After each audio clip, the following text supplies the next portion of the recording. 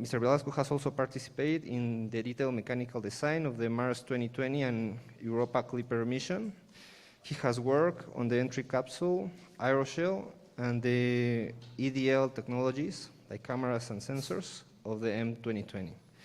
Currently, he works on the Mars sample retrieval lander, designing hardware for the new parachute. Mr. Velasco, you have the floor. Thank you very much. I appreciate the time and being here in front of all of you. Bienvenidos. Gracias a todos los paisanos, nuestros mexicanos.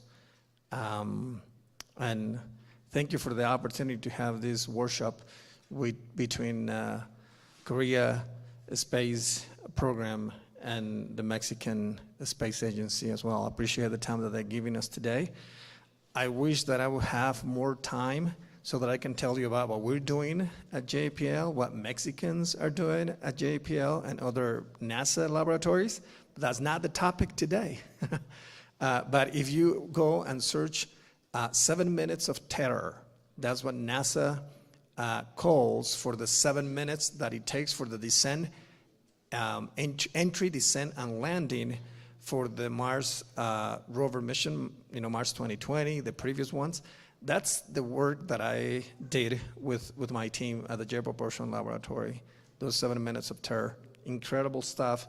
And as I said, if I had more time, I would have even shown you some pictures and things. But today, I think is more appropriate for the audience, which is people from Mexico that is interested in the space field, and then counterparts of ours, in Korea with the same ambitions, with the same plans, with the same kind of work, that we also want to do here in Mexico. And our company, I have a startup called Space Zero Gravity Mexico.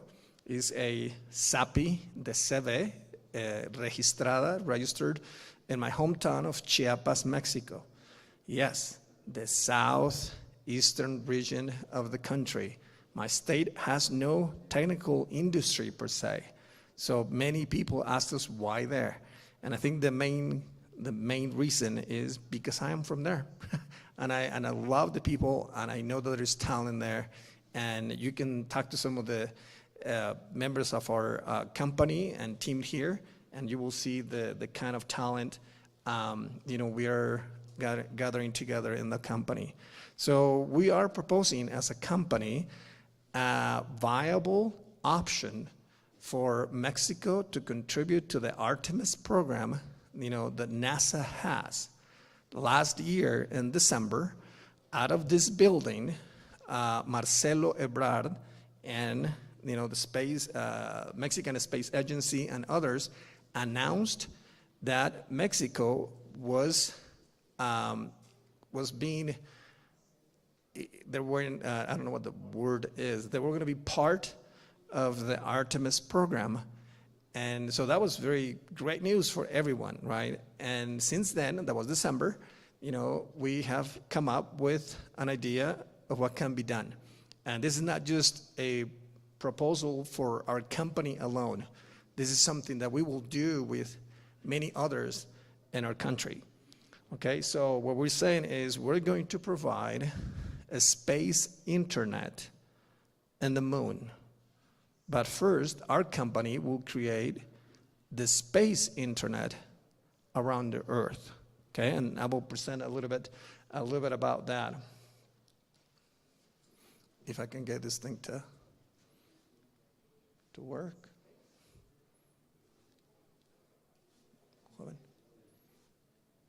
Next, can you help me? Oh, okay, now he decided to work. There we go.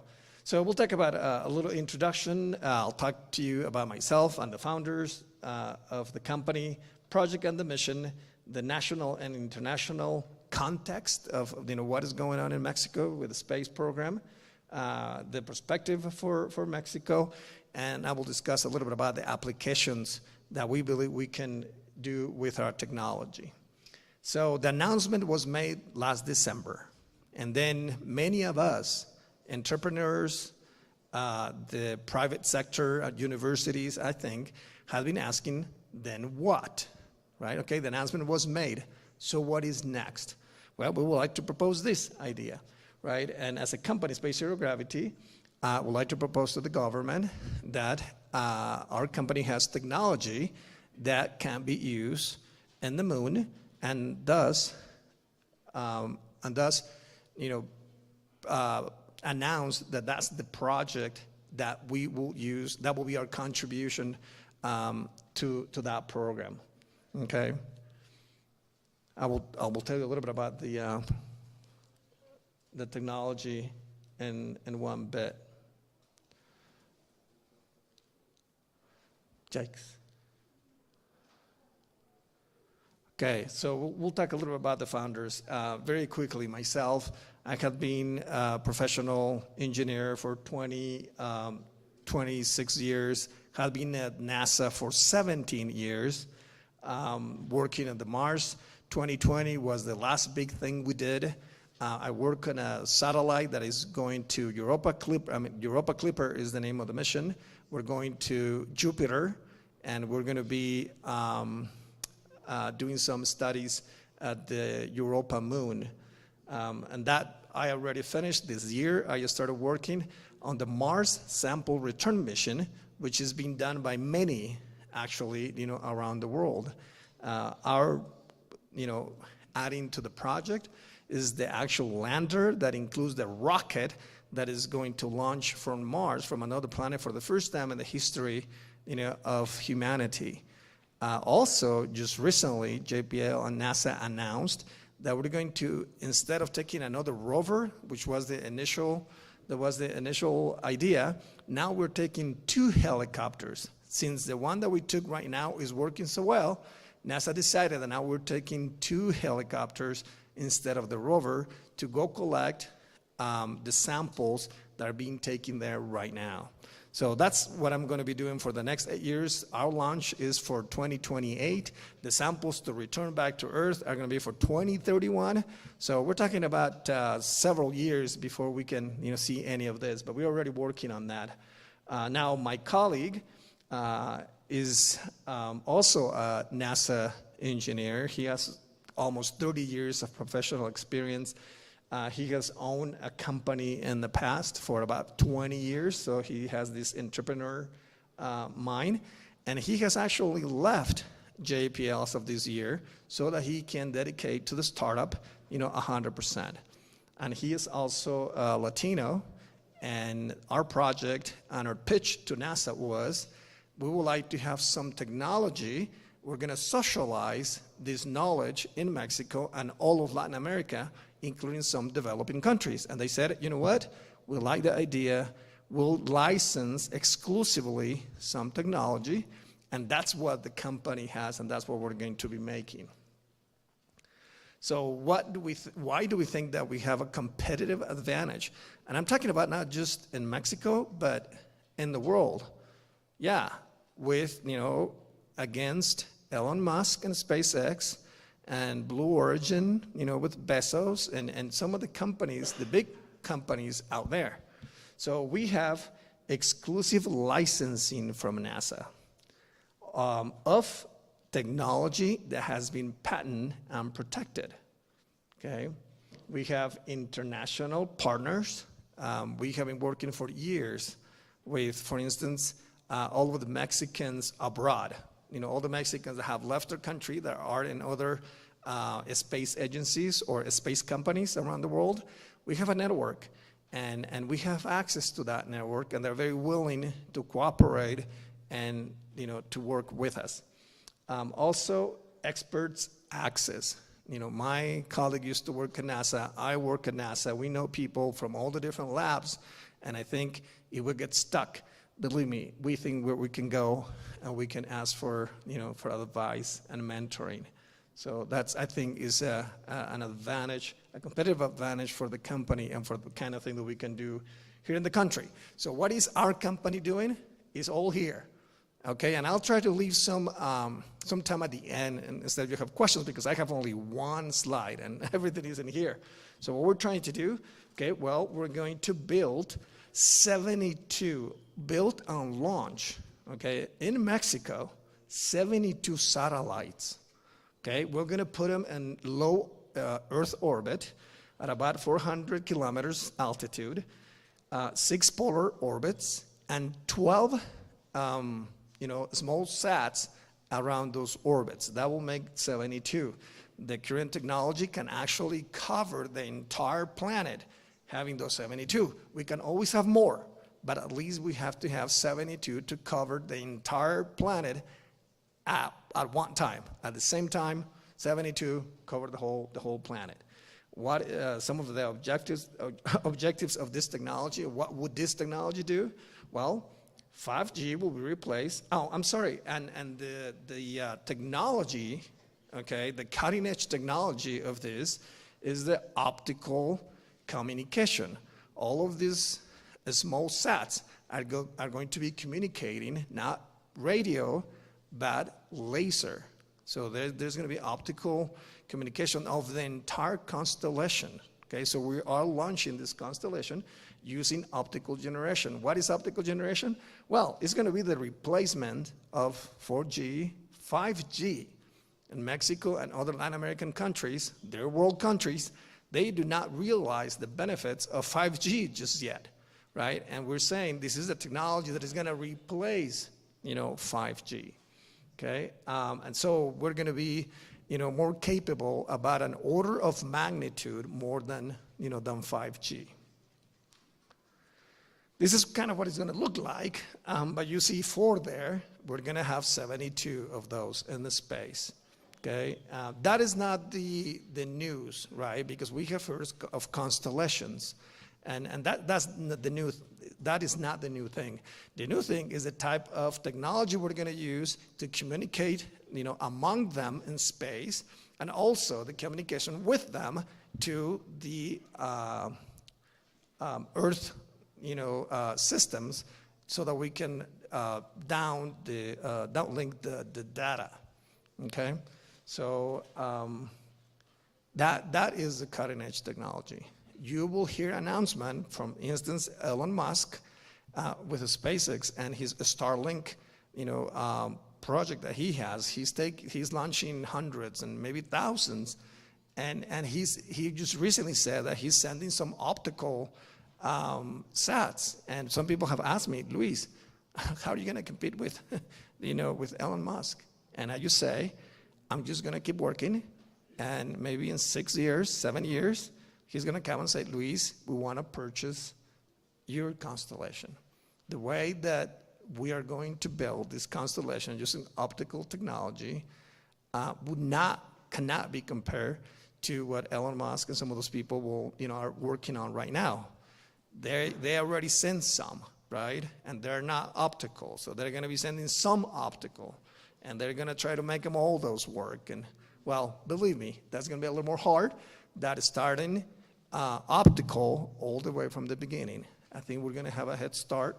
And then trying to connect all of those satellites in space requires some technology to have them all link up and be all one, that is protected by NASA now. So, and as I said, licensed to us, I think will get us a good head start, and be able to sell this technology maybe in the future to bigger companies, more powerful financially speaking.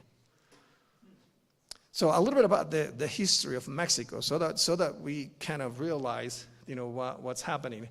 You can see there on the top, you see the satellites, the small sats that Mexico has had, in the past, decades. At the bottom, those are the telecommunication ones. I mean, the big satellites, okay? So the big ones are 12. If you see the flags associated with those 12, most of them, if not all, but one, had been purchased outside of Mexico. And that has a lot of, difficulties. Especially if you want to upgrade them and things like that, you have to deal with this foreign country and regulations and rules. And then if we talk about the small ones, which is the ones that we're proposing to launch, okay, you only see 6 of those. And I can tell you that our the size of the satellite that we're launching is about this size, what I have right about here, which is a CubeSat of 6 units. Mexico, I believe, the biggest that has sent or has created here in the country is 3 units, okay, and only 6 in so many years, okay? Let me go to the next one. So Mexico has, in the realm of small sats, has created 5 or 6. The rest of Latin America, about 32. We're talking about 30, 40 years, okay? This is all they have had. So a total of about 37, 38, okay? Well, the company in about 5 years is going to have a 72 in space, this size, 6 unit that have never been created in Mexico. And actually, I tried to purchase one in Latin America. Nobody could sell me in less than a year a 6 unit small sat. So we're going to be building a 3 unit in a year and a half or 2 years. And then we're going to have in about 4 years, 5 years, build the 6 unit ones. The constellation is going to be a 6 unit. The proof of concept of the proof of technology will be in a 3 unit sat. Okay, and then we will take the NASA technology. That's what we're going to be proving that works in space. So what are some of the services that the company will focus on? Definitely imaging for the environment and some of the applications under the Earth observation to resolve some issues with water, you know, and some of those things. Mexico now in the north have problems with not having water in a complete state. Well, you know, having this kind of technology should allow them to study and then plan, you know, in the future. Definitely telecommunications. We would like for all to have internet, and Elon Musk says this is going to do it, and you know that's fine. We want to give internet to Mexico and Latin America, but with the people of those countries building that technology, learning how to do it, learning how to monitor it, learning how to analyze the data, and creating their own, you know, rules and regulations for what needs to be solved in each country. Okay, so we're allowing you guys to learn to resolve your own problems. We'll just share that technology and we'll train the people. We have 10 people here that have never done CubeSats, have never done space anything. And today, virtually, they have been trained. In August, we're going to the US to keep learning. In September, we officially start the process of designing and fabricating our 3-unit CubeSat, okay?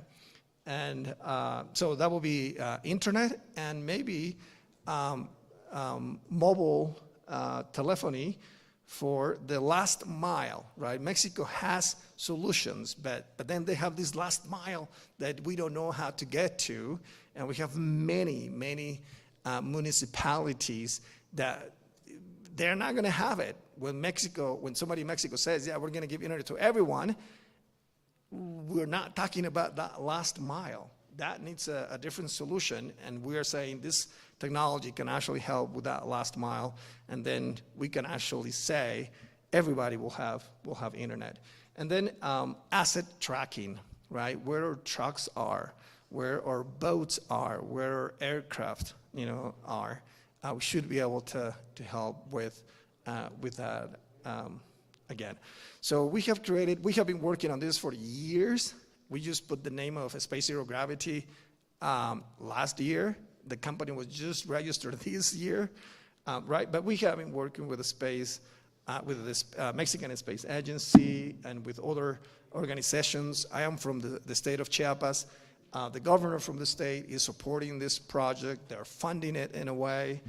Tomorrow we'll go to Hidalgo, another state that is supporting our program and helping us train our people and other companies. You can see this picture. This is Secretary of Foreign Affairs, if I'm saying that right, Marcelo Ebrard.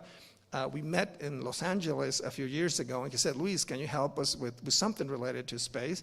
And now I'm coming back to his house here, and saying, this is what we have. I think, we will be able to do it here in Mexico. There's a lot of stuff to be done in many different areas, including the laws in space, right? But we're back, and we're proposing that we can do something else. We have been working with the Chamber of Deputies and the senators as well. Then the Space Agency, which I express my thanks to Dr. Landeros and our other friends. We're working on a intention letter of collaboration that we were interested in doing, but we have been talking with them for a while. We had this is the governor of Chiapas. He actually went to NASA and saw with his own eyes the rover that now is working on Mars. He got that opportunity, and he helped us to have this conference, this Congress, Space Congress in Chiapas, in a state that doesn't have this kind of events and technologies. The Mexican Space Agency was there with us to help us set that up as well. Then this is Hidalgo, which tomorrow we open our offices there as well. So we're going to be taking that, and something that we did different, at least myself, is that we're talking to private companies. We're talking to the private sector, and we're saying, you know what, there's an opportunity for investing here and help us get the funding so that we can train people, so that we can have these technologies in our country. Here we had a meeting with Canacintra. He's the general director. I don't know if that's the actual term, but he was in charge of the whole country for business people, and we spend a good amount of our resources and time to connect with them and work with them and explain the business opportunity there is in space today. And thank you. If you guys have questions, I guess I can take some. I guess we have 4 minutes. I don't know if anybody will have a question. There is a hand up there. Yes. Yeah. You. Yeah, go ahead. What is the question? Is there a mic for questions? Okay. Are there some questions from the participants? Yeah, the mic is on its way. Just raise your hand again so that she can see it.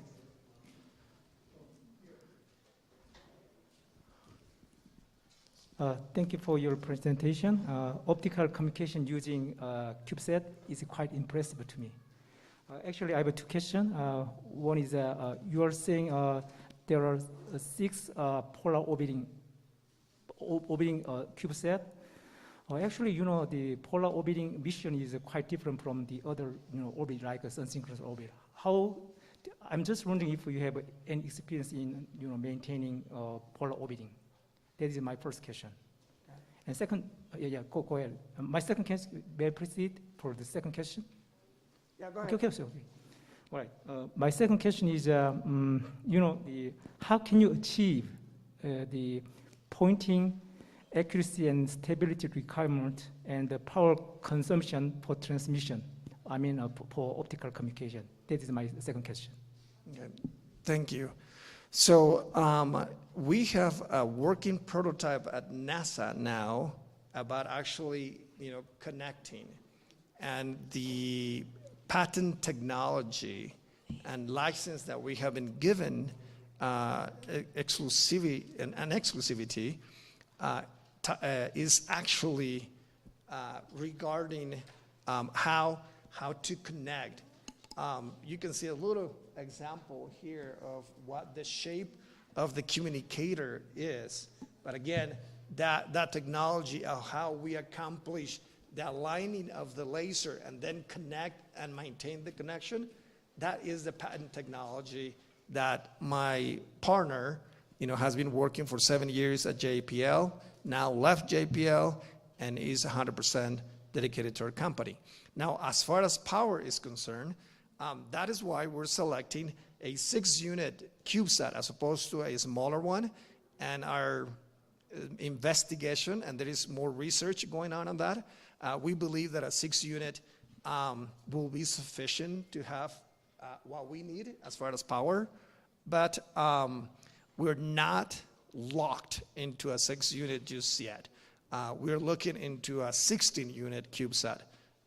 If one, for a 2nd generation optical communicator, which is more powerful even than the one that we have tested now, or just in case we need more room in the CubeSat to allocate for power and other things that we're going to need on the CubeSat. So the base is 6-unit.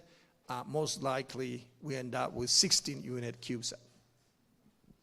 Thanks. There's a question here in the front. Thank you. Which universities participate in this project? In this project?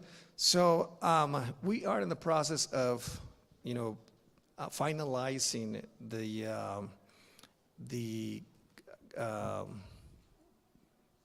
los convenios, right? Los contratos. Agreements. There we go. Thank you, Fernando. So we're finalizing the agreement, but for sure, for instance, UNACH in Mexico y la Universidad Politécnica. Those two, we are already working with them. I already visited their facilities, and we think that we can work with them. For instance, the UNACH has a supercomputer there for their physics center that we would like to have access to. We have people in Veracruz that are very interesting that we go there. Definitely Hidalgo. The Mexican Space Agency are working with a specific university there. We would like to tap into that as we start working more closely with the Mexican Space Agency as well. UNAM, we do have people there that have exchanged already some documents and in the works for an agreement of collaboration. We believe that we will have more, and we do have the same kind of thing in the U.S., and we're looking into Korea and Japan, that we have some friends there that maybe we can collaborate international as well. Not just universities, but also space agencies, private companies including. Yeah. There's a question. Thank you for the presentation. I have 2 questions. The first one is related with the ground segment. In this matter, how many ground stations in Mexico have you projected to have or installed, or are you considering using the infrastructure of the Mexican Space Agency in Zacatecas, for example? Or, and the other question is, where is it going to be controlled? All the constellation is going to be controlled in Mexico or in United States or somewhere else? Okay. Como dicen en Estados Unidos, like they say in the U.S., yes, like to all of it, right? No, great question, great question. We have we strategically have decided about the ground systems, how many of them, the power of them, but we're in our team, we have people and our board of directors that are helping us to make those connections. What do we use? If there is fiber optic lines already in place, can we use those? We want to make sure that we can cover the mile that nobody can do, right? But then we might be able to use the infrastructure that already exists, or we create more. That is to be decided. Yeah. Thank you very much. Yeah, I have a question in business model aspect. You said your service coverage is Mexico and Latin America. Okay, do you think there is enough demand, so your business model is economically feasible?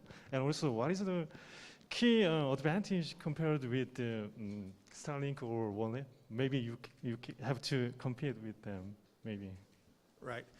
So I think in the aspect of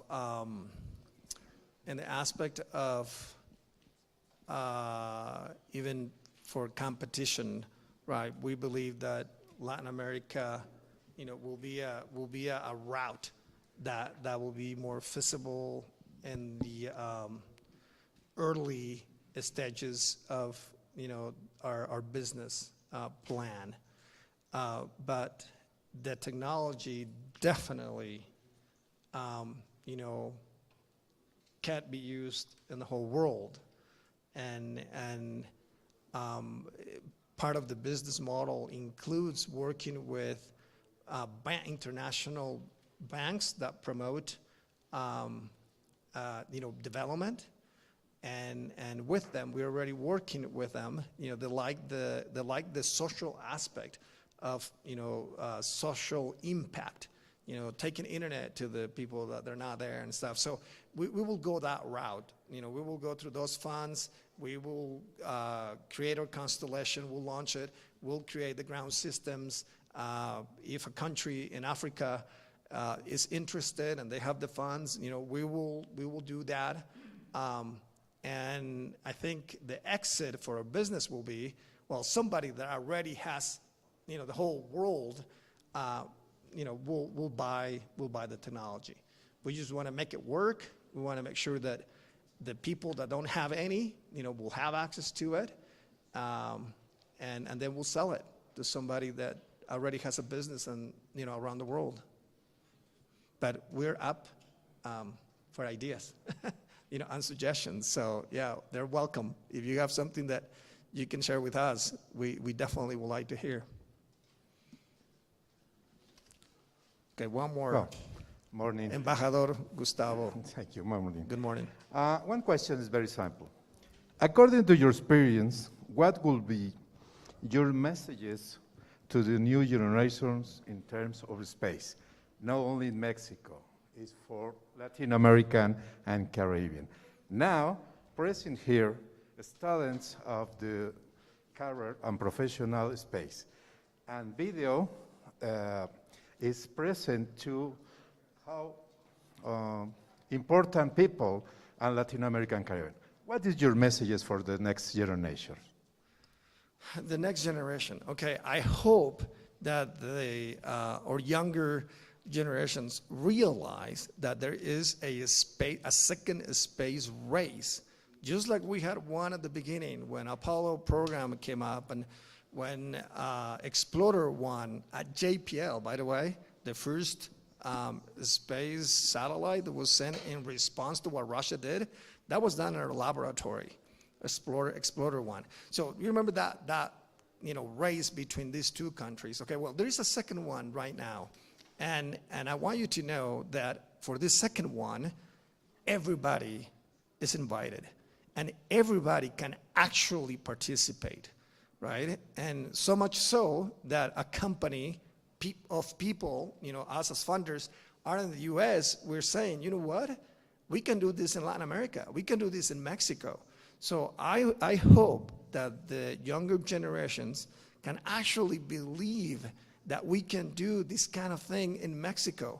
We can do this kind of thing in Chiapas. Obviously, it can be done in Mexico, and we're going to Hidalgo, and then we're going to have another set of offices in the north of Mexico. So, yeah, no, there is a whole bunch of private, and also get that into your mind, the private sector is just not the governments anymore.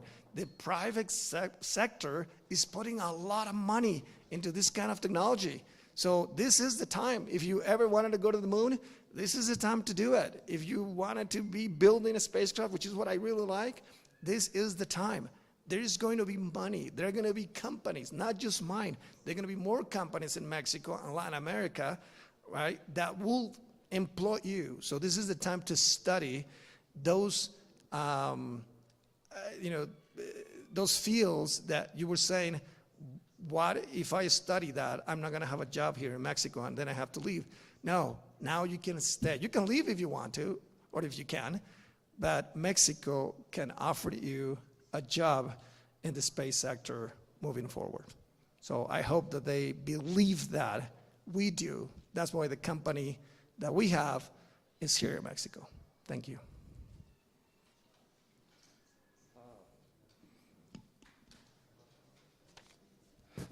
Thank you very much, Mr. Velasco. With you, we close the session 11. And if Dr. Ji-Ching Chong is ready, we can continue to the session 12. Thank you.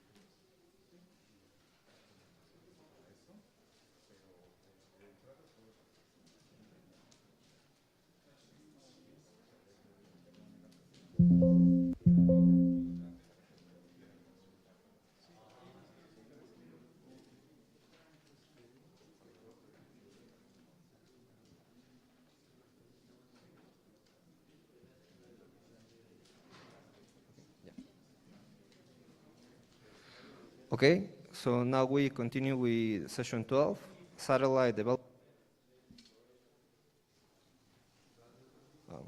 We continue with session 12, satellite development and space exploration in Korea, past, present, and future. Our speaker will be Dr. Ji-Ching Chong, Director of Satellite and Space Exploration System Engineering and Architecture R&D Division at CARI. Dr. Chong has a PhD in electrical engineering from the Korea Advanced Institute of Science and Technology. He has been the principal researcher at the Korean Aerospace Research Institute. He has had an active participation in satellite programs like COMSAT 1, COMSAT 2, COMSAT 5, GeoCOMSAT 2A and 2B, the KPLO, the Korea Pathfinder Lunar Orbiter, and the Korea Lunar Lander. Dr. Chong has been awarded with the Korean Presidential Order of Science and Technology Merit from 2019, the Korea Presidential Commendation Award, the Korean Prime Minister Commendation Award, the International Technical Program Committee, and Dr. Chong has been a member of the IFAC Technical Committee, member of on aerospace, the Technical Program Committee member of the IEEE, International Conference on Aerospace, Electronic and Remote Sensing Technology,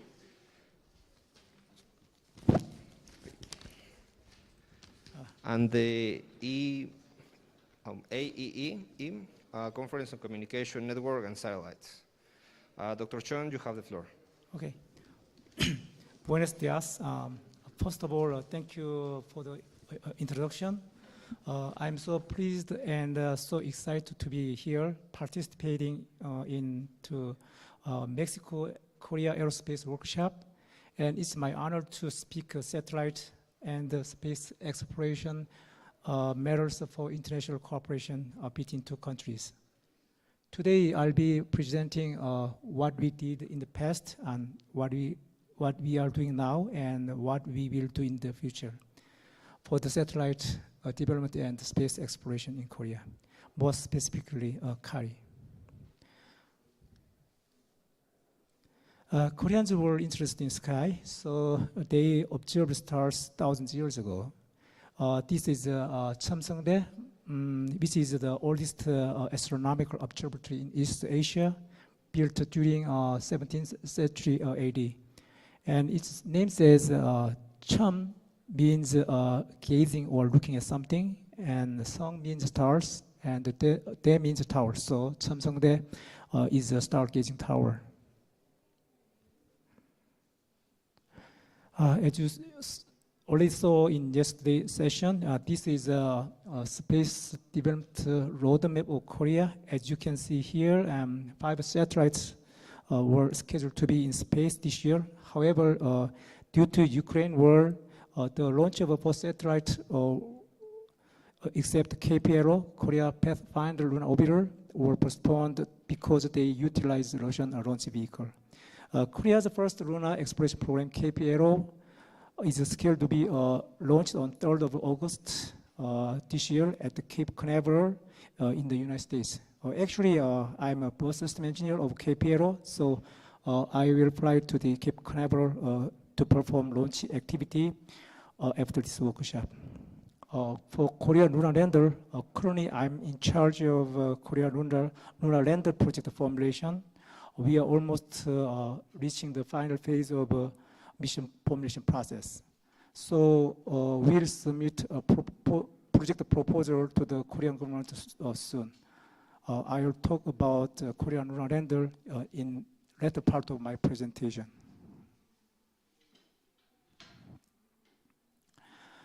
This shows what he did in the past R&D.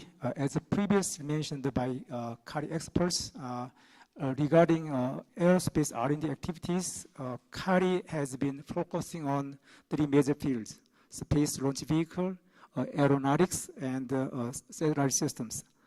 For satellite R&D activities, we have several research institutes and universities in Korea. However, CARI has a prominent and key role in satellite R&D achievement in Korea. For evidence, CARI put 6 LEO satellites and 3 GEO satellites into space, and now we recorded the 0 failure rate so far.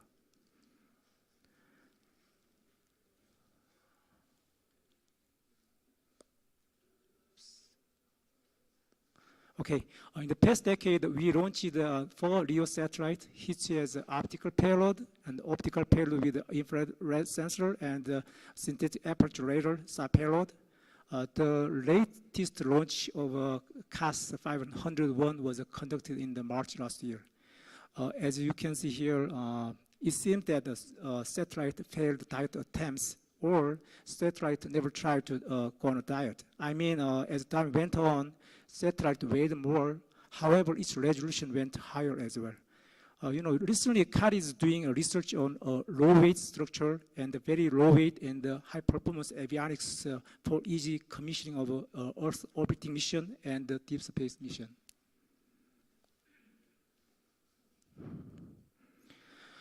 These are the assembly, integration, and the testing of each satellite at CARI AIT, assembly, integration, and test facility.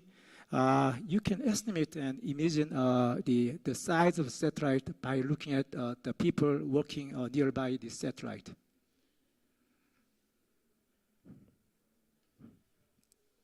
I saw a series of images captured by the ComSat and CAS satellite. This is the image of Tianjin City in China, captured by ComSat 3. It has a 0.7 resolution in panchromatic and 2.8 meter resolution in color bands. You can clearly see the lines and parking lot and some cars running on the road.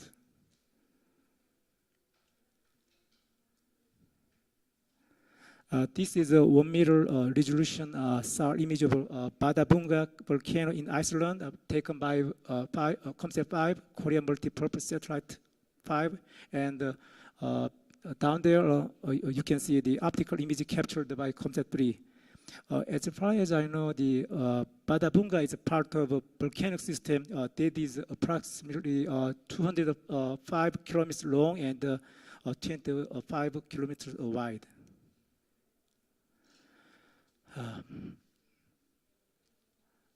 On 4th of August 2020, a large amount of ammonium nitrate stored at the port of Beirut in the capital city of Lebanon exploded. These are the imagery of ComSat 3A on the left-hand side and ComSat 3 on the right-hand side. As you can see here, there's nothing left in the image on the right side taken by COMSAT 3 on the following day, right after the explosion.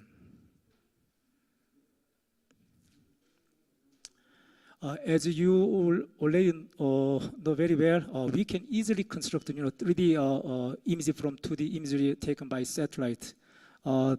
This is a 3D image of a Korean government complex in Sejong City, nearby Daejeon where the Kari is located.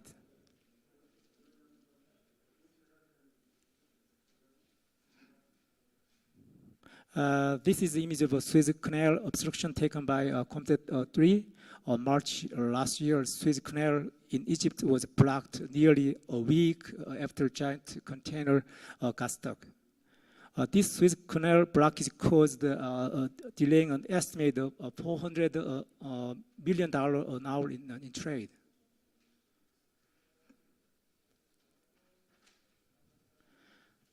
Okay, this is Taj Mahal image in India, captured by CAS 501. It has a 0.5 meter resolution panchromatic and 2-point resolution in color bands.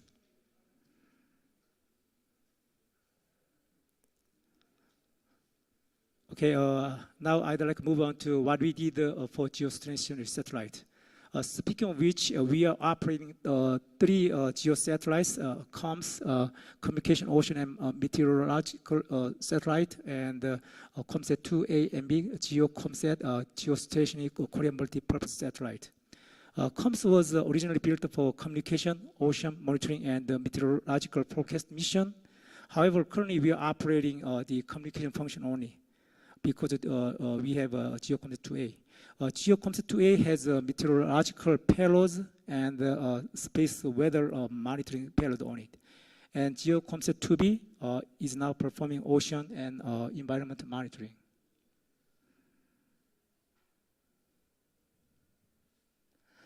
These are the images taken by COMS. COMS can take Earth full disk image every 3 hours. And local area, mainly focusing on the Korean Peninsula, every 10 minutes per meteorological mission. Besides, it can take image for monitoring ocean environment also.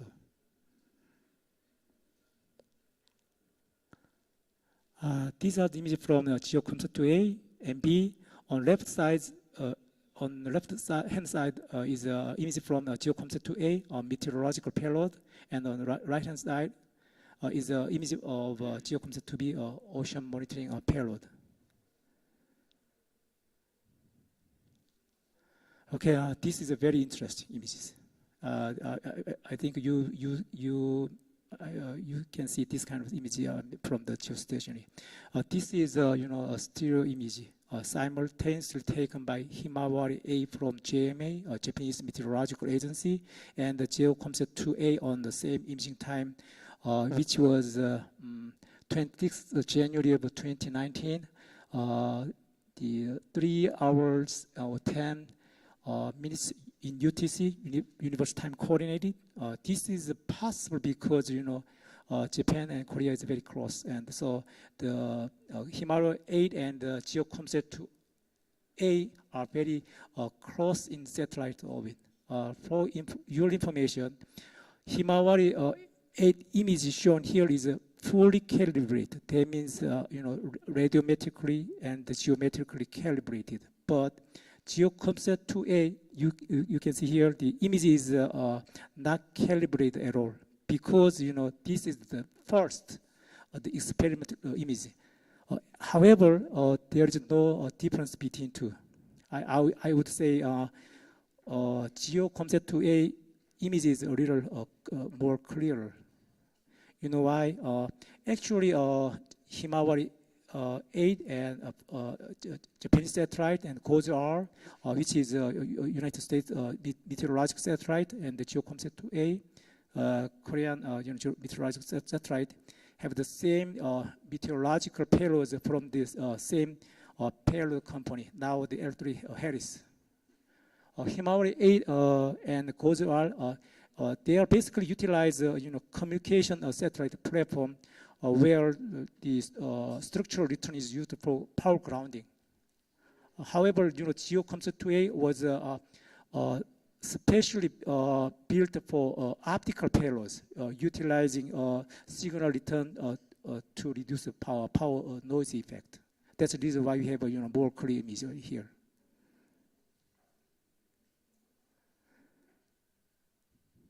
Okay, now I show you the timeless photography of GeoComms 2A.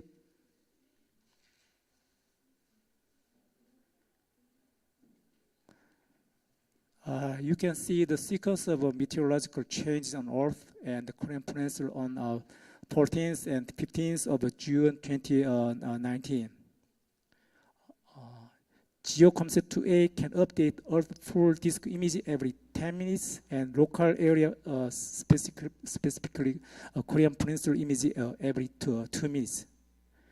As I said a minute ago, comms can update full disk every 3 hours and the local area every 10 minutes.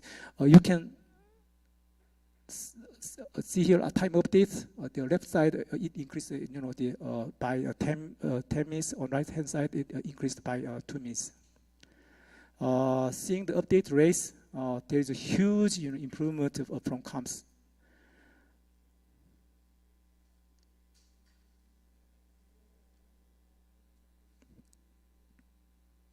Now I'm talking about what we are doing at CARI. This year, ComSat 6 with the sub payload and the ComSat 7 with the optical camera were scheduled to be launched. However, I already mentioned due to Ukraine war, it is expected that the launch schedule is a little bit delayed. I guess 2023 for the earliest for the launch. Also, we are currently developing another GEO satellite and LEO satellite for targeting launch in 2027 and 2024, respectively. Actually, not shown here, we started developing a total 8 satellite for Korea positioning system, shortly KPS, from this month. The first launch of KPS is 2027.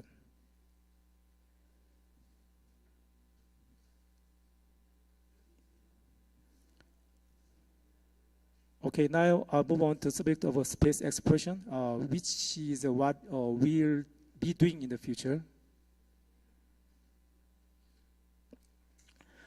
Korea's first lunar exploration mission, KPLO Korea Pathfinder Lunar Orbiter, will be launched the coming August this year.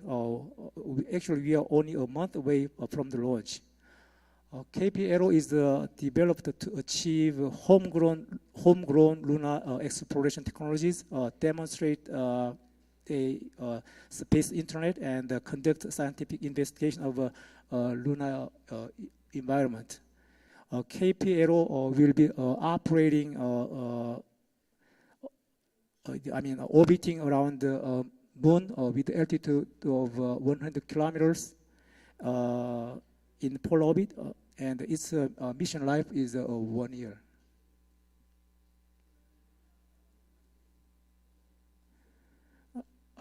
There are 6 payloads sitting on the KPLO to achieve the mission objective.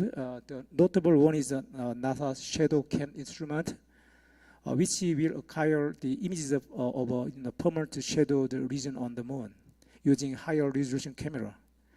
And another, the one is LUTI, developed by CARI, LUTI, Lunar Terrain Imager, which will provide images to identify potential landing site of future lunar surface mission, including the Artemis program.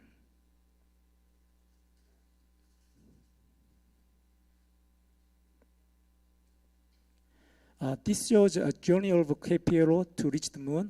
Specifically, KPLO will utilize WSB, weak stability boundary, or BLT, ballistic lunar transfer trajectory, to reach the moon for fuel saving.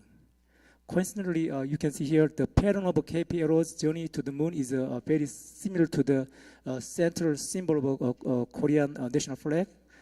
The center circle in red and blue colors symbolize harmony in universe.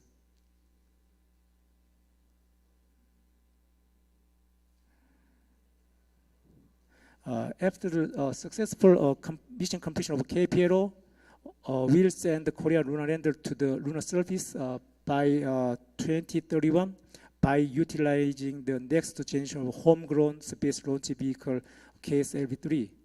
As I already mentioned, we are almost reaching the final phase of the mission formation process. And I anticipating the lunar lander program will start 2024.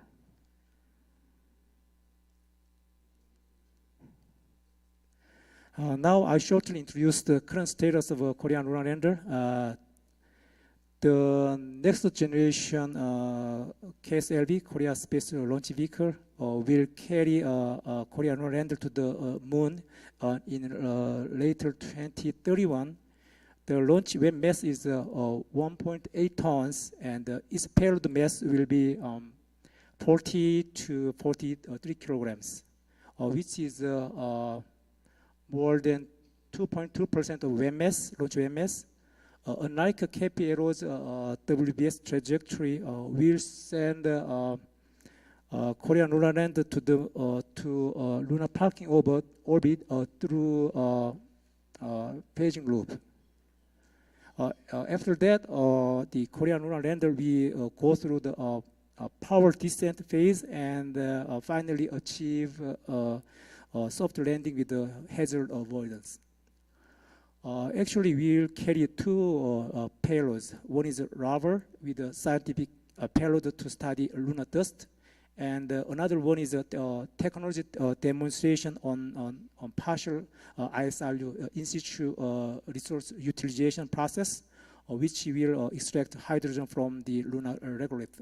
As you know, the hydrogen is a very important gas because you can utilize hydrogen for transportation and power generation. This is a working directed version of a Korean lunar lander architecture.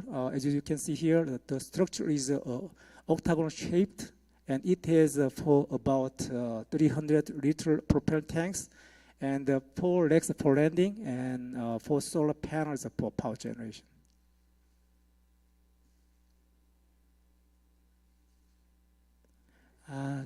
It is a mechanical completion of a Korean lunar lander. As you can see here, the lander itself is mostly occupied with the propellant as the pressure tanks. Due to this reason, we often jokingly say that lunar landing is delivering a service of propellant to the moon surface.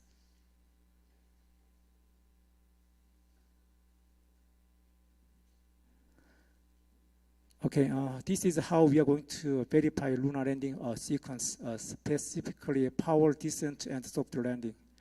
United States built, the gantry to verify the power descent of Apollo, and China also built and utilized the gantry for lunar landing and Mars landing mission.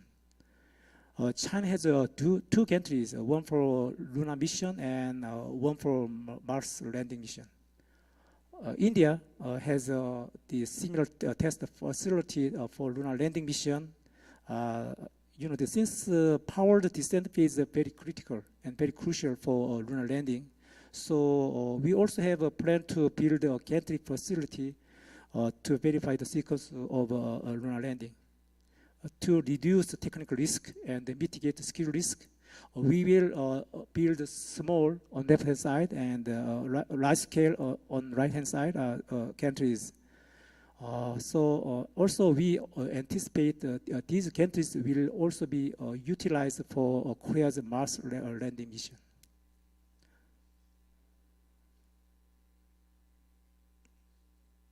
KARI also is preparing for the future space exploration. We are very interested in asteroid mission, such as sample return from asteroid back to Earth, and also we are performing a feasibility and the conceptual study on standard explorer for various missions, including a space tug for transportation. On top of that, we spend some budget on advanced technologies such as electric propulsion, EP, and roll-out solar array, ROSA. For electrical propulsion, recently we completed the conceptual design and the feasibility study on full electric geostationary satellite. For full electric propulsion geostationary satellite, we will build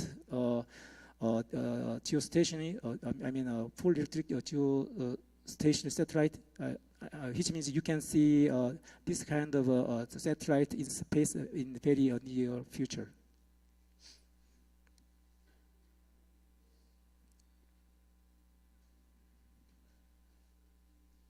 What's more, as Mexico will be participating in Artemis program by signing these accords of last December. Korea is a signatory of Artemis Accords as well. Korea is already contributing the program with the KPLO and CLPS, Commercial Lunar Payload Service Program. I think the participation into Artemis would be a good opportunity of possible cooperation between Korea and Mexico.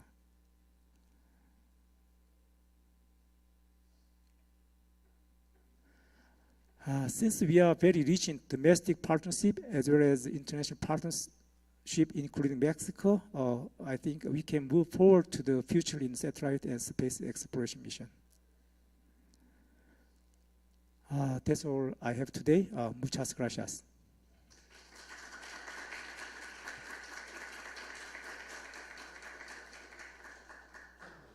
Thank you very much, Dr. Tran. Are there any questions from the participants?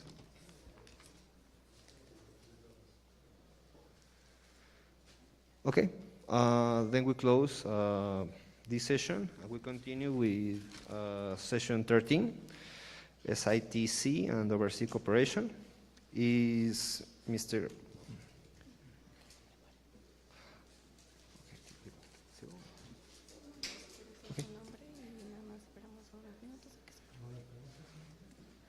Okay, Mr. Hee Kwan Yoon, you can prepare your presentation and we can start briefly. Yeah. Okay. Well, our speaker is Mr. Hee Kwan Yoon. He's a senior researcher of satellite integration and test center at CARI. And he has a PhD in aerospace engineering from the Korea Advanced Institute of Science and Technology. Mr. Yoon, you have the floor.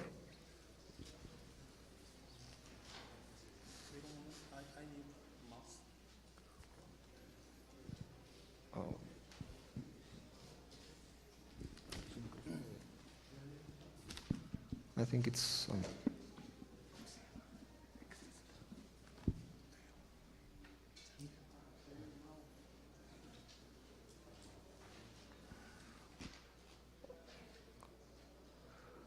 Okay, you can begin your presentation. Okay. Buenos dias. Good morning, everyone. My name is Hee Kwang-eun. I've been working at Satellite Integration Test Center for 16 years as a test engineer. So,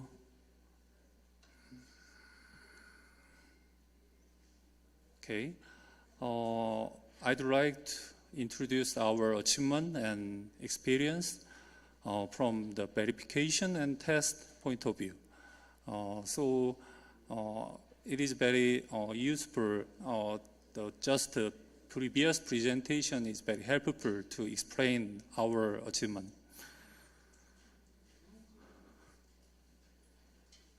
Okay, I have some video.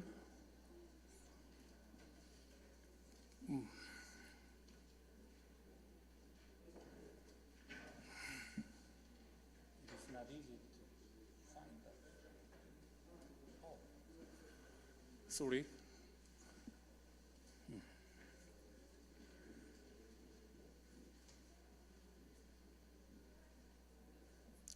저기 소리가 안 나오는데요.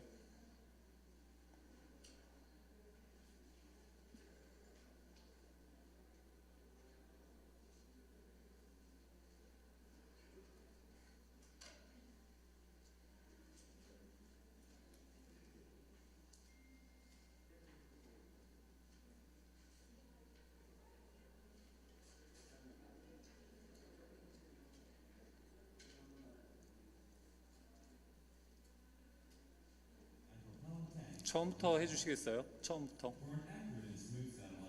처음부터 해주시겠어요? 예. I'm sorry. Yeah.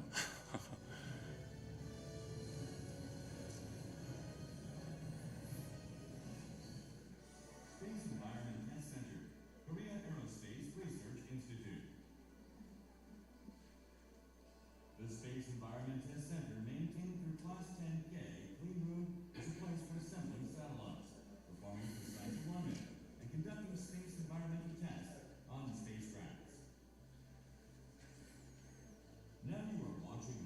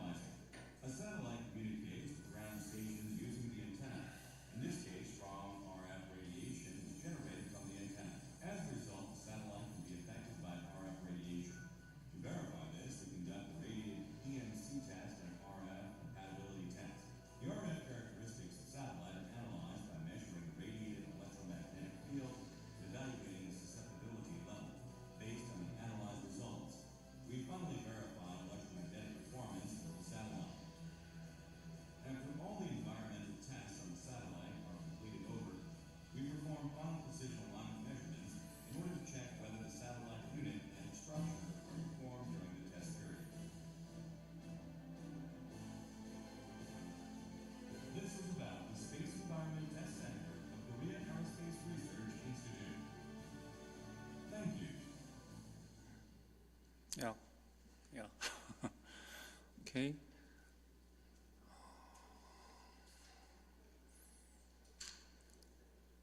Please come back to the slide. Okay. This is a organization for the Satellite Integration Test Center. We are belong to Satellite Research Directorate. Yeah, but we are conduct satellite and launch vehicle and in aviation and other industry. So we consist of 5 teams.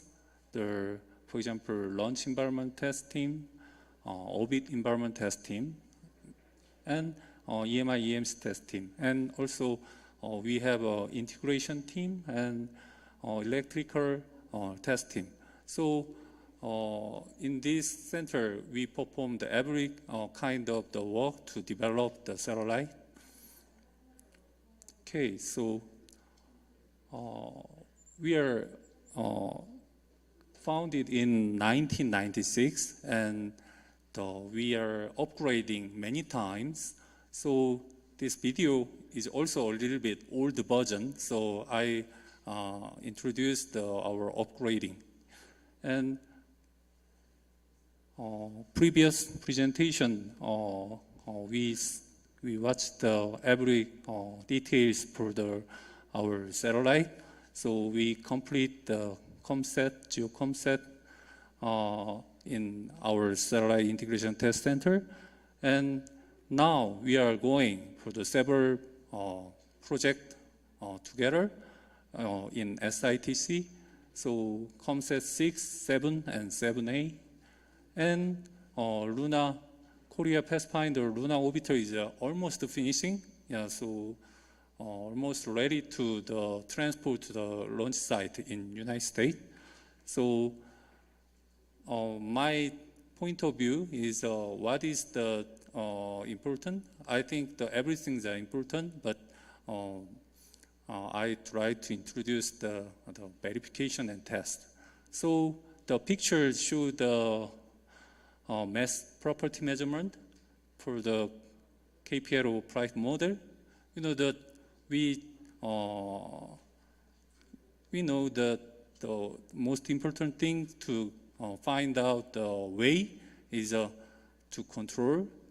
The mass property is the main parameter, yeah, to control. So we try to measure the more precisely, yeah, for the COG and moment of inertia and product of inertia.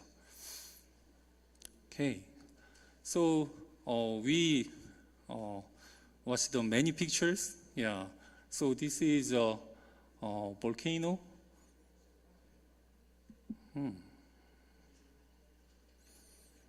Maybe I'm not familiar with this picture, but you are very familiar. This is a Colima volcano.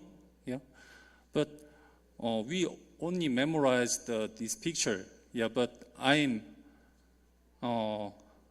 familiar the left pictures. Yeah, these pictures vibration test for lateral axis. So many people, yeah, try to confirm the structure safety. So and for the safe, and also that we try to keep the safe, and also we need to qualify our target level. It is almost a very, very small margin. Yeah. So we try to find out a good solution. Yeah.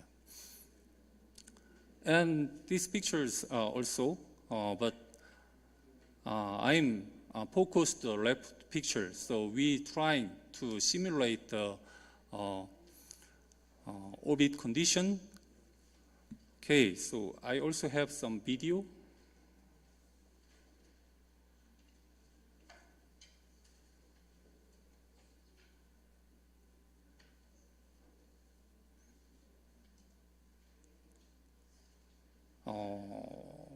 Maybe there is in large thermal vacuum chamber, so the diameter is about 8 meters. Yeah, so now we are preparing to load the satellite inside of our thermal vacuum chamber. So it takes about 1 month. 1 month. My colleague.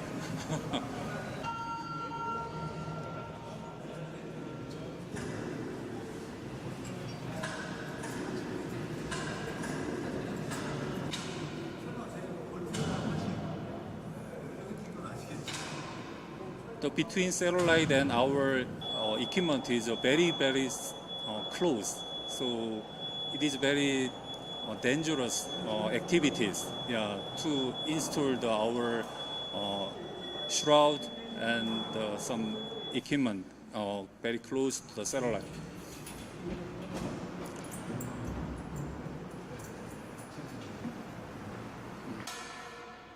Okay, I'll try to skip.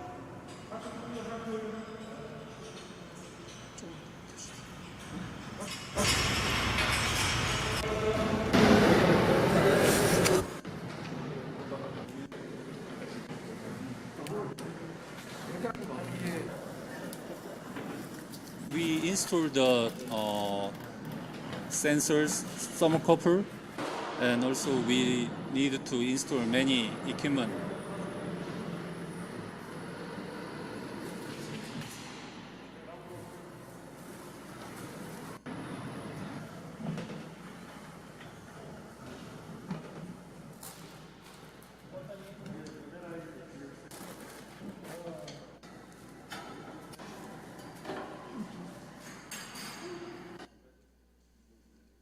조금 더 넘겨주시겠어요?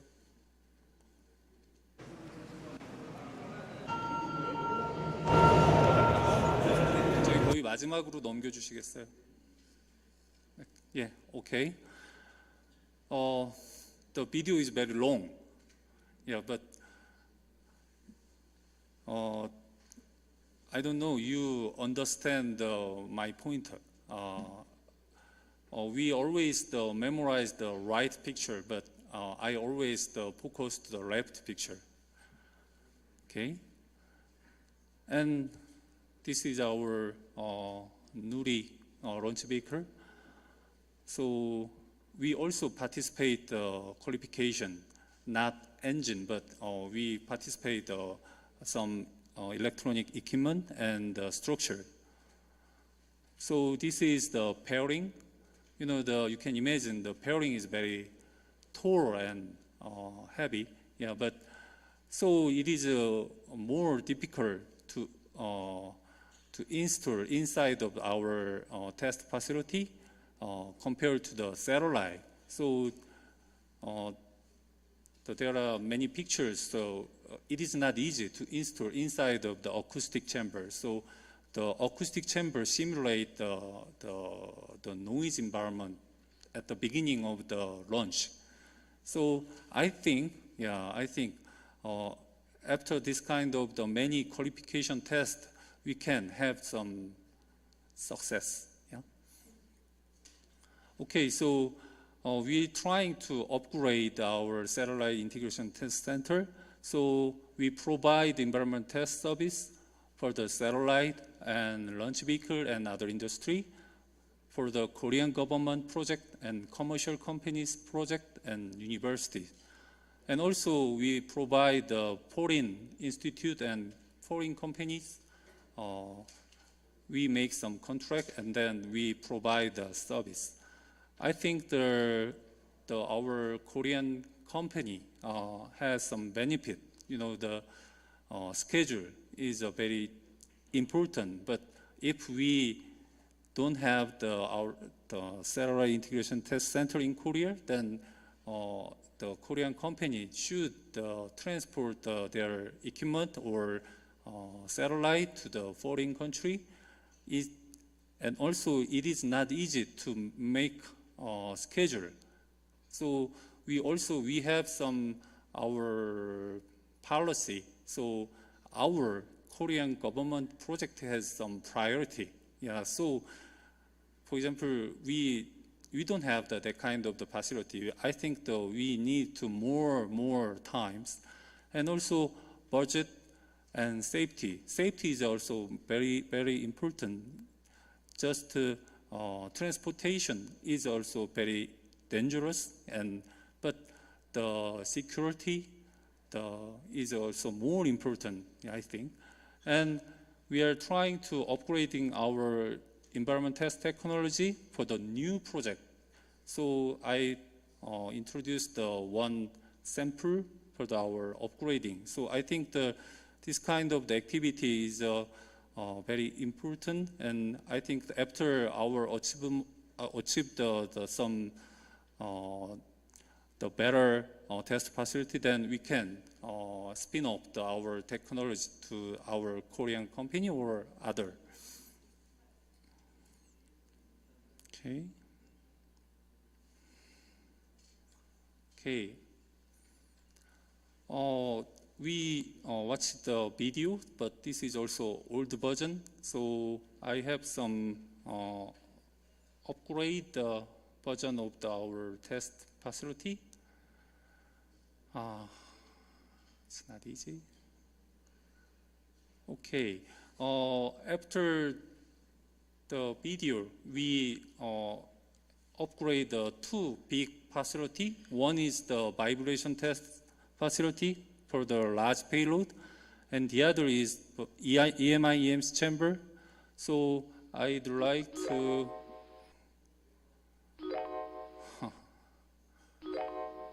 okay, first of all, this is our large EMI/EMS chamber.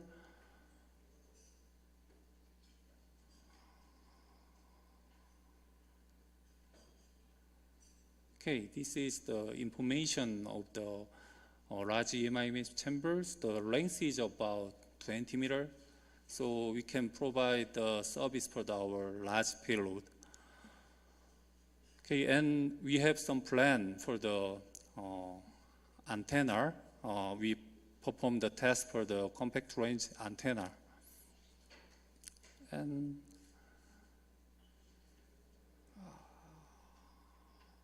it's not easy. 홈 버튼 좀 눌러주시겠습니까?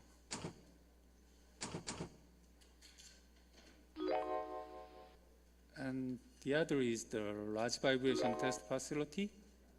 Okay, this is a large vibration test facility. Okay, we perform the pairing of the Nuri launch vehicle.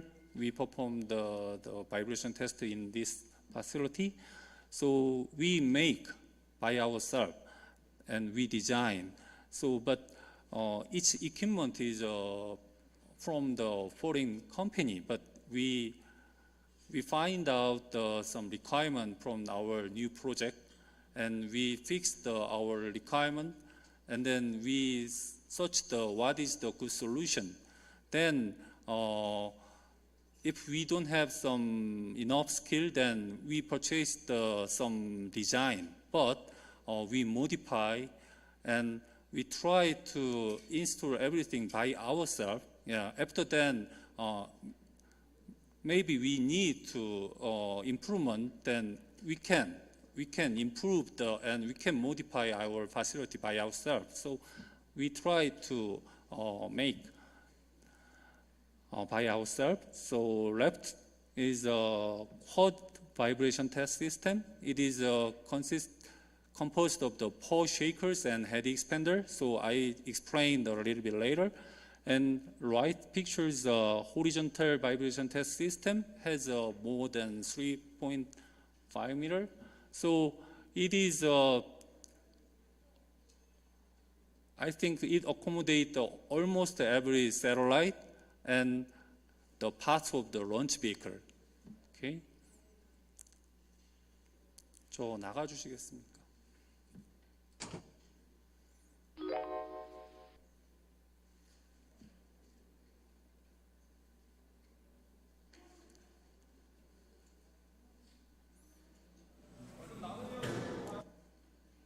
홈에서 sorry. 네, 밖으로 나가 주십시오.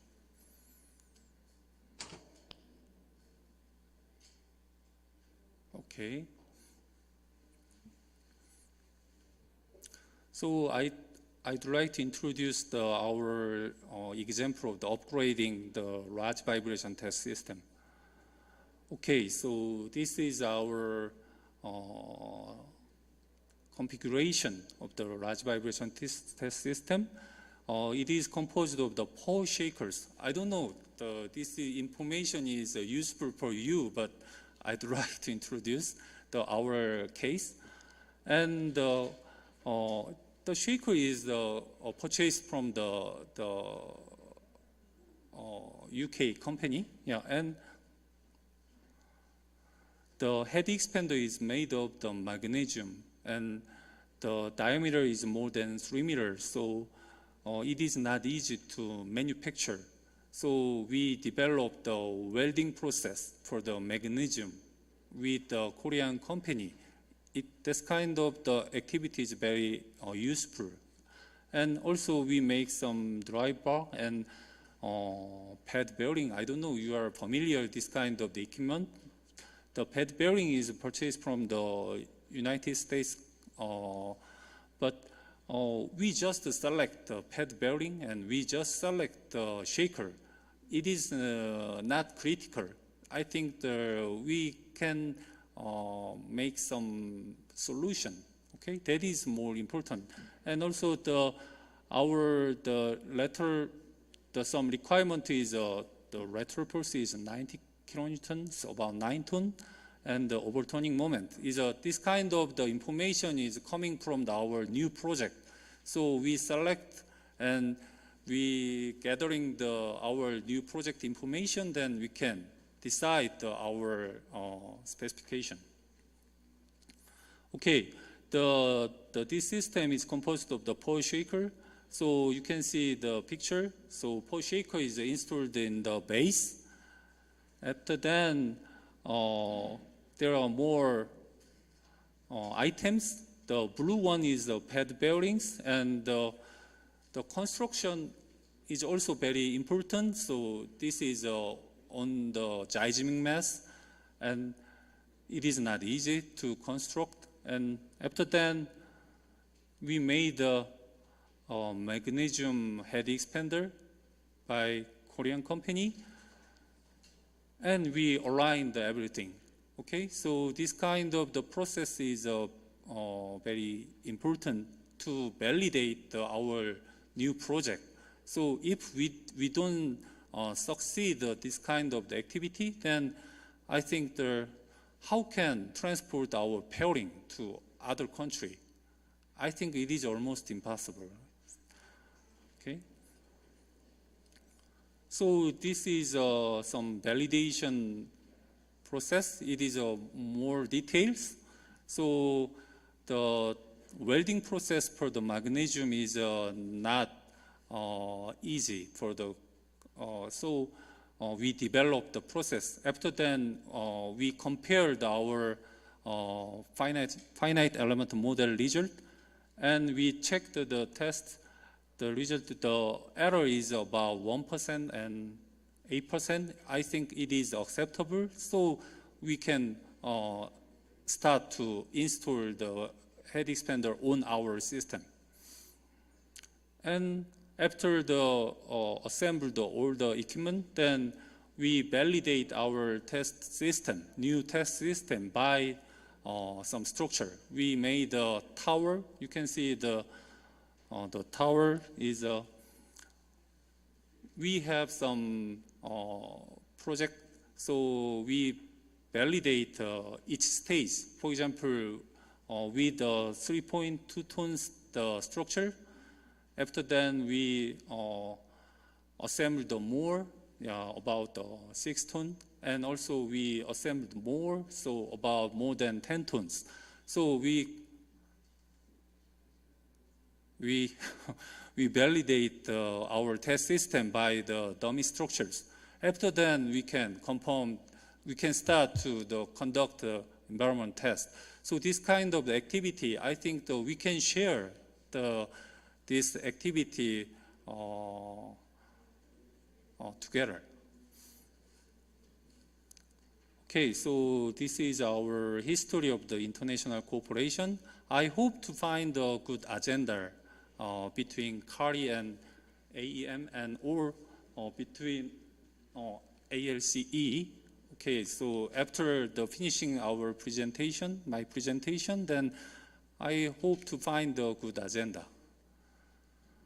Okay, so this is our achievement. We provide the environment test for the foreign institute and foreign company. So MBRSC and is UAE, the institute, and Singapore, Spain, Malaysia, and Turkey. And also we provide on-the-job training service. So we had OJT with Angkasa in Malaysia. And also we try to check our status. So we participate the AIAA working group, so for the space simulation and dynamic space simulation. And we hosted this working group in 2012 and 2016. So in the working group, there are many members, for example, NASA, ESA, JAXA, and many institute. Okay, so we also providing the test service for the CubeSat. Is from the university or some institute. So these pictures show the environment test. For example, vibration test and shock test. We can provide almost every kind of the environment test in CARI SITC. And this is some picture for our test service with the foreign institute. Okay, just this year we performed the new NEUSAR prime model satellite. So, but it is impossible to share the picture, but maybe it will be launched in this year. Okay, so we can provide the OJT program. So, you know, the OJT is a very safe and very useful process to get some skill from other. So, if we don't have this kind of the activity, we cannot. So, for example, how can we perform the real test without some training? So, but we provide the safe OJT program to other institute or some university. So we provide the basic skill and some document and the setup, and also we analysis after the testing, and the planning, management, and qualification. So this is one typical, the item is, total day is about 60, but we can modify the schedule. Okay, this is the picture for the Malaysia Angkasa. So we performed about 3 months, maybe, yeah. So the left picture is our structure model. So we provide our structure model for the OJT. So we performed almost the same process. Okay, this is some picture. So CDA visited in SITC in 2017, and 2018, the CARI visited AEM, and now. And also we hosted a working group, so you can see the members. Okay, this is my last slide. I just think about what we can provide. So the one is the environment test service itself, and the other is the OJT program in CARI. And I think though we have long distance and pandemic, so I think though we can have a technical seminar online, and or some consultation also by online or offline. Yeah, but we can find out some good agenda. Okay.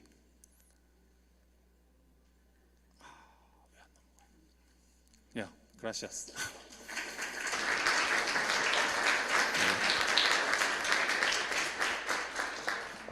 Okay, thank you very much, Dr. Young. We only have time for 1 or 2 questions. But please, we're going to give you the microphone briefly. Thank you very much for your presentation. I have some general questions about the process of verification that you are using. You mentioned that you develop your own prototypes to validate the equipment, but in this case, under which standard you are validating in order to comply with the accreditation or certification that you might provide to the customer, or or which is your pattern to which you have to compare with in that kind of processes? Because you have a lot of infrastructure for several testings. We have some of that kind of testing facilities, and we have these challenges in the traceability of the measurements and to which agency we're going to be compared with, and the errors percentage that you are providing. So that's the general question. Oh, yeah, thank you for the question. Is also my concerning. So traceability is very important. So we calibrate every equipment by year. Yeah, you know, but the test activity itself is not easy to. We have also, you know, we have some standard for the ISO, and also, but we don't include in the ISO, not yet. And there are some document, the NASA and ESA, but I think that contains that there are no details in the document. So I think the working group, so we participate the working group, so we asked and we shared our experience. So I have experienced, I asked something to NASA, what is the meaning of this document? But unfortunately, they don't know the exact meaning. So we try to find a good way, yeah, how we can qualify our payload safely and fully. So it is also my concerning. Sorry. So just for complete the comment, in this matter, you use your own requirements in order to qualify the prototype that your own rocket or your own launch vehicle is going to send. Okay. Thank you very much.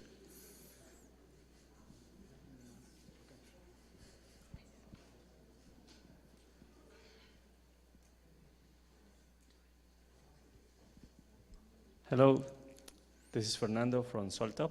Yeah. I have a quick question for you, and it's gonna be. Korean is easier than for me. 안녕하세요. That's it. How much budget does the Korean government is giving to CARI? Do you know exactly? I mean, this is very important topic. I know I have been there in CARI many times, and it's ton mana. So do you know? You mean just to maintain our satellite integration center? How much is the budget that the government provide to CARI? For the satellite integration test center? I mean, in general. In general, it's not well, for you, in that case, for your department. For our satellite test center, we are funded from the government about 30억이 얼마죠? 30억이면? 30억이면 갑자기 300 million? 300 million. Yeah, yeah. Okay. Per year? Yeah. Per year. Yeah, okay. Okay. Thank you. Yeah. Okay. Yeah. Thank you very much. With that question, we close the session 13. Thank you, Dr. Young. And we continue with session 14, Space Industry Development in Mexico. Mr. Alberto Lepe, if you are ready, you can start setting up your presentation.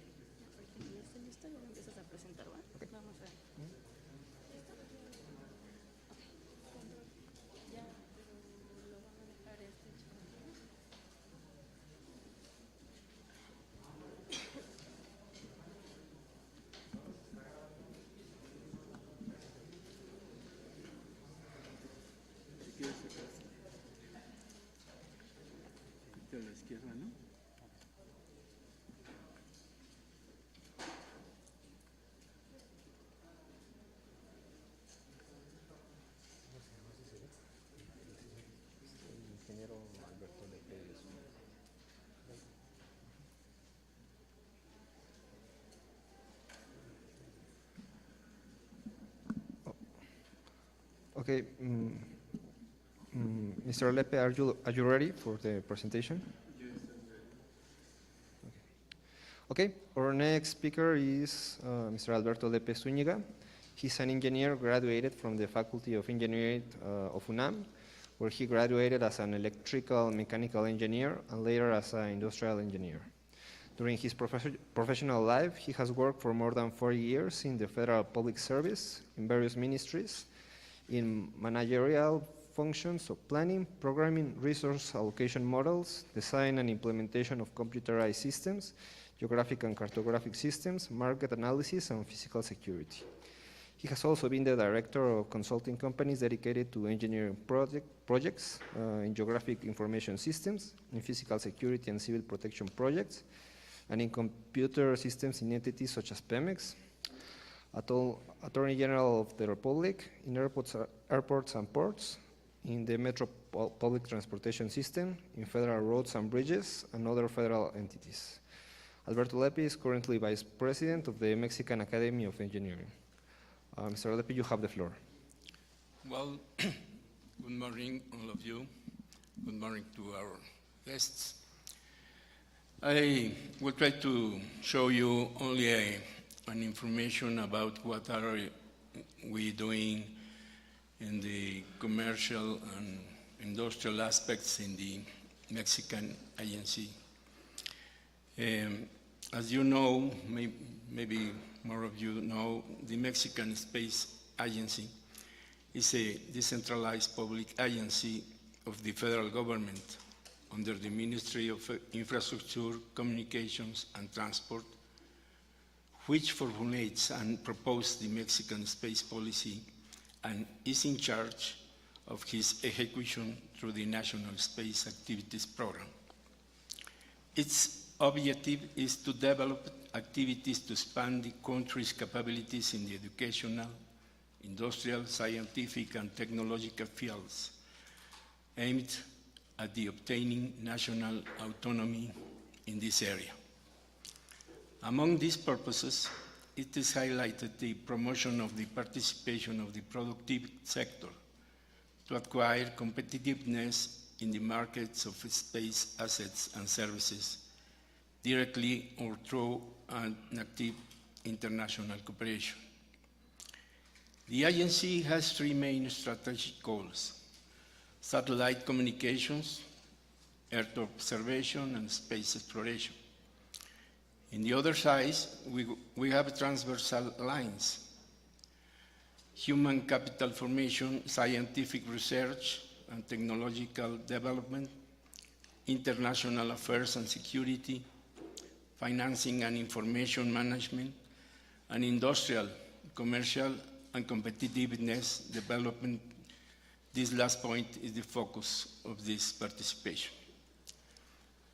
Promoting the industrial, commercial, and competitiveness development implies paying attention to the following aspects: forming value chains in the space sector for the supply of goods and services in the aerospace industry, taking advantage of aerospace clusters for the creation of high-value-added jobs. Orient industrial development to solve national, social, economic, and technological problems. Articulate the public and private sector to promote satellite limit systems with proprietary technology to cover the country's interest in the exploration and exploitation of space. Propose strategies to promote foreign direct investment and national investment with emphasis on the technology transfer and commercialization. Encourage innovation and entrepreneurship of the young people in the space sector by contributing the sector's value chains with the connection of the public and private educational sectors, creating new business models based on the development and innovation. Participate in the Unions of Standards, Technological Accreditation and Certification to promote exports, ensure interoperability, and reduce time and risk. Promote regional and state spatial activities. Transfer space development experiences to other sectors of the economy through systematic research on publications, patents, and the development of the sustainable applications. Establish guidelines for the integration of space technologies in application of other economic sectors through the analysis and experiences of other countries to satisfy social needs.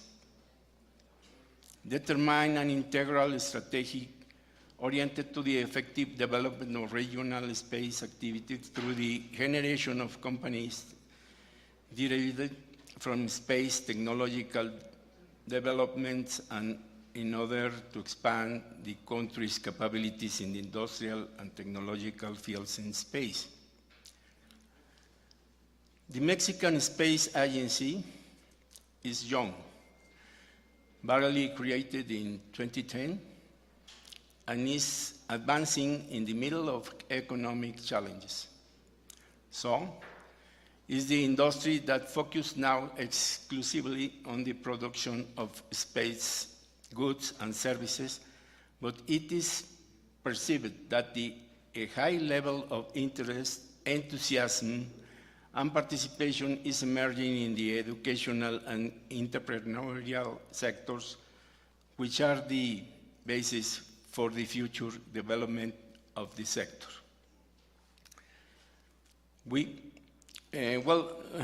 Let me show you what is the relative position of the agency in the context of other space agencies, to give some contextual elements to understand our needs. Underline our needs. I use a scheme with two X's. Down in the left, the center of the circle, in each case, represents each agency with two variables. The vertical represents the staff size, and the other one, the economic resources, the budget in $1 million. And the radio of the circle represents the activity of the respective agency measured in satellite launches. As you see in the first frame, the top to the left, we see the Latin American agencies. Mexico is the new one, the smallest, and we see there Argentina and Brazil, who has an agency with more people in Argentina and more budget in Brazil. Argentina have maybe 1/3 of the product domestic growth than Mexico, but Mexico has maybe around 18% of his budget. In the next one, to the right down, we introduced to the, I don't see clear here, is Italy. Agency, and we have there relative or relevant jump to the budget. And in the next one, up on the left, we introduced to the India, who has a very big activity launching satellites, more than the Brazil, Argentina, Mexico, obviously. And in the next one and down, in the middle, we have Germany, who is growing in the staff of, and a little bit in the budget. And in the next one, we have France, who is one of the great personalities here, who launch a lot of satellites and have a reasonable budget with comparison with Japan, whose activity is more than those. At least in this one, we compare with NASA, and in this feature, Mexico looks like a very small pinhole, and you can imagine how far we are of these space activities. In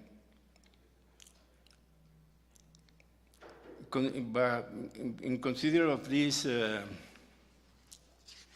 frames of reference, the industrial development coordination is engaged in the elaboration of several studies and activities, projects aimed to promoting this growing industry, and highlight some of these points. We are working in business linkage in Mexico with relevant companies and organizations such as FEMIA, Canacintra, Truster Unlimited, Aerospace clusters, research centers, startups such as their own labs, and government entity, as you see after. Promotion of historical compilation, of satellites developed in Mexico is a basis of space development planning. Definition of policies of space development, seeking the strengthening of national sovereign independence and internal development of inputs in the space industry. Organization and participation in forums for the promotion of space business, with the participation of industrial chambers and in international fairs such as the Mexican Aerospace Fair, FAMEX, and Satellite 2022 in Washington, D.C. Promotion of investments in the application of global navigation satellite systems, GNSS. Participation in the development of standards and adequacy regulatory instruments to generate certainty in activities such as the development of launch platforms, rocket launching and transit, and the manufacture of components in this field. Integration of a portfolio of potential projects for development in Mexico with possible private and international investment. Collaboration with the national companies for the creation of projects focused in the Internet of Things and precision farming. Participation with other areas of the agency in the promotion of activities that evaluate, create ventures such as the processing of satellite images for Earth observation and the generation of direct applications for the provision of important information for government decision-making at the state level and its expansion to systems that allow a full knowledge of the territories, their resources, their meteorological vulnerabilities, climate, population, and others. The definition of the structure, functions, organization, and process of a space technology transfer office with the participation of universities. The establishment of agreements with various international institutions and organizations for the development of specific projects. Today, within the framework of this Korea-Mexico Aerospace Workshop, in collaboration with the Korean Aerospace Research Institute, an organization in which Korea's satellites and space development has rested, the Mexican Space Agency is looking for possibilities of industrial development in our country. With this, we are saying that we respectfully invite CARI to develop proposals for the development of space companies, goods, and services to be produced and established in Mexico, based on the great experience that Korea has in the development of the space sector. The agency is undoubtedly the entity that can make real its connections with the private sector and other governmental entities for the participation in the development of the space in Mexico, always seeking mutual benefits for the society and industrial development of Korea and Mexico. Well, I can add that we are trying to find the reasons why the nations, the governments develop this sector, the space sector. And we correlate some variables to find the reasons. But finally, we conclude that it depends on the political will, the political thoughts about the important, the role of the space sector. We know that the knowledge in the students is some of the more important variables too, but the essential development rests in the political lines. Thank you very much.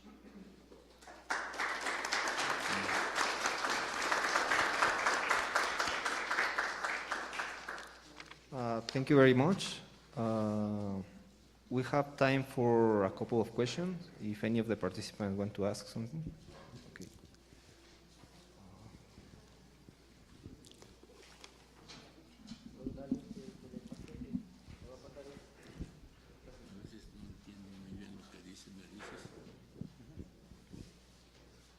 Hello. First of all, thank you for your presentation. And in second place, in order to reach a successful development of the space sector in Mexico, it's important to know how is the legal framework nowadays, as I said, in order to reach success from the point of view of the entrepreneurship. I'd like to know what's the legal framework.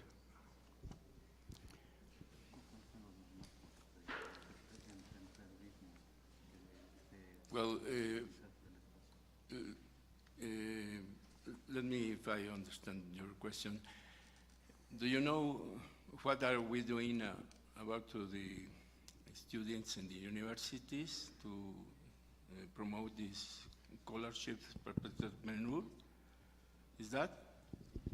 No, I mean is there something planned for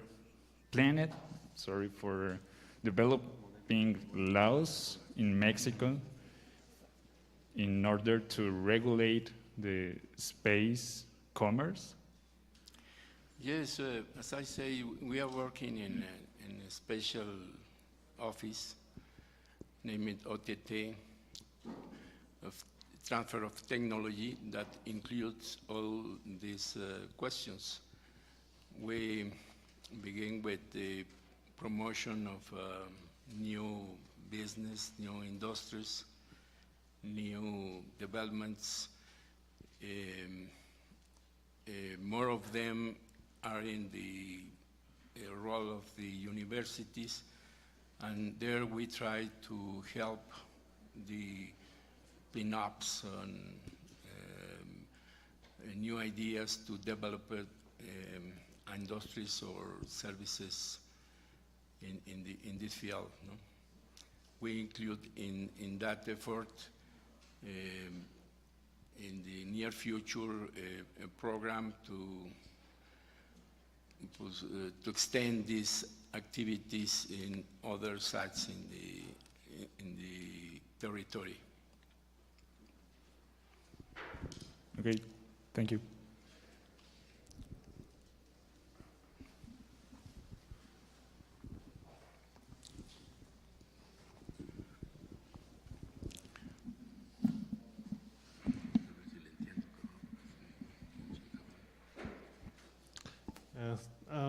Thank you for your presentation. Can you explain the landscape of the Mexican space industry briefly? For example, how many companies are participating in space activities and in which areas?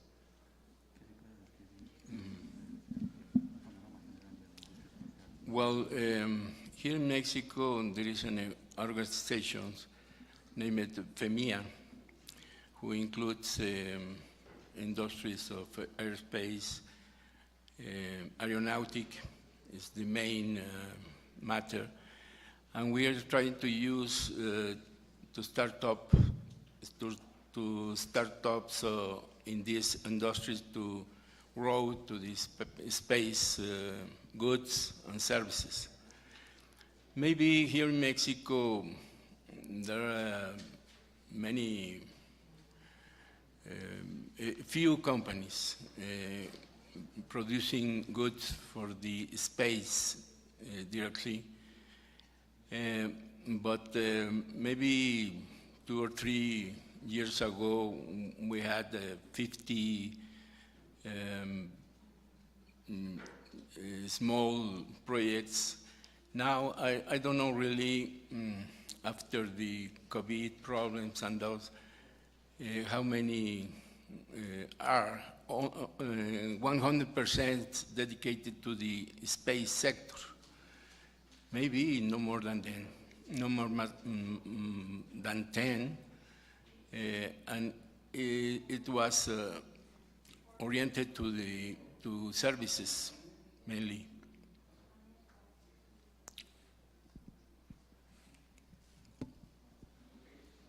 Are there any other questions?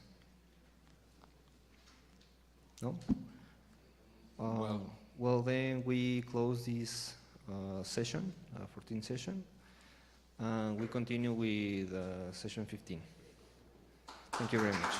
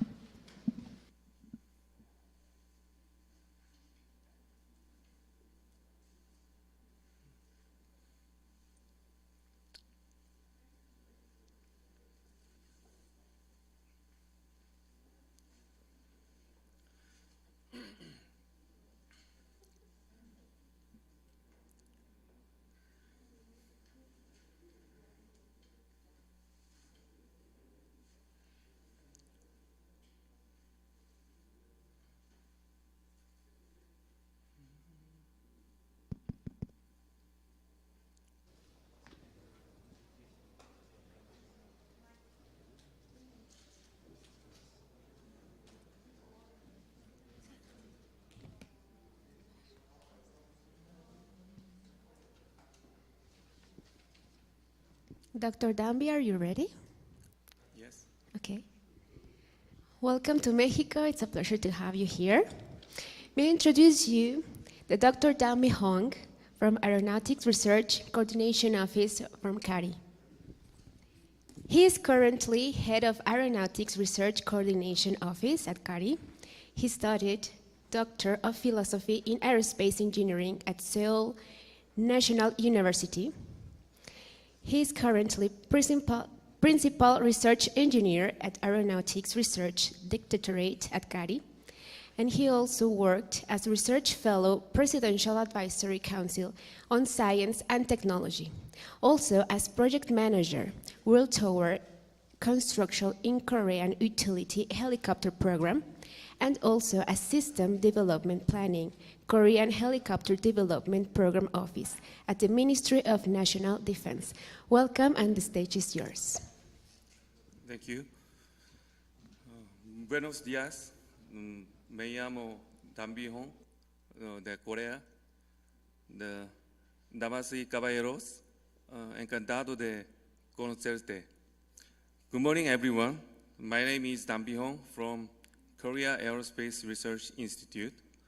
In CARI, I'm in charge of head of Aeronautics Research Coordination Office. Most of all, I am very honored to make a presentation in front of you in Mexico. Today, I would like to introduce current status and accomplishment of CARI's aeronautics R&D.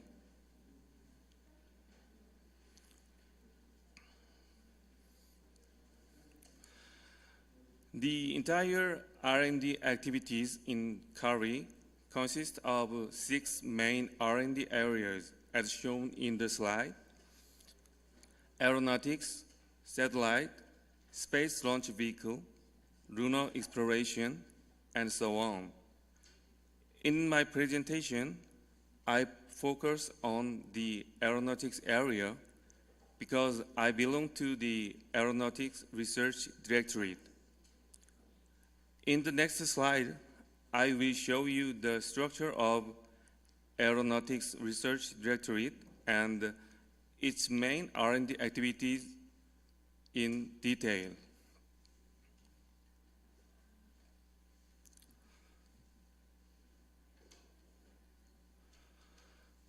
Aeronautics Research Directorate is abbreviated to ARD. In ARD, we have 4 discipline-based groups such as aerodynamics, structures, aeropropulsion, and flight control. Additionally, 3 system-oriented groups such as rotorcraft, UAV, and ATM. Aerodynamics group conducts research on aircraft configuration design, aerodynamic performance analysis, and wind tunnel test. Structural group is dealing with loads and aeroelasticity, structure design and analysis, and structure tests such as static test, fatigue test, and so on. Aeropropulsion group covers gas turbine engine, hypersonic propulsion, and even electric propulsion.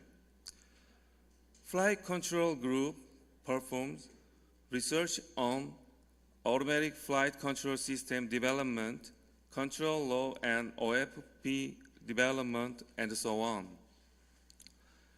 Rotorcraft group performs research on rotor design and analysis with respect to aerodynamics and structures.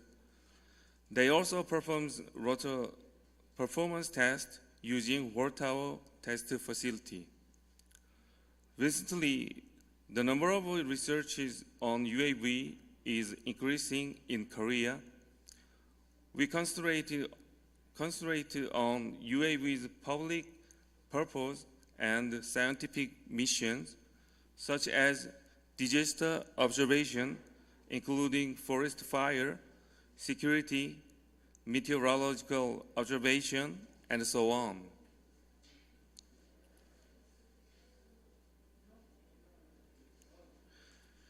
The importance of ATM is gradually growing. We focus on 4D trajectory-based operation, ATM simulation and evaluation, and air traffic flow management.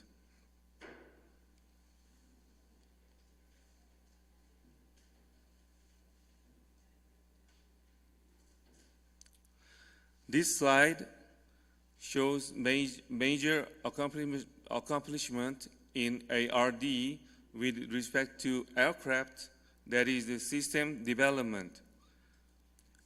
We had developed tilt-rotor UAV for 10 years, from 2002 to 2012. The robust and safe tilting mechanism is its core technology. Such a tilt technology was developed second in the world after the US, which is the same technology as used in V-22 Osprey. These days, we are developing OPPAV, a kind of one-seater technology demonstrator for UAM using the same technology. We had participated in the Korean Utility Helicopter Development Program. Personally, I had worked for this development program from the planning stage. After launching the program, I was in charge of project manager in Tower construction. Tower test facility is used to verify and validate the aerodynamic performance, as well as to adjust dynamic balancing and tracking for the rotor system. The objective of KUH program is to replace old military helicopters such as UH-1, MD-500, UH-60 with the brand new helicopter through the international cooperative development. At that time, our foreign partner was Eurocopter. Now, their name is Aerospace Helicopter. CARI was one of the three main contractors in program, while leading the development of the dual-use components such as rotor system, engine, APU, landing gear, electric actuator, and so on. In the next part, I will explain in more detail solar-powered HAL, high-altitude, long-endurance aircraft, and OPPAV. The first, I will explain the EAV, solar-powered HAL.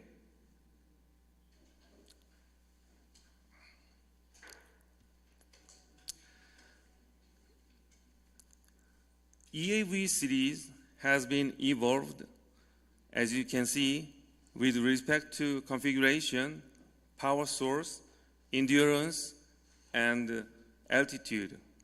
Fuel cell battery system was adapted in EAV-1. Its span is 2.4 meters, and the duration was only 4 hours. Fuel cell battery system might be ideal if possible, but so far, it still has innate limitation when it comes to the weight problem. EAV's duration has increased 4 to 53 hours, and the service ceiling altitude that has also increased up to 22 kilometers. EAV-3 Plus had stayed almost in stratosphere for 53 hours, so the performance of high altitude, long endurance is enabled.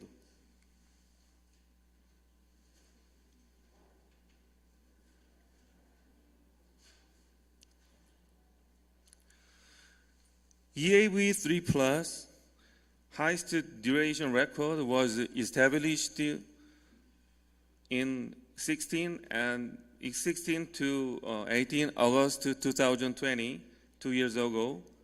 Each flight test was carried out in Goong Flight Test Center, which is located in the southern tip of the Korean Peninsula.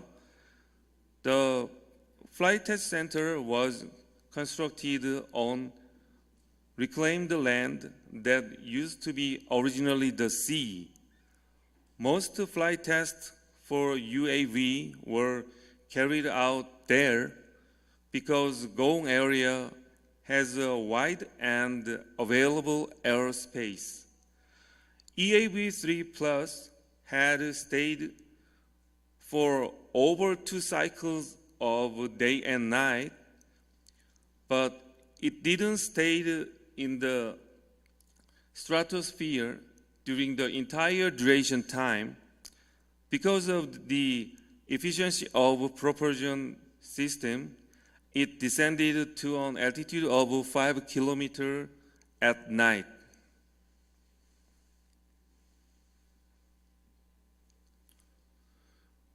Okay, press start button.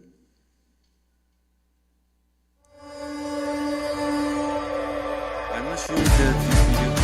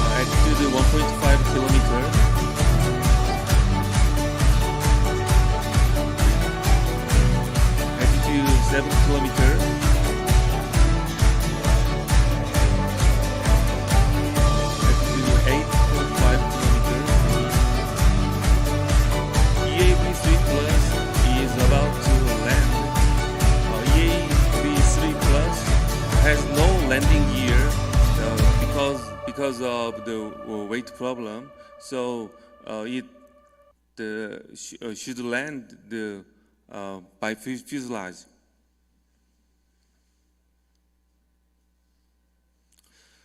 Okay. As the next step, we started the following program April this year, which is sponsored by Innovative Challenge Program, Ministry of Science, IT Technology.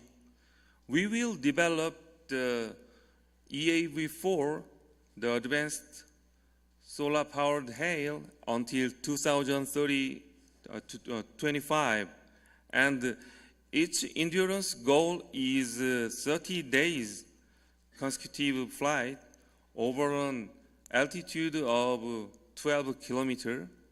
It means fully stay in stratosphere. The current world record for HALE is 26 days in a row, JFED made by Airbus. We will break the current the world record. We will do our best. It is expected that EAV-4 can be utilized for meteorological observation, ocean observation, fire monitoring, and communication relay from stratosphere.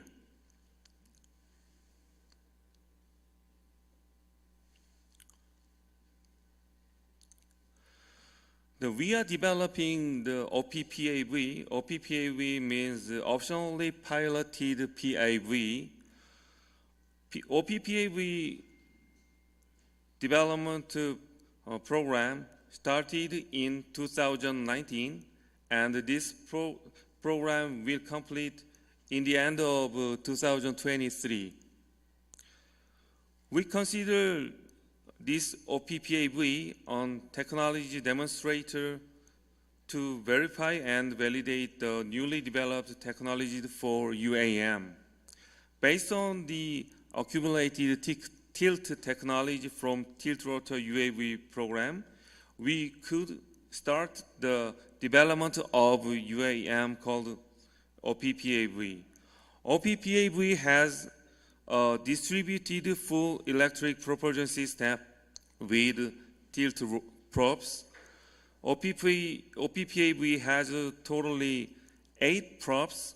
4 forward prop can be tilted, and 4 rear props are used only for lifting in the hovering stage. It will be able to fly for about 20 minutes. We already completed open section wind tunnel test. We have a plan to perform the full-scale flight test in the coming October.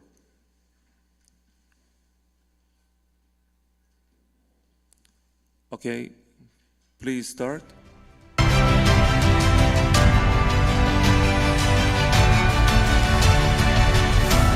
I'm so sorry that the subtitle in video is in Korean. In November last year, the 44% scale flight model was tested in both flight test centers.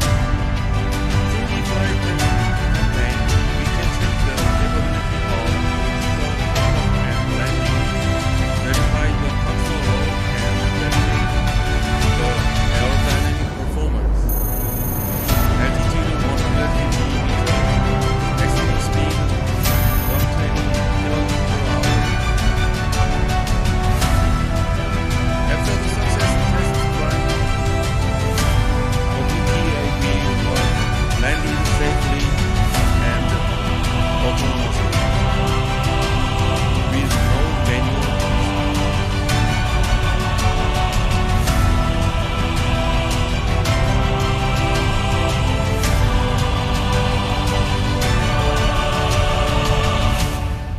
Okay.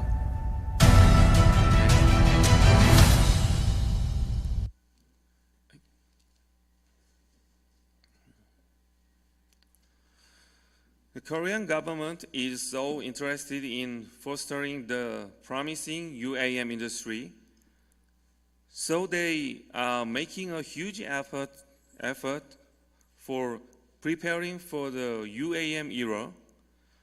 Korean government has established public and private council called UAM Team Korea.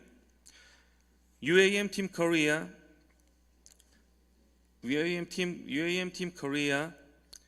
the concentrate on implementing the KUAM roadmap and establishing new policies and R&D project. Also, developing KUAM grand challenge and detailed demand. Additionally, performing cooperative project and participating organization.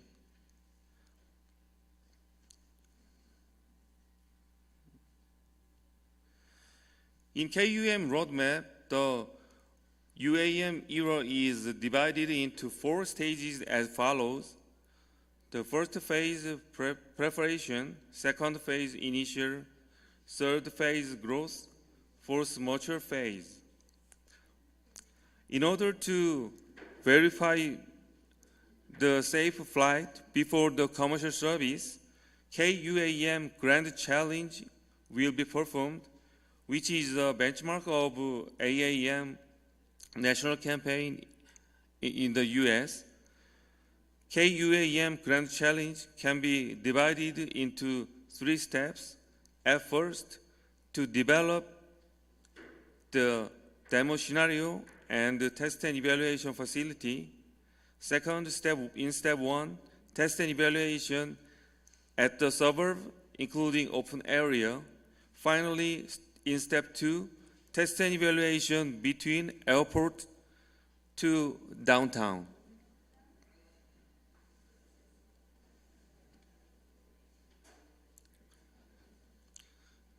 We are performing the R&D for the certification technology for UAS. Currently, as you know, the certification basis for UAS is not established.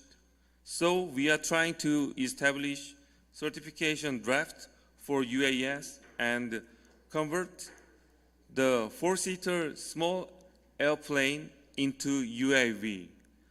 This 4-seater small airplane was originally developed to make on BASA, Bilateral Aviation Safety Agreement, for Part 23 class airplane with Korea and the US.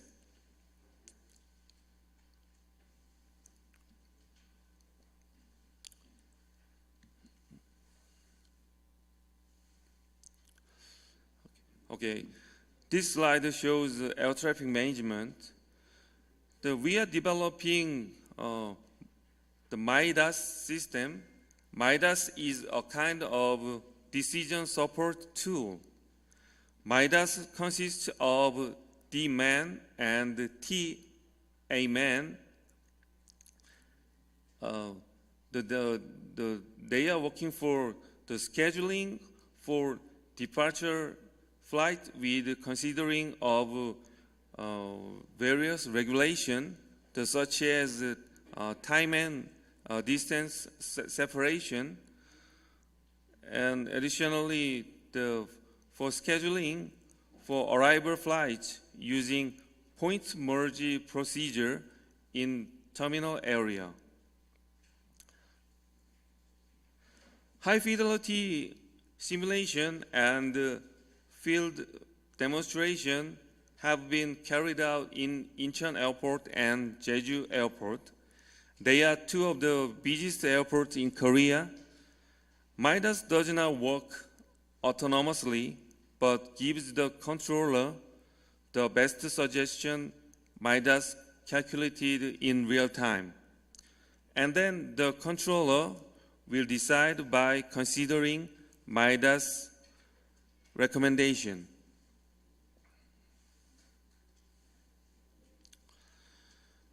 We have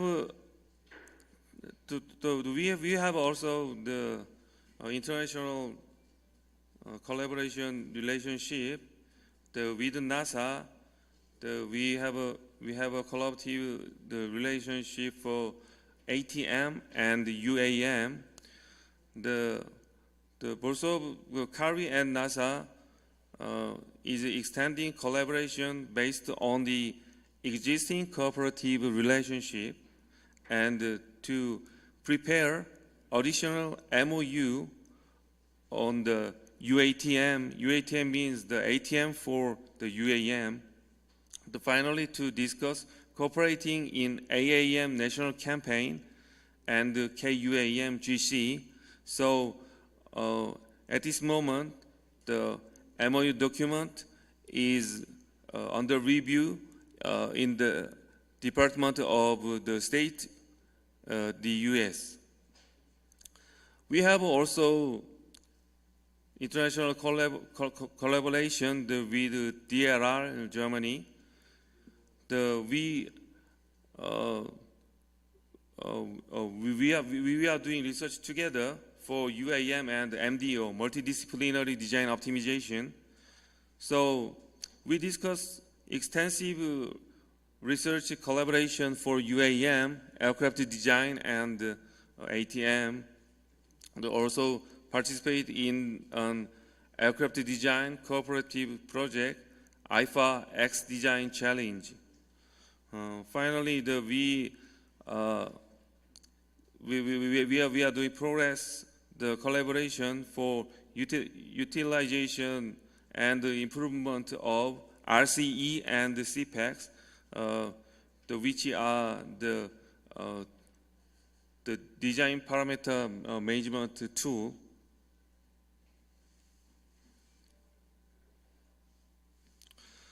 Okay, we will reach the last slide.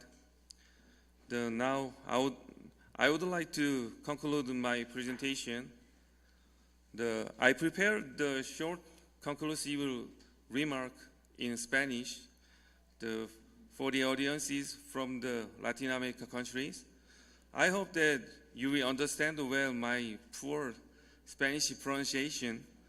Please understand that my Spanish teacher is Google Translate.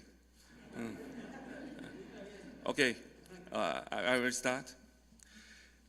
Espero que la cooperación en el sector aeroespacial entre México y Corea y México, se fortalezca aún más en el futuro. Thank you for your attention. Muchas gracias.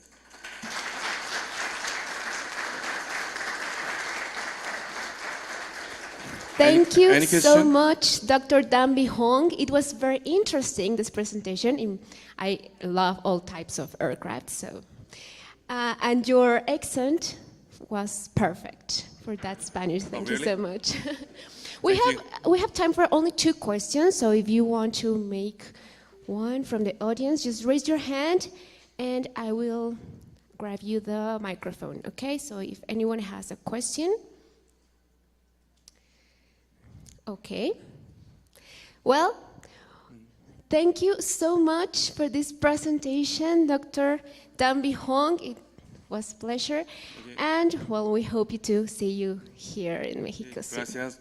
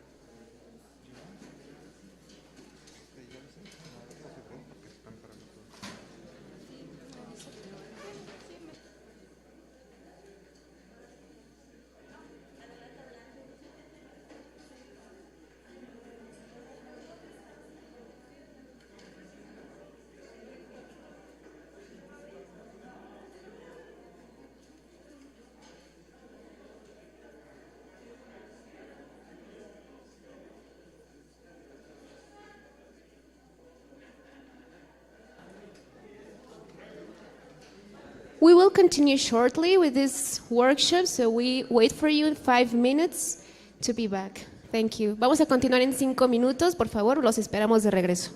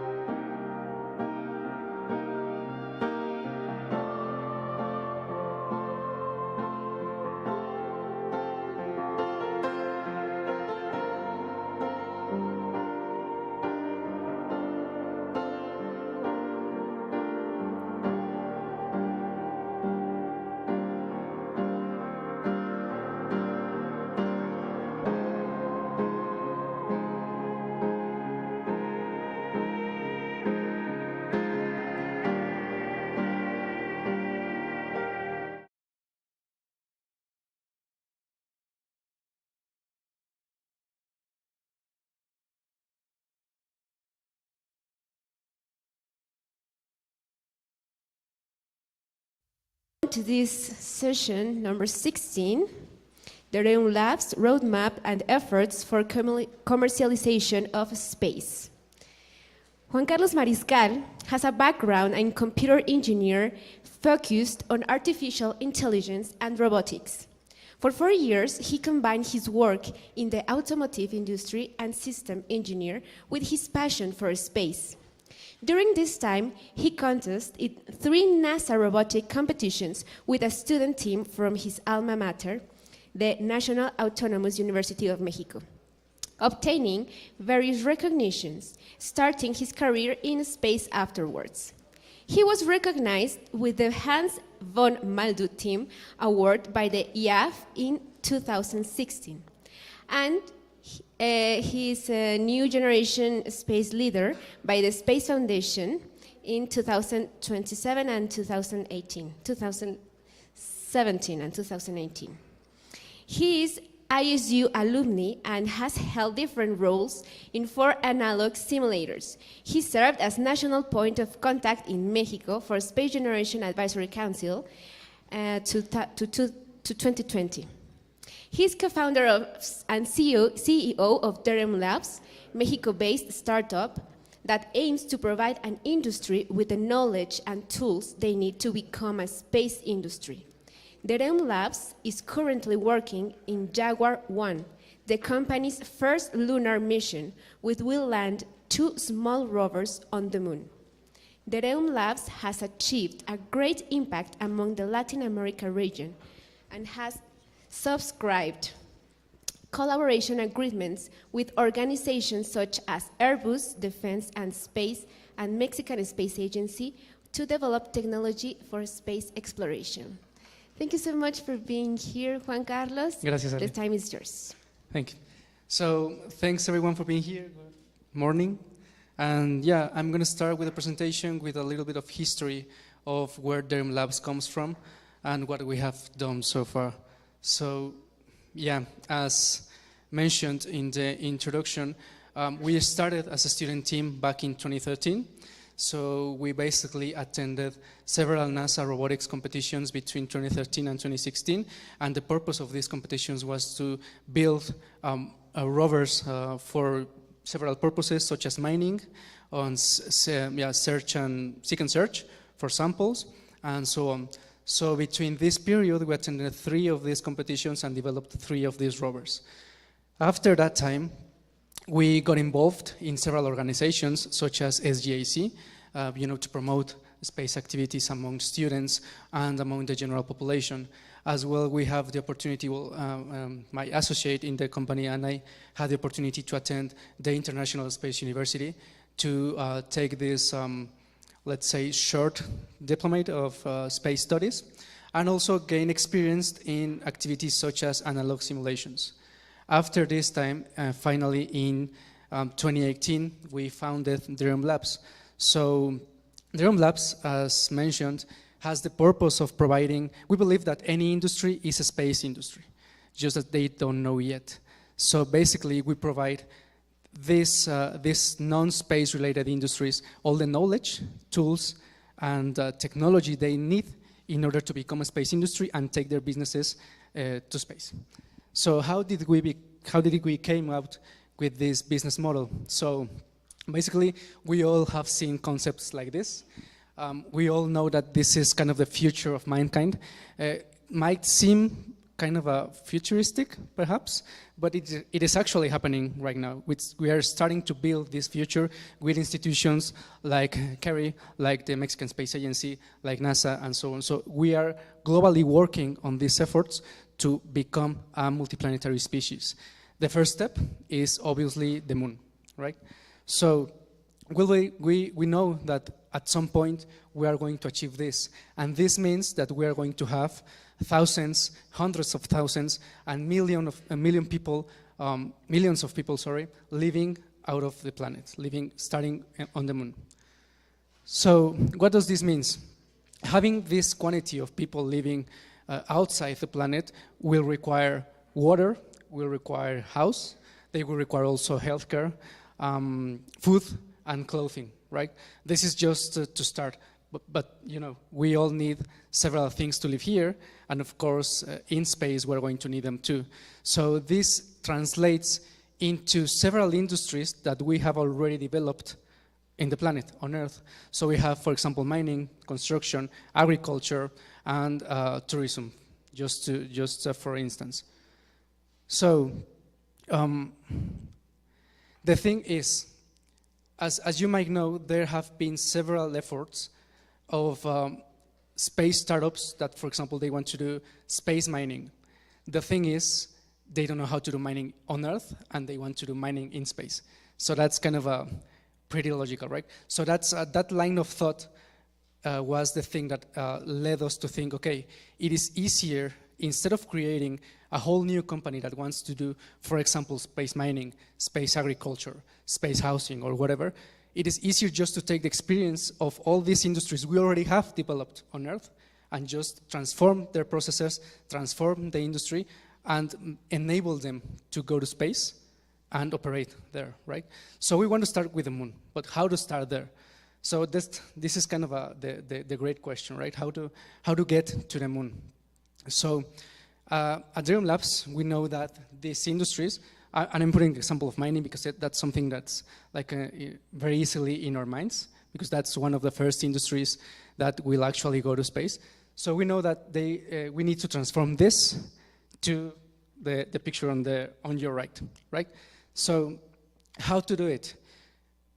We know at Dream Labs that these industries do not have the knowledge, expertise, or technology to take their businesses into space.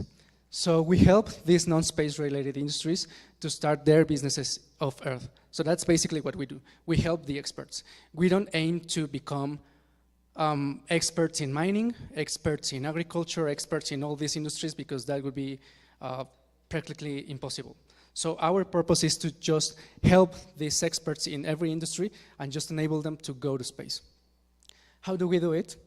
Okay, so we have a very interesting business model, which is divided into several stages. The first stage consists on a couple of products that we call space business strategy and space product design. These are the first steps to start, raising awareness among the industries in order so that they understand what's the potential of their businesses in space. So that's basically the main idea. Then we have the next steps. The next steps for us are our next stages in the business model. So basically what we want to achieve in the long term is to create a whole infrastructure in space, starting with the moon, in order to provide infrastructure services and data services to these industries so that they can actually become a space industry. It is not only to give them a nice report telling them, hey, this is what you can do in space, and this is the potential profit you can make out of space. So we actually want to become the provider of this infrastructure in space, starting with the moon. So we have a very long-term roadmap already developed, and already explored the technologies that we need to achieve in the short, medium, and long term in order to make this really happen.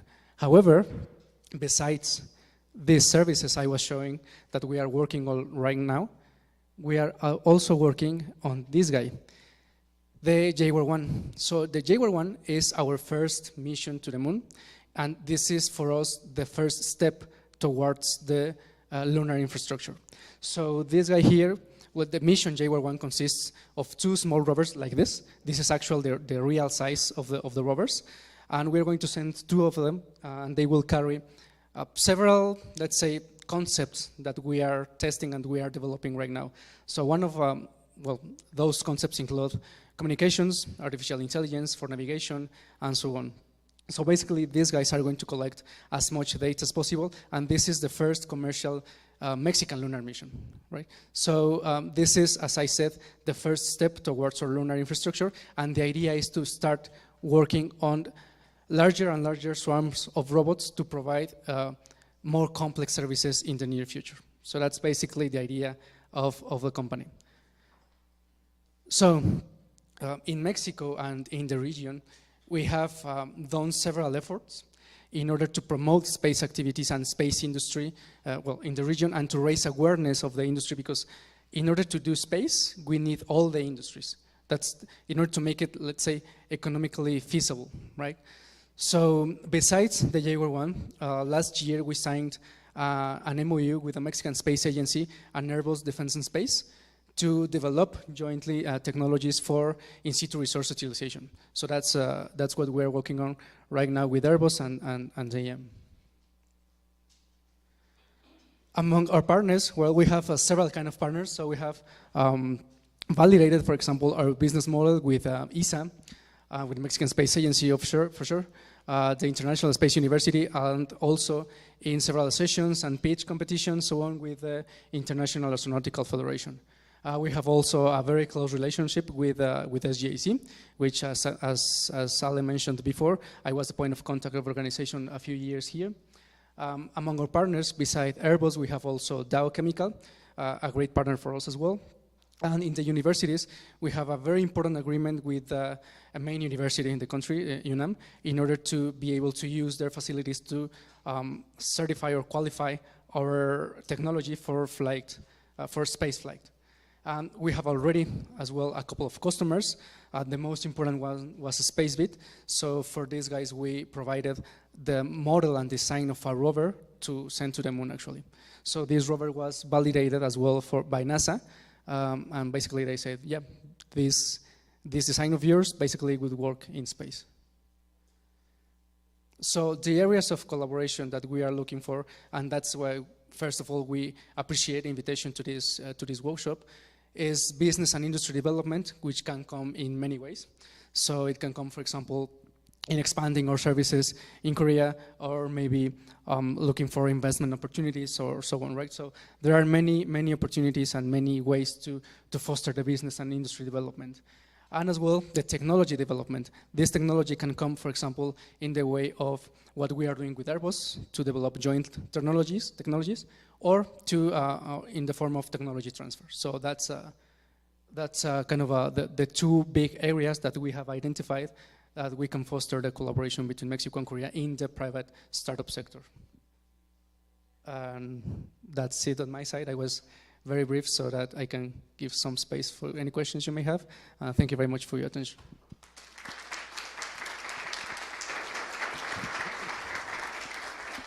Thank you so much, Juan Carlos Mariscal, our friend and partner from the Mexican Space Agency. I see a hand raised over there. Let me give you the microphone. Sí.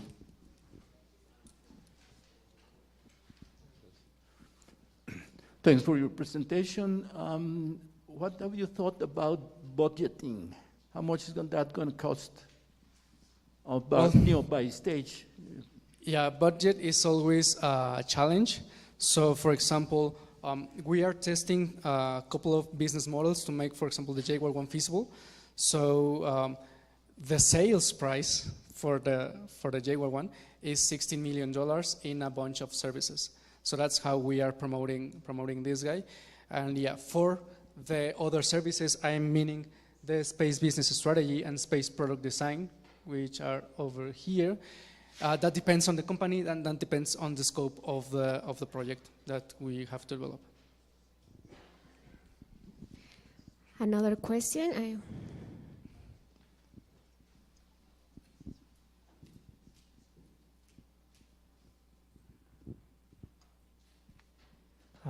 My name is Yijin Chan from Kari. I have a technical question. Your Jaguar one for the verification environment. Anyhow, to verify your rover, running adequately on the moon, you need the lunar simulant. I mean the lunar regolith. How did you get the lunar simulant? Yeah, so very good question. We have not yet achieved the testing on simulant of regolith. So we are trying to get an agreement with other space agencies through the Mexican Space Agency. So that's one of the proposals. And in mind, we actually have Korea and NASA, obviously. So those are like the two, yeah, that's the way we are thinking of we can test. And yeah, that's basically it. One more thing. Actually, the environment on lunar surface is more severe than the typical the space environment. do you have any the vacuum chamber? I mean, which can simulate lunar surface, temperature or the other things? Do you have any chamber? Yes, that's what we are working with UNAM on with the high technology unit in Querétaro. So basically, we have access to their facilities, to the vacuum chamber to do the testing of the rovers. Yeah, so far that's the thing. But for simulant, I mean for let's say terrain testing, we don't have yet achieved that stage, and we are looking for opportunities to actually be able to do it. Hi, my name is Andy. Very interesting business model. Congratulations. Thank you. Forgive me if I lack some imagination, but could you maybe elaborate a little more on what kind of services you can provide as infrastructure into the moon? Maybe you could give an example with one of your customers, Spacebit? Yeah, sure. So first thing, the Jaguar one is meant to collect as much data as possible of the lunar surface. So the first, basically the first service is to provide data to our customers so that they can actually start planning with raw data, how to do their activities in space, right? I'm speaking about where the resources are located, what's the concentration of each resource, and what's the right, let's say, method in order to extract them, use them, or use them in favor of the business, right? So that's one. In the future, so this is just the first version of the rovers we are doing. So the platform is planned to be larger and larger with the time to provide more complex services like payload delivery, why not sample collecting, even 3D printing. So the idea is to make these rovers more complex and more complex with the time. So this is the size of this rover you're seeing here basically responds to cost-effective matters. So that's it. Thank you. Next question.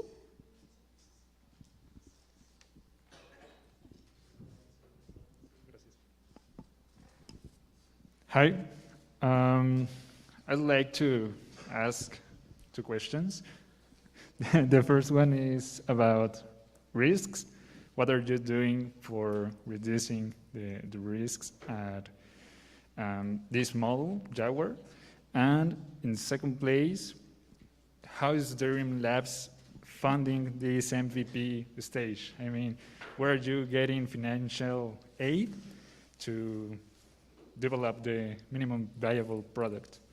Okay, 2 tough questions. So, speaking about risks, so we follow several methodologies, speaking about mechanical design, project management, and also space project management to achieve this.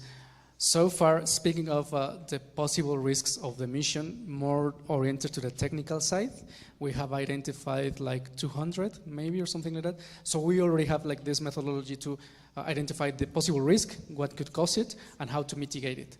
Right? So yeah, we have a very extensive analysis on what could happen, what could cause, and what we have to do in order to avoid that risk, or if it happens, to mitigate the let's say the consequences that it may bring to us. And speaking about funding, so yeah, it's been difficult in general. Latin America is not like a very space entrepreneurship friendly environment. So what we are doing so far is providing other consultancy services to other industries, and at the same time trying to raise awareness of the importance of space. So that's how, with several services, we have managed to generate this cash flow to make the company survive, even during the pandemic. I mean, Dream Labs was founded in 2018, and we have survived the pandemic, and yeah, that's actually the team grew. So that's a great achievement for us. As well, this customer that I mentioned, Spacebit, this project we had with them was during 2019. So that's what also helps us to survive the pandemic. And the idea of these services is also, I mean, the space business strategy and space product design services are meant to make the company as well sustainable in the near future, but also to educate the market. I mean, in Mexico, you have to know this, the industry doesn't know that space is important. And worse, that doesn't know, they don't even care. So the thing is that's how we are trying to raise awareness of the importance of space and make it like a little bit more accessible so that they don't see it like something very far away from them, something that must not be made right now, but something instead, something that has to be done like now. So that's basically the answer. Hi. First of all, congratulations to being one of those companies that are putting yourselves out there and believing that Mexico can do space. Thank you. You mentioned 4 main partners of big brands, no? What's their involvement on your company? Like what they're gonna assist or provide resources? Depends on the partner. So, for example, with Airbus is mainly the development of this project with the Mexican Space Agency, but the other partners, they help us out with, let's say, materials, 3D printing services, I don't know, engineering time, for example. They also help us with some of their engineers and so on. So that's how we collaborate. Perfect. And what is your timeline, more or less, to have your rover in the moon? Oh, yeah. So this guy was supposed to fly to the moon by the end of this year, but 2 main factors have delayed it. So first thing, the funding, and second, we also rely on launch provider services, launch providers. So these launch providers just keep, pushing and pushing away the launch. So that's another thing. Thank you. Thank you so much for your questions. Unfortunately, there are no time for more. So, with the last applause, please, for our speaker, Juan Carlos Mariscal. And I invite our next speaker to the stage.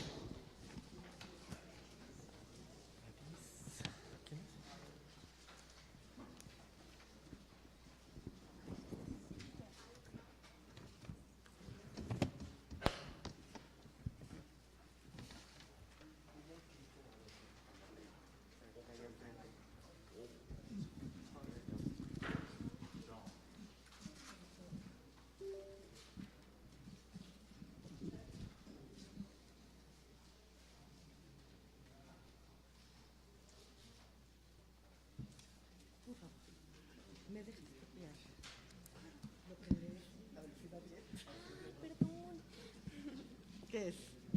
¿Cuál sigue? Este va a ser el que sigue.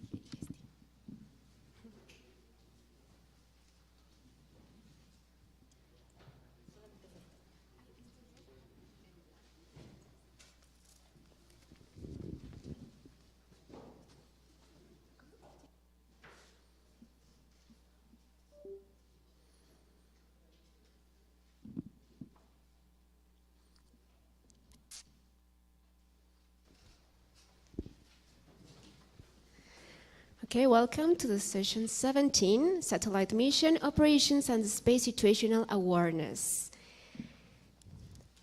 Welcome to Dr. Ok-Chung Jong, Head of SSA Research Office at CARI. Currently, Dr. Ok-Chung Jong is Head of SSA Research Office at CARI. He studied Doctor of Philosophy in Aerospace Engineering at Korea Advanced Institute of Science and Technology.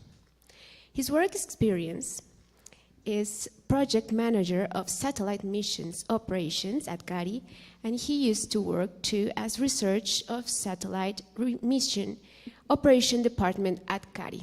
Welcome, Doctor, and the stage is yours.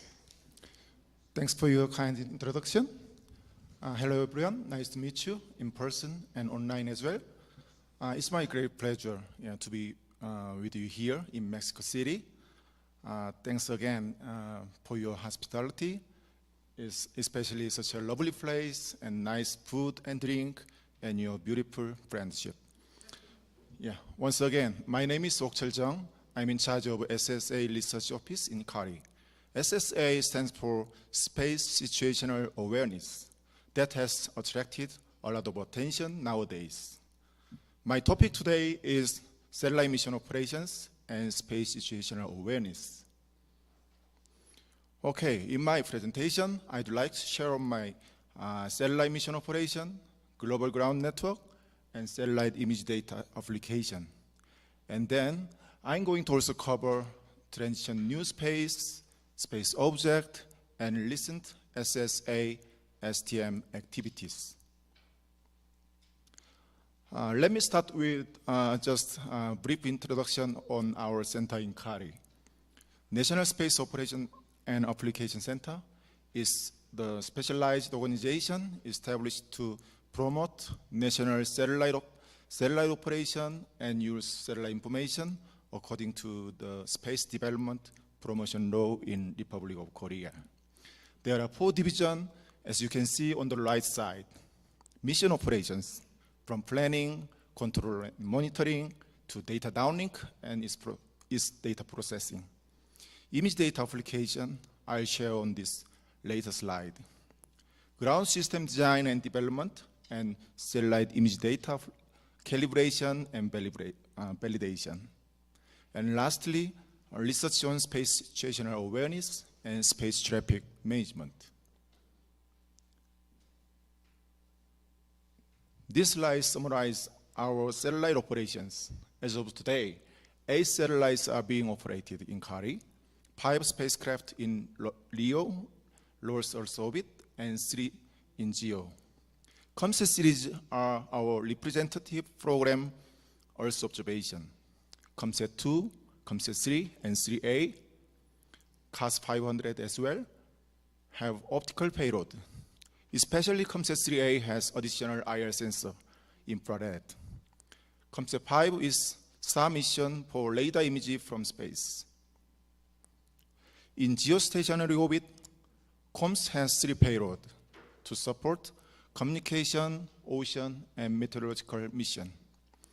GeoCOMSAT 2A is in charge of meteorological images, and GeoCOMSAT 2B is used for monitoring of environment and ocean around Korean Peninsula. And we are also expecting another 8 satellites in the near future. In addition to that, more than 78 satellites are going to be operated by CARI in 2030, including small satellite constellations. Operational timeline is shown at the bottom of this slide. It is remarkable that the mission lifetime of COMSAT 2 is more than 15 years without any problem. It is still healthy and energetic, carrying out its original mission continuously.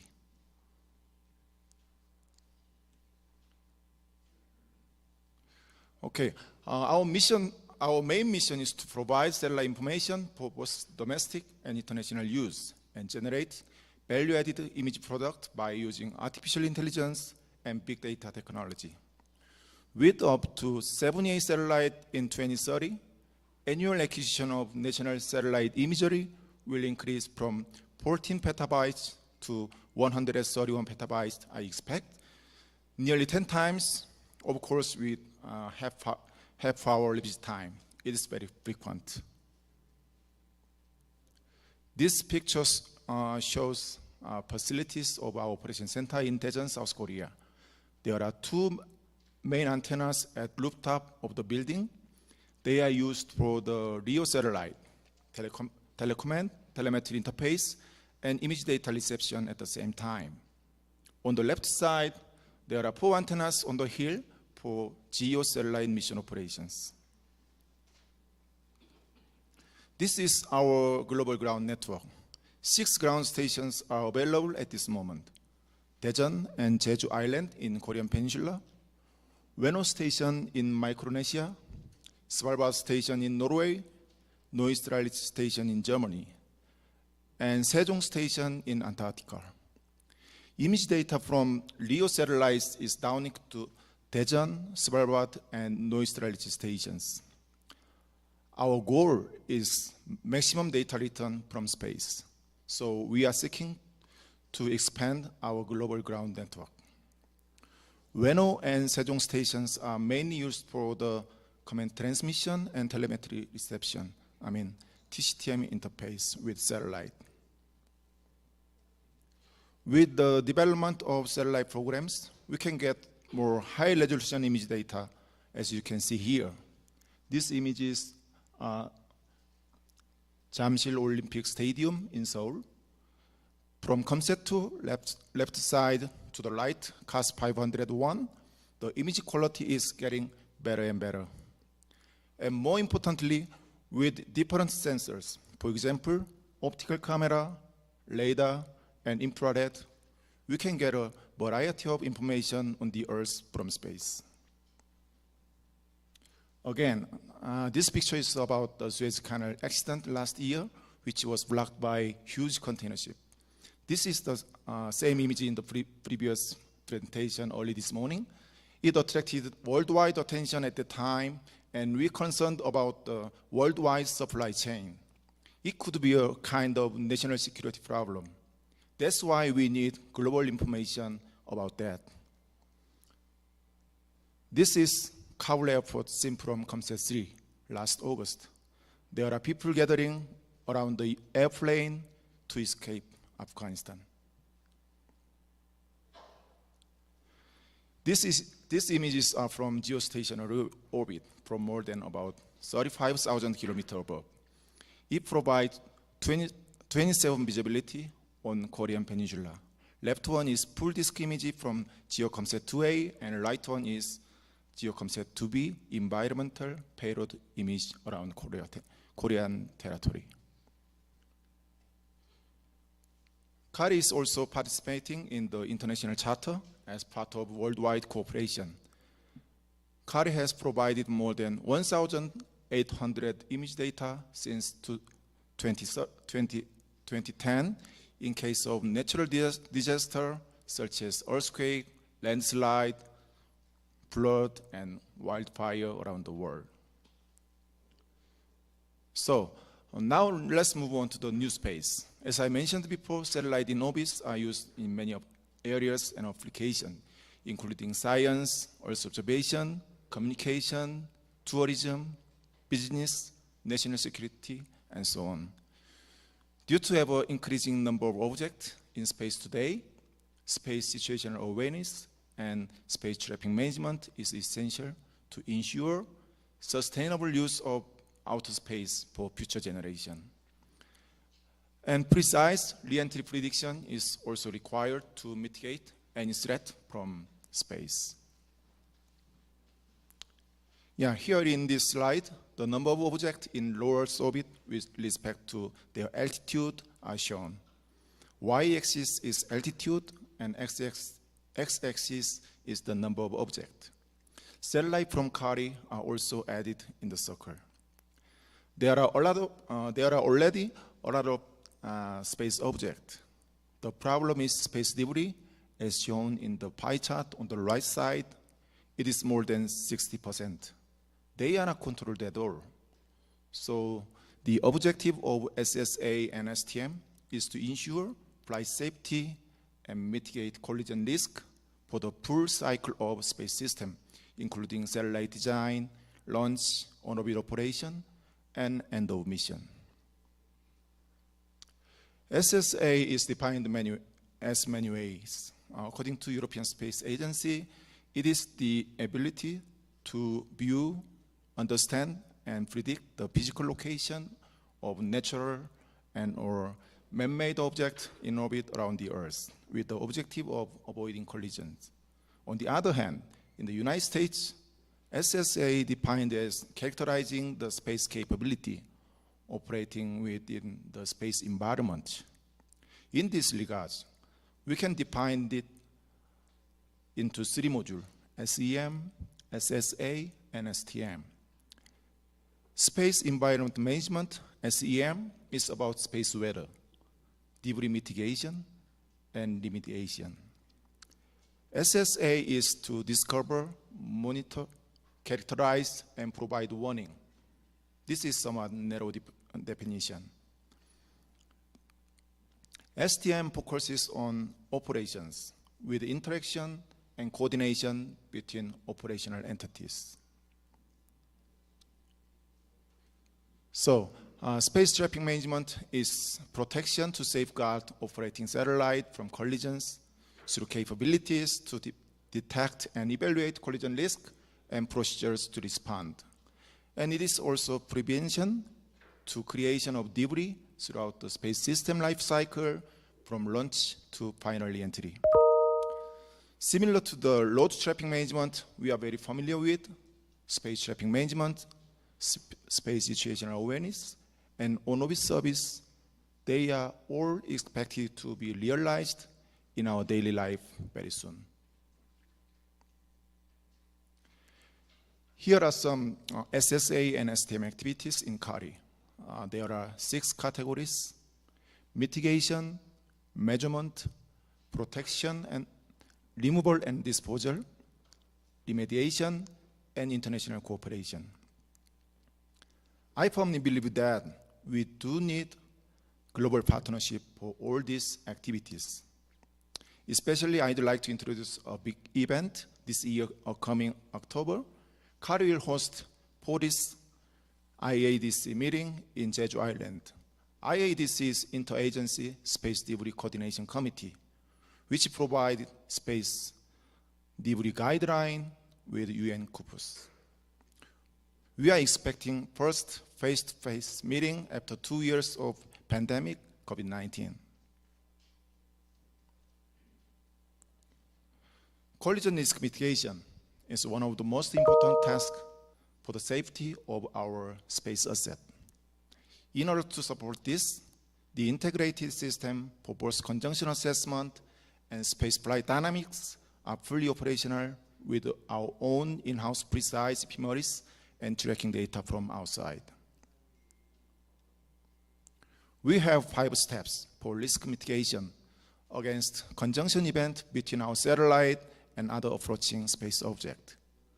Based on the in-depth analysis from automated screening step, very first one, to the fine assessment in step 3, we can execute collision avoidance maneuver if needed. In this case, key parameters for decision making are time to closest approach, minimum distance, and collision probability between two objects in space. This graph is statistics for CARI satellite last year. There are more than 100 events of high interest. With the fine assessment, 52 conjunction reports were issued, and there were 2 orbit maneuvers in order to mitigate high collision risk. Our research also covers re-entry prediction of space objects. Last year, CARI provides the most precise prediction result for re-entry of Changzheng 5 satellite of China among the 13 member agencies in the IADC annual re-entry campaign. CARI has also proposed the very brand new approach, AI deep learning technology for re-entry prediction by training historical re-entry data set. Lastly, due to main satellite in space and their congested traffic, RF interference problem is getting worse and worse. So we need to follow international guideline and best practice. With our recent case study shown in this slide, we can predict the time of RF interference in advance from the orbit analysis and vector geometry. And finally, we can avoid any possible RFI in the daily mission planning steps. I believe this is one of the reasons to think about the space traffic management in the near future. This is the end of my presentation. Thank you very much. Muchas gracias. Thank you. Thank you, Dr. Ok Chuljung. We hope you still feel welcome in Mexico and that jet lag is not being a big deal for you all. So now we have time for a few questions from the audience. I see. Here is one and there too. Thank you very much for the presentation. I have some questions about, well, you mentioned that you are trying to expand the capabilities of ground segment. And have you think about, have you thought about Mexico to have one of those ground segments? And another question is, how you incorporate these sustainability criteria in the private aerospace industry in Korea, and how you think, in your opinion, it could be implemented in other countries. And one third question is about the how are you proposing to the International Telecommunication Union in order to mitigate this RF interference due to the number of LEO satellites growth at this moment? Thank you very much. Thank you for your question. And first of all, ground station in Mexico, it is, I personally believe that it is attractive because Korea and Mexico is located very opposite side. From the orbit perspective, it is very good opportunity to send our telecommand and telemetry data. We can communicate each other very short time. Once in Mexico, and then about 40 minutes, we can access our satellite again in South Korea. Yeah, so that is a good point. And second, private company. So yeah, nowadays new space. So many private companies are developing their own satellites, but it could be a problem in terms of the space environment. So we are going to provide some technical support to the private company. For example, initial orbit acquisition in order not to lose their satellite. And in some cases, we can validate their design. It is comply with some NASA regulation, something about that. So that's my second answer. And lastly, RFI, radio frequency interference, is controlled by ITU, basically. But recently, UN Corpus is interested in this item. So we need to more about this item in the future, I think. Thank you. Thank you for your presentation. I think it was mentioned in the presentation that you use AI models in order to predict re-entry situations. Yep. Is it time series forecasting based models or image recognition based? Yes, it is time series prediction, but I propose the sequence to sequence problem. Yeah. Okay, thank you.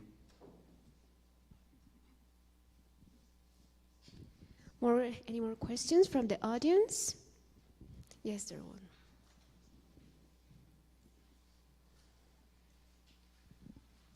You showed there are many risk situations in orbit. So, but why there are more risk situations in COMSAT 3A?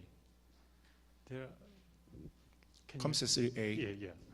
So it depends on the situation. Yeah, but basically, COMSAT 3A is operated in its altitude is about 528 kilometers from the ground. So there are many space debris on that region. Yeah, I believe that's why. There's time for one more question. No? Okay. Thank you so much. Oh, there's a hand raised there. One more.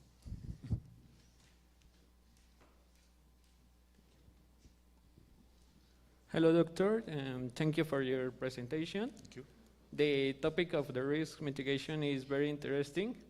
In CARI, since when is a concert born? Has there been any problem with any of your launch due to space debris? Yeah, basically, when we launch our satellite into space, we check any collision risk with other space objects. Yeah. Thank you. Very interesting subject, doctor. Thank you so much. Thank you Let's very give much. a big applause. Thank you.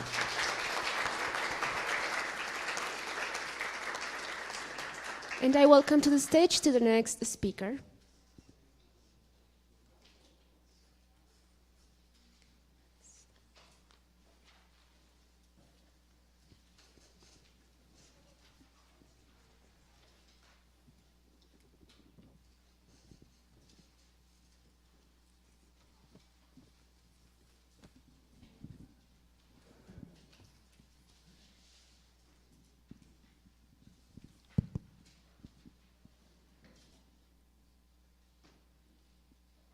Well, meanwhile that gets on. Let me introduce you, please. Okay.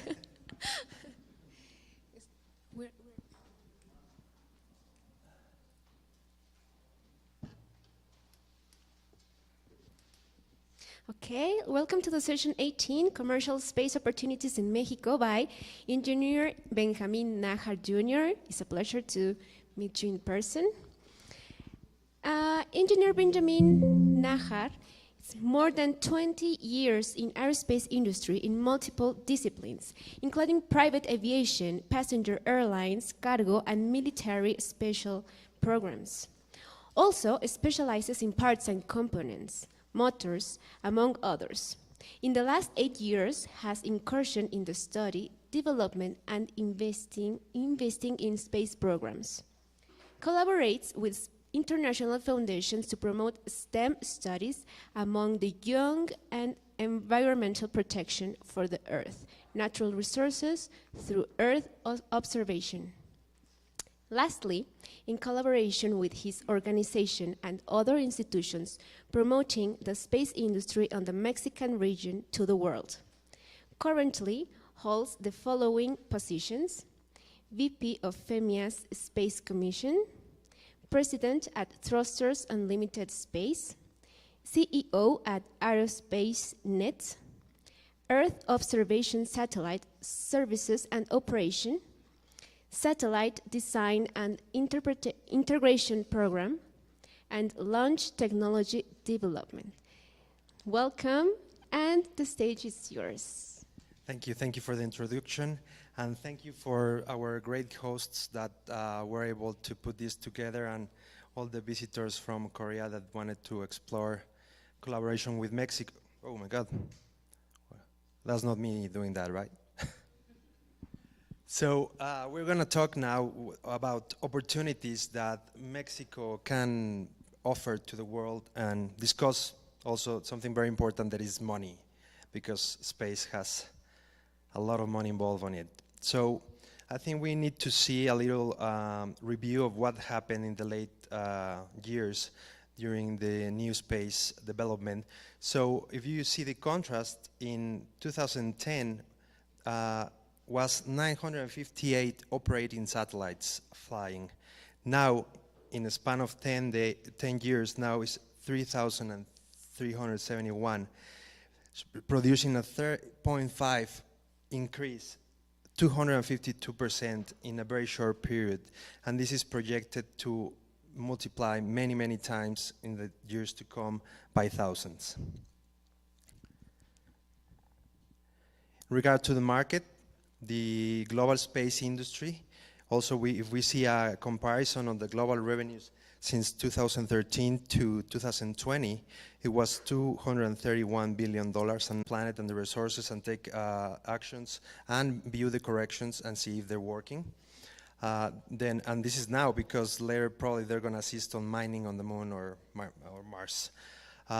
Deep space exploration, that is a very complex subject, and it's going to take a lot of time to have it going on. Artemis project is already on the way to initiate that, and all other countries are also participating. So that new race that we were discussing, I think Luis was talking about that new space, new race. Well, that's part of it. What developers we're seeing now where we can focus? There's more capabilities with lower cost for geo satellites, improved capabilities for the small sats. Every day are getting smaller with more proficient and efficient technology. I don't think we're yet in the very small, CubeSats that have all the power tools that have now other satellites, but someday we will have them. Now we can extend the GeoSats life with new developments on different companies to extend the fuel, replacement of components, etc. Even like gas stations are being developed for space stations. More affordable launches, more options of launches. There's much more companies developing micro launchers that are going to reduce the cost of the prices very, very dramatically.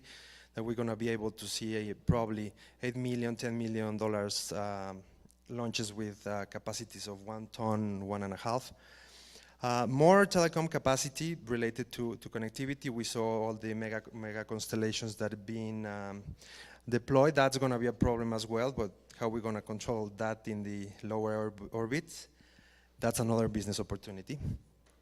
And increase resolution in commercially available imagery. Before it was only government programs with very big budgets, with very large satellites, with big investments that could produce very high resolution, and it was basically used for the own country utilization. Now, talking about space opportunities in Mexico, that of course there's opportunities like this in all the countries, but we are now developing, no? So something very important and is related to the commercial opportunities is the jobs. No, if there's no talent, there's no companies, well, there's no opportunities. So of course we have the usual suspect, astronauts, no? Everybody says space astronauts. Well, no, basically all the STEM related disciplines can be involved, but not only that. Basically, I think, I don't remember who presented and say, anyone can be part of space. If you're a graphic designer, you can be part of space. Companies need images for their company. They need representation, they need design. So basically, if you want to be involved in space, you can do it. You just have to find a line that connects you with a company, right?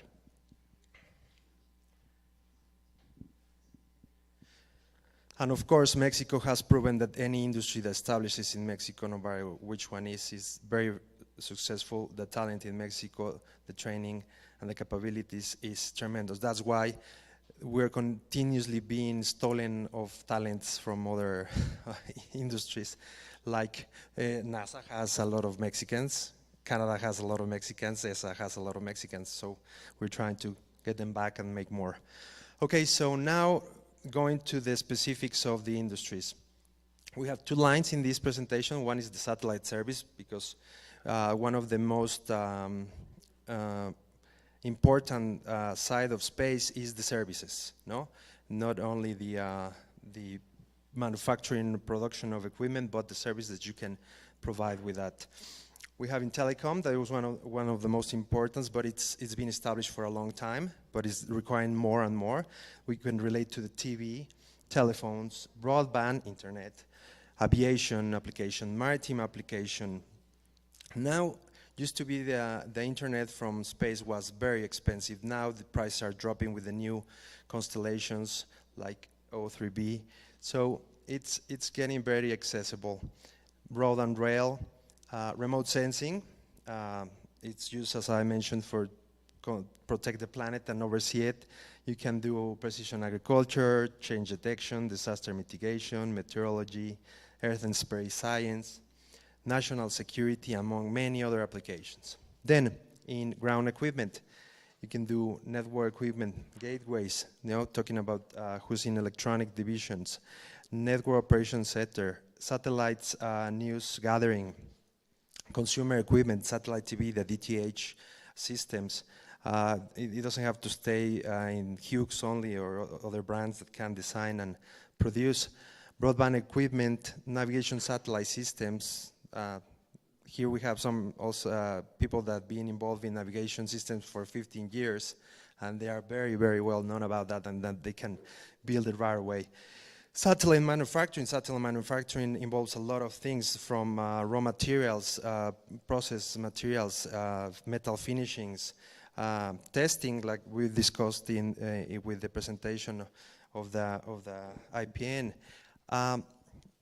Launch industry. Launch industry is one of the divisions that is being strongly developed, especially in the micro launchers. There's not so many companies there, but there's a lot of launches that are going to be required, like in the movies we used to see previously, like Gattaca or Space Odyssey. But everybody says, well, we have to manufacture, we have to build satellites, we have to do spaceships, we have to do... No, that's not true. You don't have to focus in the upstream. You can also focus in the downstream. You don't have to be a 1 billion company to make a space company.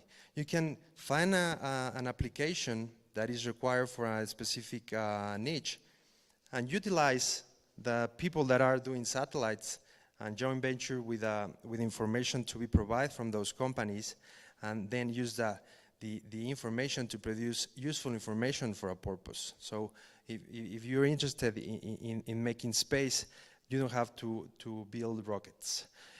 In that regard, also, my recommendation for the opportunities, don't focus only in inventing something new that goes to space.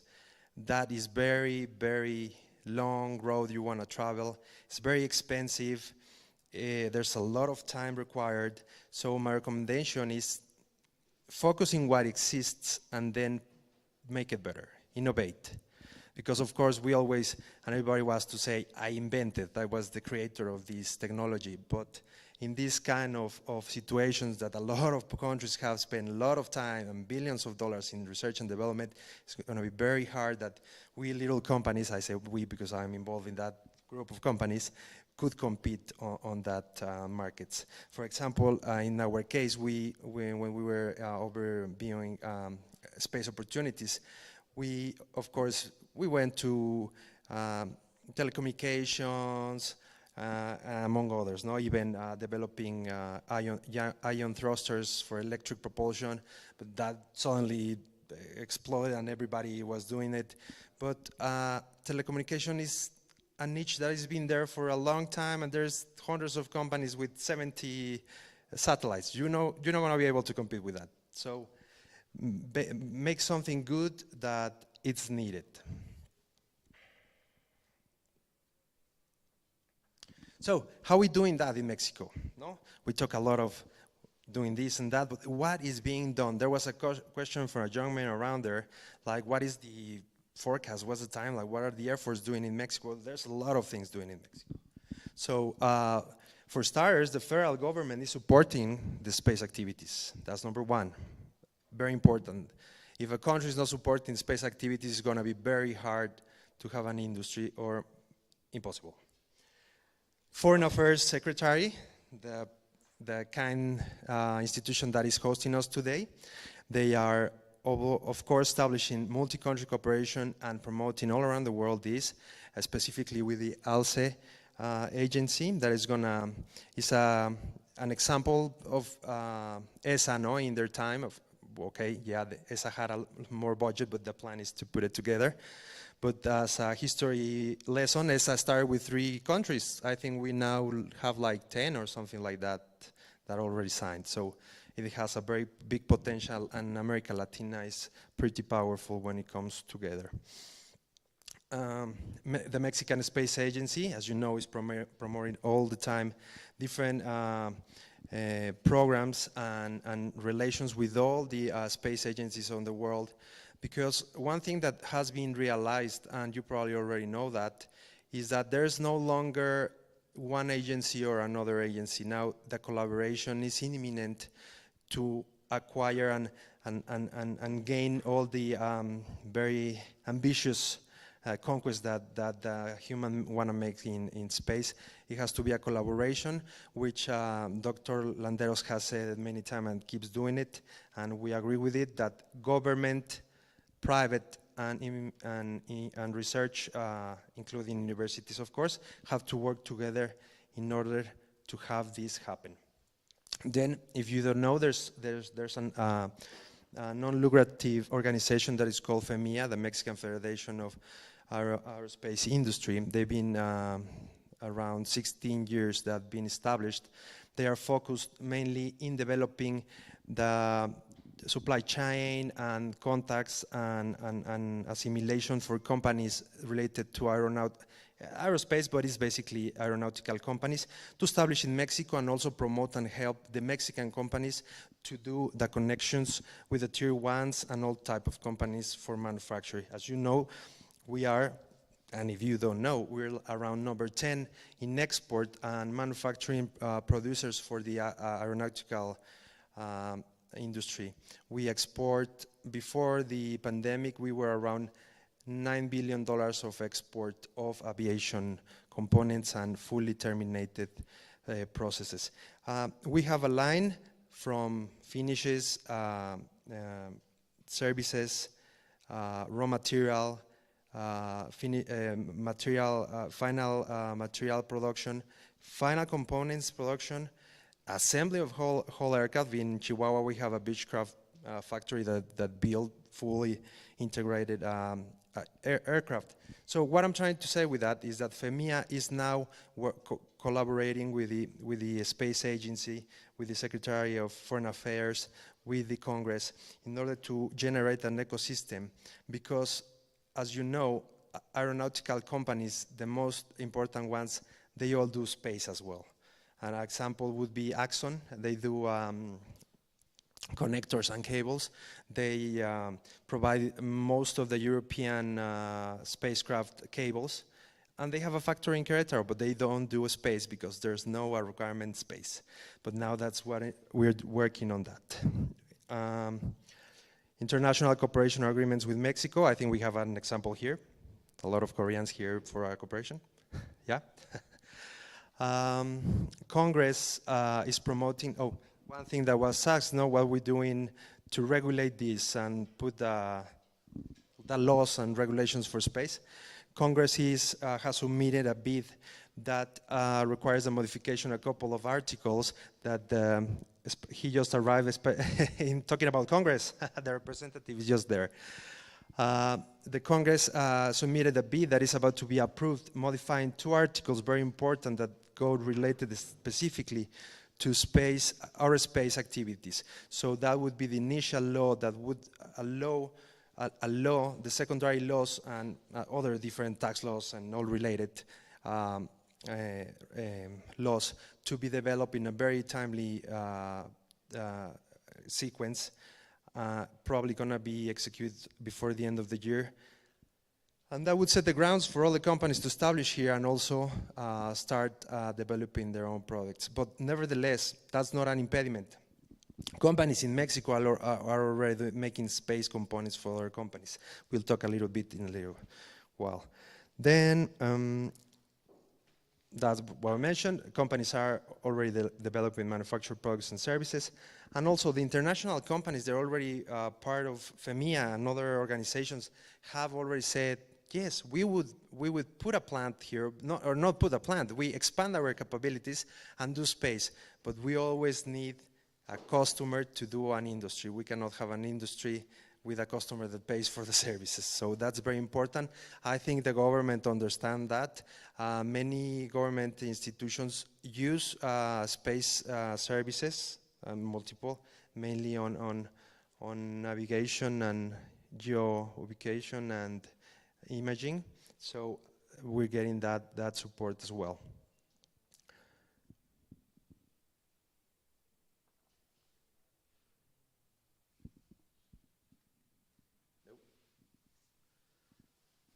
Okay, success stories, couple of examples. There's many examples like Darium Labs that they're working to make the ecosystem of the industry. Gravity Zero, they're also working very hard to do this. So we have Frisa. Frisa is a company that initiated, they're based in Monterrey. They say that they started as a metal shop some years ago, very small metal shop, and then they grow every time more, and now they produce products for oil and gas, renewable energies, and a lot of components for turbines, engine turbines. Their customers are General Electric, Honeywell, Rolls-Royce. They do very fine finishings with metal for aviation, But then pandemic happened. And one of their customers was GE with the LEAP engine. And you know what happened with the 737 MAX, right? So a lot of sales stopped because of the 737 MAX and the pandemic. So they said, so what can we do to, you know, like they say in a chaos, make it opportunity. So say, well, we do this and the space use this. Maybe we can do something for them. So they went out there and in the help with the organization and multiple leads that were together, they started negotiating a program in the November last year, and today they are building a couple of components for all the rocket engines of one very large US company that I cannot tell the name, but they are doing 360 main combustion parts, one every day for this customer. And this was in November, so there's opportunity in Mexico. Yes, these guys did iron casts for heavy industry before, and now they're doing space products. So now it doesn't need the law to be passed to be doing products, and also if you're doing consulting services, well, it's export, no? So this is one of those success stories. The other one is Thrusters Unlimited, very nice guys. This is the first company to co-own private constellation of very high resolution. It's one of we're in the one of two high qualities in Europe. We provide service in more than 60 countries between our partners and us, 160 customers around. We're working on Mexico being the customer, so 161 probably soon. We offer Earth observation and data analytics with people, and also development of artificial intelligence in order to have smart information to take act in decisions. We also develop our own technology related on applications. We can produce applications upon a request of a customer. For example, we had a mining company that mining companies are starting to trust space satellites to do some work on it, because usually they like to go there and make a hole and test the grounds, but now they're testing in the sensors. And we were able to make an algorithm to prove where's lithium. So that's a very useful thing for mining companies right now, and also Mexico, because there was a energetic reform that was applied to lithium, so we're going to have to know where's all the lithium of Mexico. In the process, we're now in the process of designing the new constellation that would be probably launched in 2024. This is going to be 3 satellites of very, very high resolution. We're aiming for 25 centimeters. And also we're now in discussions with some partners to be involved in the development of a micro launcher that's going to be offering 1.5 tons lift to LEO orbits, and we expect to do a pretty strong case on the market. We probably going to be around $7 to $8 million a launch. Of course, we always working in promoting the Mexican space industry among institutions around the world, and basically all the people that we meet, we try to make it involved. We're very strongly involved with the space agency, collaborating in a joint venture agreement to produce images and make it, process them, among other projects. We're working with the Congress to assist in all that is required to make this bill make it well designed. With Dr. Velarde, that is probably the most experienced and knowledgeable lawyer in Mexico about space, and of course with Diputado Briano, that it's around there. He's an aerospace engineer, so he knows what he's doing on the bid. So that's what we're doing, and so basically what I would say, opportunities in Mexico, there's a lot, of course.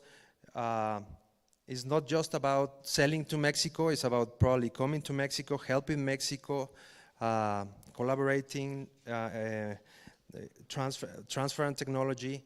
This has to be a win-win situation. And again, you don't just think in the upstream, downstream is very important as well. So just as a final image, it's like, I don't think the person that wrote the Sentinel in 1948 and brought to the theaters in '68, but Kubrick, we thought that would be our reality today. So we don't have to wait anymore, so let's get into it and try to catch with the other countries. Thank you very much.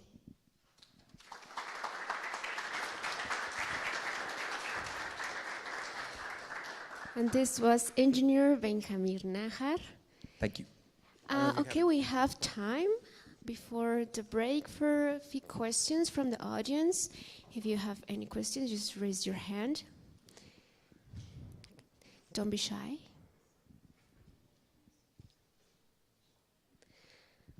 Okay, I think everything was very clear. So thank you so much. Thank you very much. Najar, for being here, and well, we hope to see you soon. Of course. Big applause, please, for Benjamin Najar. Okay, now it's time for the lunch break, and we will see you here at 3 p.m. Please. Ahora es hora del break para la comida y los esperamos a las...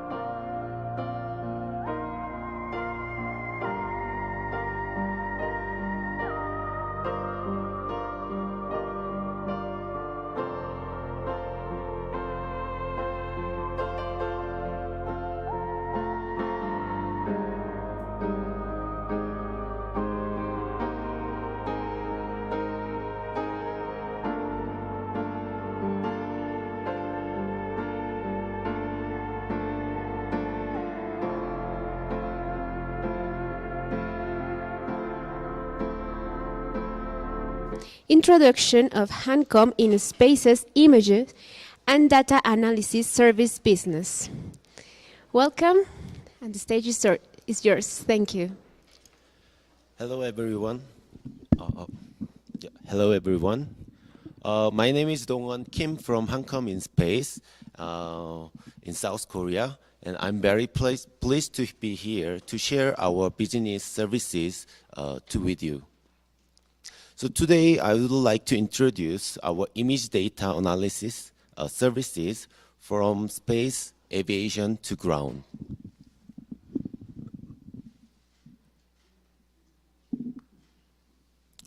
Let me start with a brief company introduction. So HANCOM in Space is established in 2012 in technology development in the aerospace industry. It was founded in 2012 and was incorporated to HANCOM Group in 2020. Our goal is to build a unique image data service bell covering all space, aviation, and ground. We have a headquarters in Daejeon City and also have 4 other offices, each specialized in different areas such as space, drone, and robot, etc. So our business vision can be abbreviated to Mars, mobility, AI, robotics, and space. So HANCOM in Space's existing business area covers the space and drone, and now we are expanding the groundwork for new business area of mobility, AI, and robotics. So our ultimate goal is an integrated provide an integrated platform, Mars, and the application services. Our major business area can be divided into 3 divisions, space and aviation and ground surveillance divisions. One of the important things is how much we have grown in the last 10 years. So as you can see in this graph, 20 times in annual turnover and 14 times in employee numbers compared to those of 2012. Then let's start with the introduction of space businesses. HANCOM in Space has carried out a business based on the satellite ground station system. So we have already carried out weather satellite data management system and environmental satellite ground station system and COMSAT series ground station system. And now we are processing with Korea's first moon orbiter ground station system in 2012 with a KARI.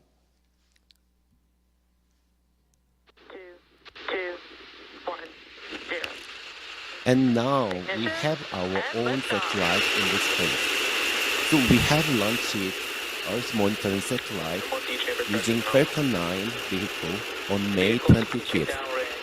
So this is Korea's first non-government satellite called Sejong-1.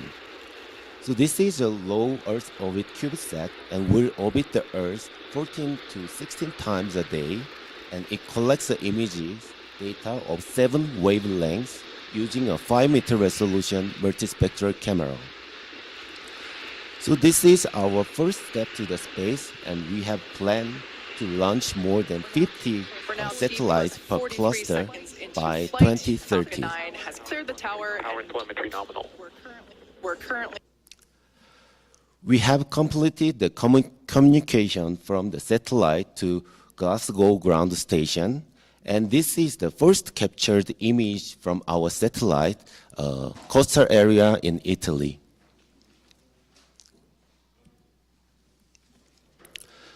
So we can be identified as this word, fast follower.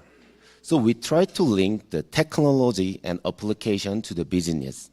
So we step up as a global satellite operator using cluster satellites.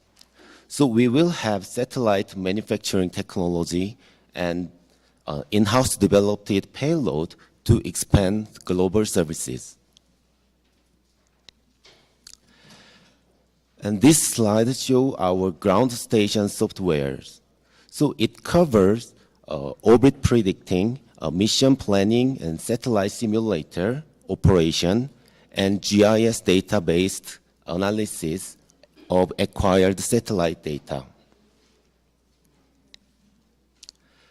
Next, we move to the aviation businesses. A drone is a quite quickly growing sector in aerospace industry. So we have the product drone set, which is for fully automated drone operation system. It consists of control monitoring software and in-house developed drones and drone stations. So we try to minimize humans' intervention in the drone operation system. So let's see the video to check it out. So this is a drone station we made. So one of the use case is we have installed this drone station on the fire station's rooftop. So whenever they receive an emergency call, the drone will fly to the place before firefighter reaches the area. And drone will stream a video like here.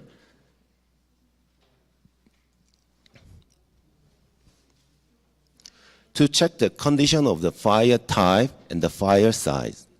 So everything can be controlled from the operation center.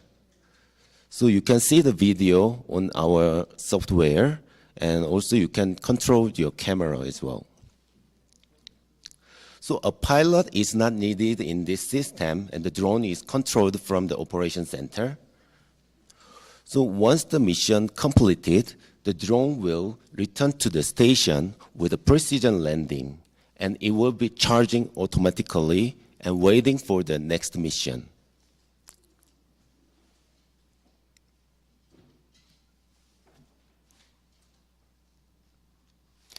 So this is our first in-house developed drone called HD500.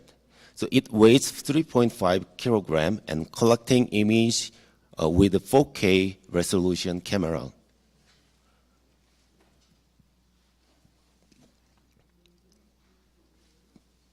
We provide several drone series for education, military, and agriculture purpose with a monitoring service platform. And this is our drone series covering from small to medium-sized drone with different payloads.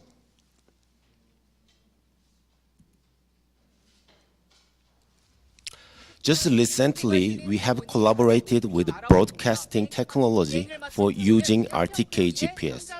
So it allows drone to fly more precisely, especially for the precision landing on the station. So it can reduce the precision level from few meters to 3 centimeters.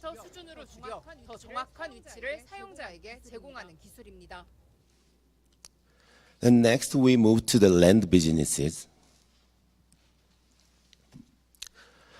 Just recently, we have established a joint venture with Infinity Optics in Cameroon. This company is specialized in electro-optics and video surveillance technologies, so we can build a custom long-range surveillance camera system. So using the 49 zoom camera module, we can identify the object which is located 10 kilometers away.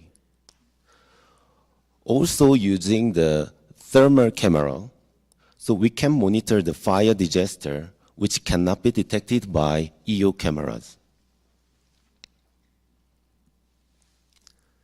So this product can be applied to military security zones such as airport, coastal defense. So also gimbal type of the cameras can be a payload of drones for city monitoring and solar panel monitoring. Then now we'll introduce how we provide our technology to the business. Our main strength is image analysis technology. So we provide EO, IR, SAR image processing using AI profiler. This can do an object detection and change detection over the times. So as Kari mentioned, they will launch a lunar orbiter in this August, and we have collaborated the finding of, we have collaborated of finding of the ice and water in the moon. Also using the shadow cam. So also our AI technology applied to the image analysis. We're also working on the change detection system based on satellite images. So by analyzing the time series data, AI model can extract the changes over the time.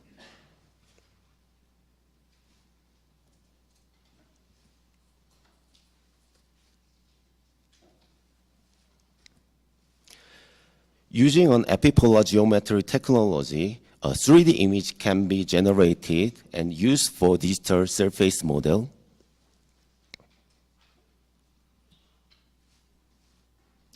An AI profiler, this is our product name that analyzing large capacity satellite images. So using the HITL-based AI analysis, the model produces more reliable data. So this platform has been provided to several research centers and military defense in South Korea.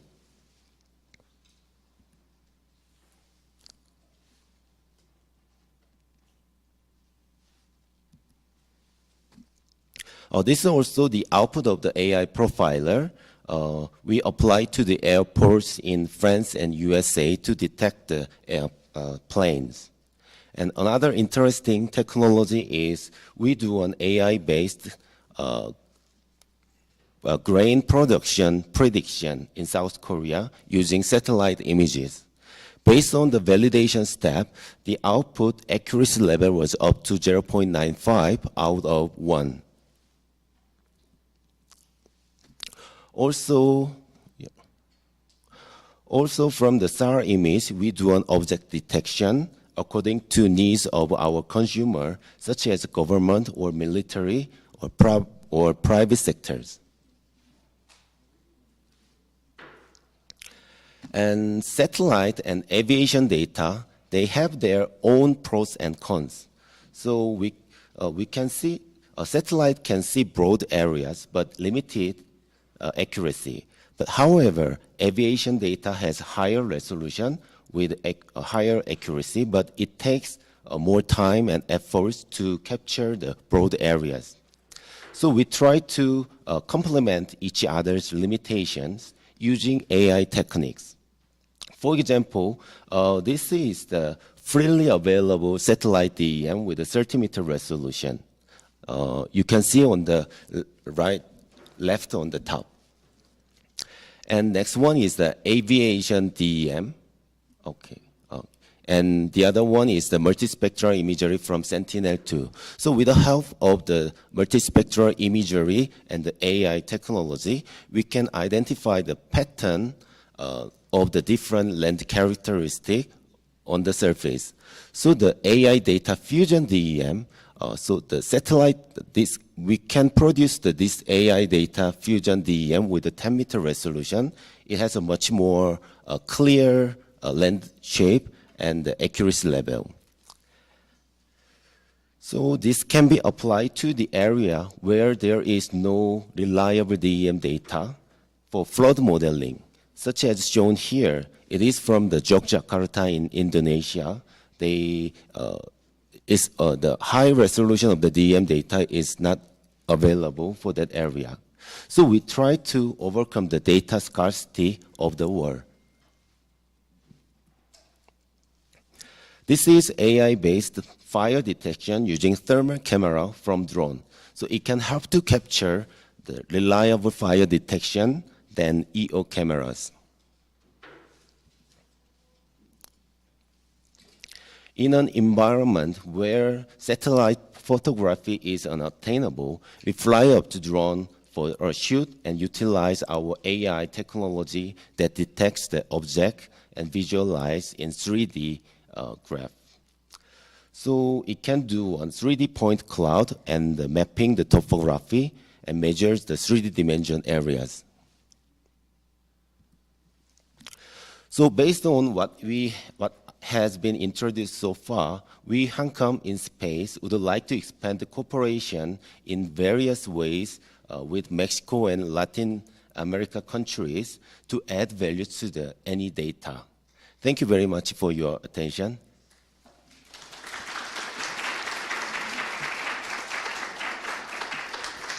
Thank you so much for your presentation, and we have time for only one question because this section is going to be very brief, only 15 minutes per speaker. So only one question from the audience. If anyone has a question. Okay, I think everything was very clear. So thank you so much for your presentation and welcome to Mexico. Thank you very much.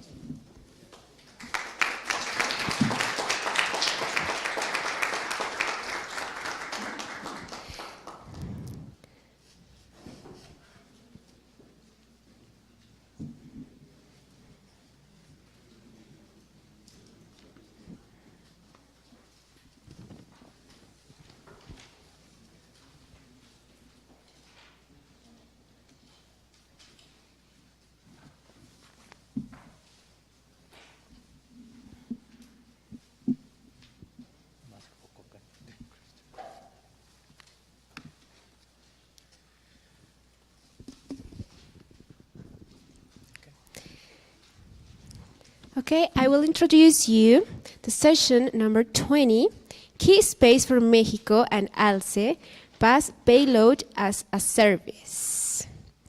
Welcome. Please, the time is all yours. Okay, buenas tardes. My name is Victor Chan, and I would like to introduce you to our company, Telepix. I will start by giving an overview of the market and our business model and how we can work together to promote the new space industry in Mexico and ALCE member countries. Then I'll hand it over to Mr. Kim, who will explain more on our product and product offerings and our capabilities. The new space market is undergoing an unprecedented growth with a compound annual growth rate of 15.3% since 2009 and a much faster growth since 2016.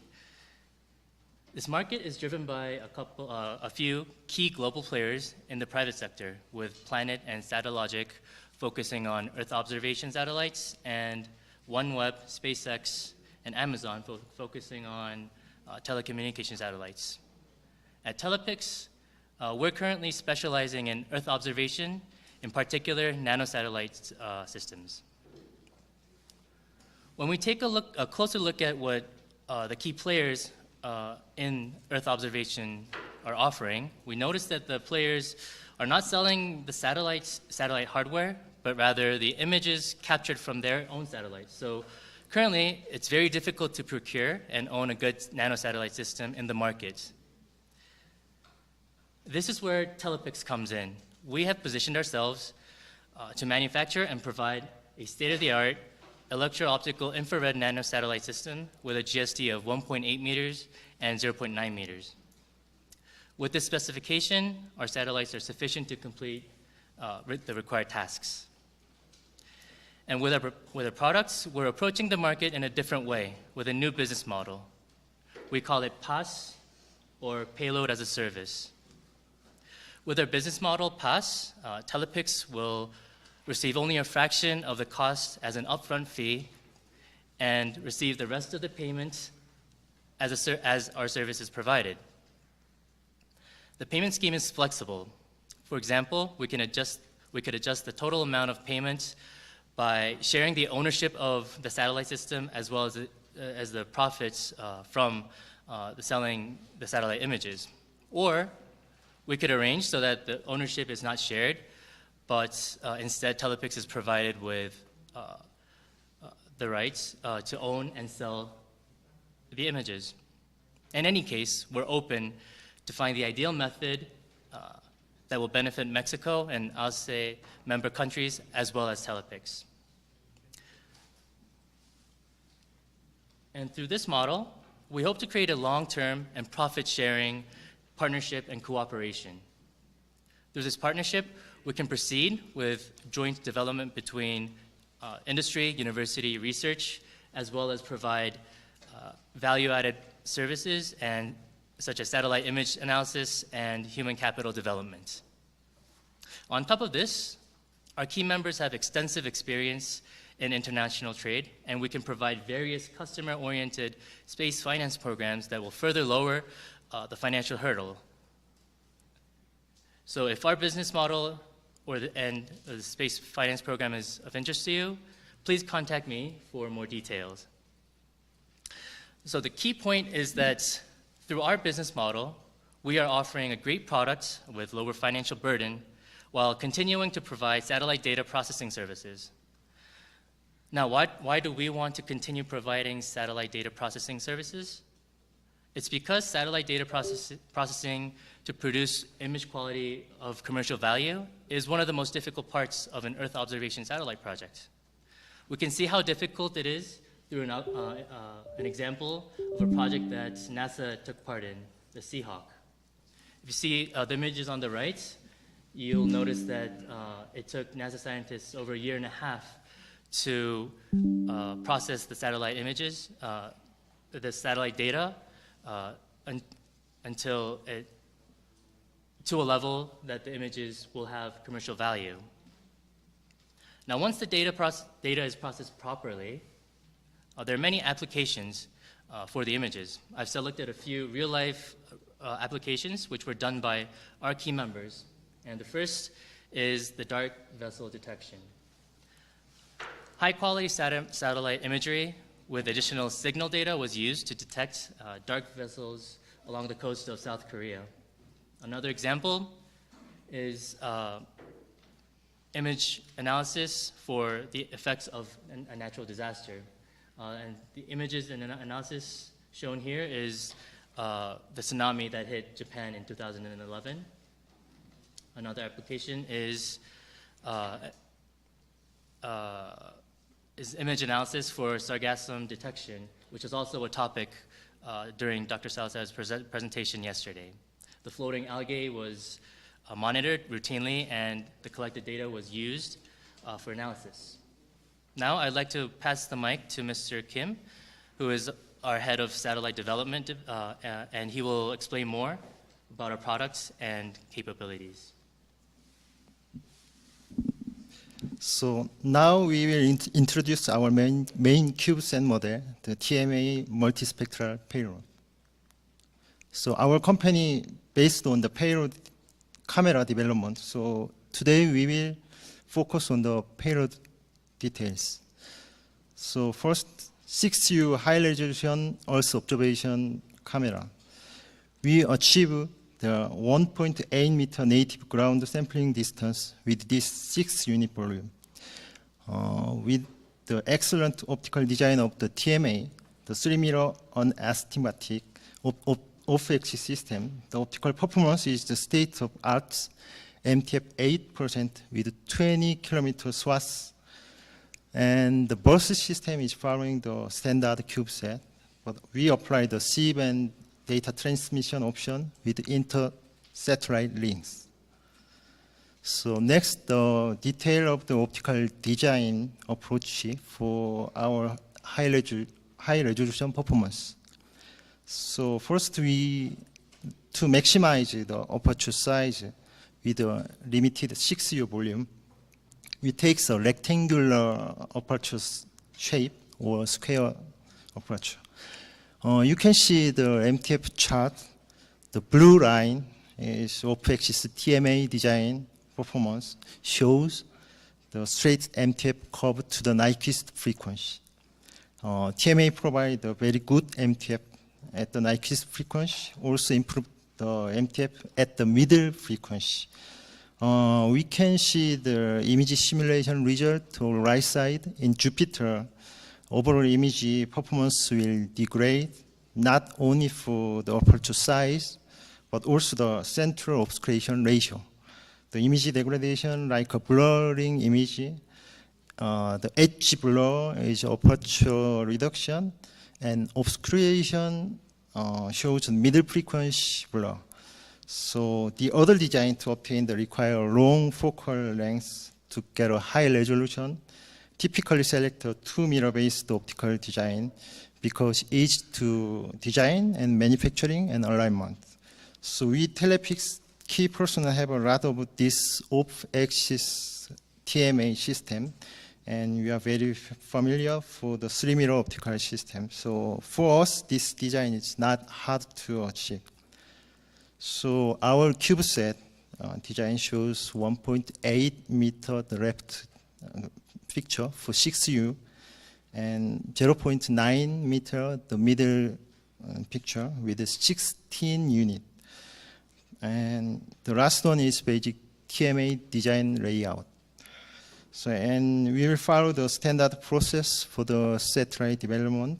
The bottom processing is the manufacturing component first, and optical alignment, and optical performance test, and detector alignment, and then the system performance test. And next, we doing the environmental test, the vibration, and thermal vacuum.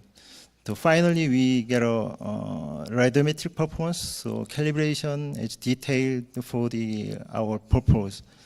So we have a lot of experience for this standard process. So next, our company overview. The Telepix was started with 2 founders, and since 2019, so we are 3 years old company. Our major customer is Defense and Coast Guard and CARI also, and Ministry of Industry. So, and our main partner is Seoul National University and Yonsei University and KIOST also. Our team member consists of experts for each part of the space engineering. So now we are doing 8 projects and with about $20 million amount. So these pictures below show our major project with the hardware configurations. So next, our Telepix key personnel have experienced most of the national satellite project from the CARI and KIOST. KIOST is Ocean Science Institute, and CRIS is a Standard Institute, and based on the Yonsei University group. The extremely high resolution camera and geostationary payload, also the lunar payload and military projects, and also participate our people, our personnel for these various parts. So these 2 projects may be very interesting for you. So the first left side is we are developing the intersatellite communication system. So we designed the full optics and end optics system also. So with the optical alignment scenario during the operation.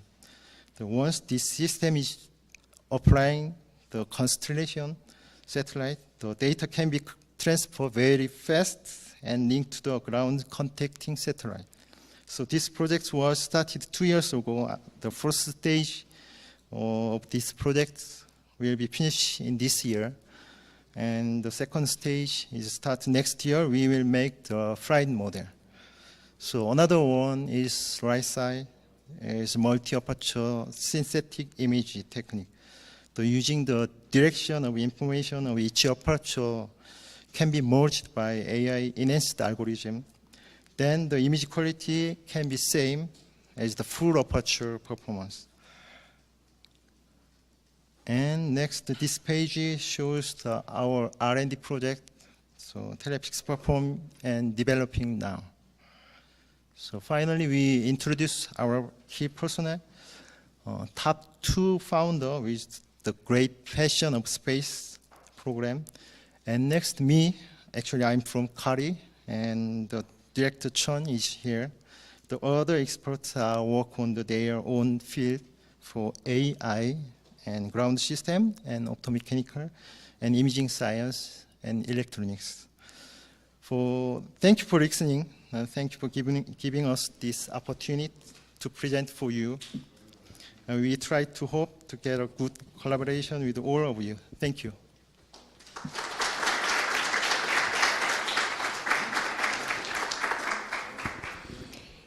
Excellent presentation. Thank you so much. And if anyone has a question, please raise your hand.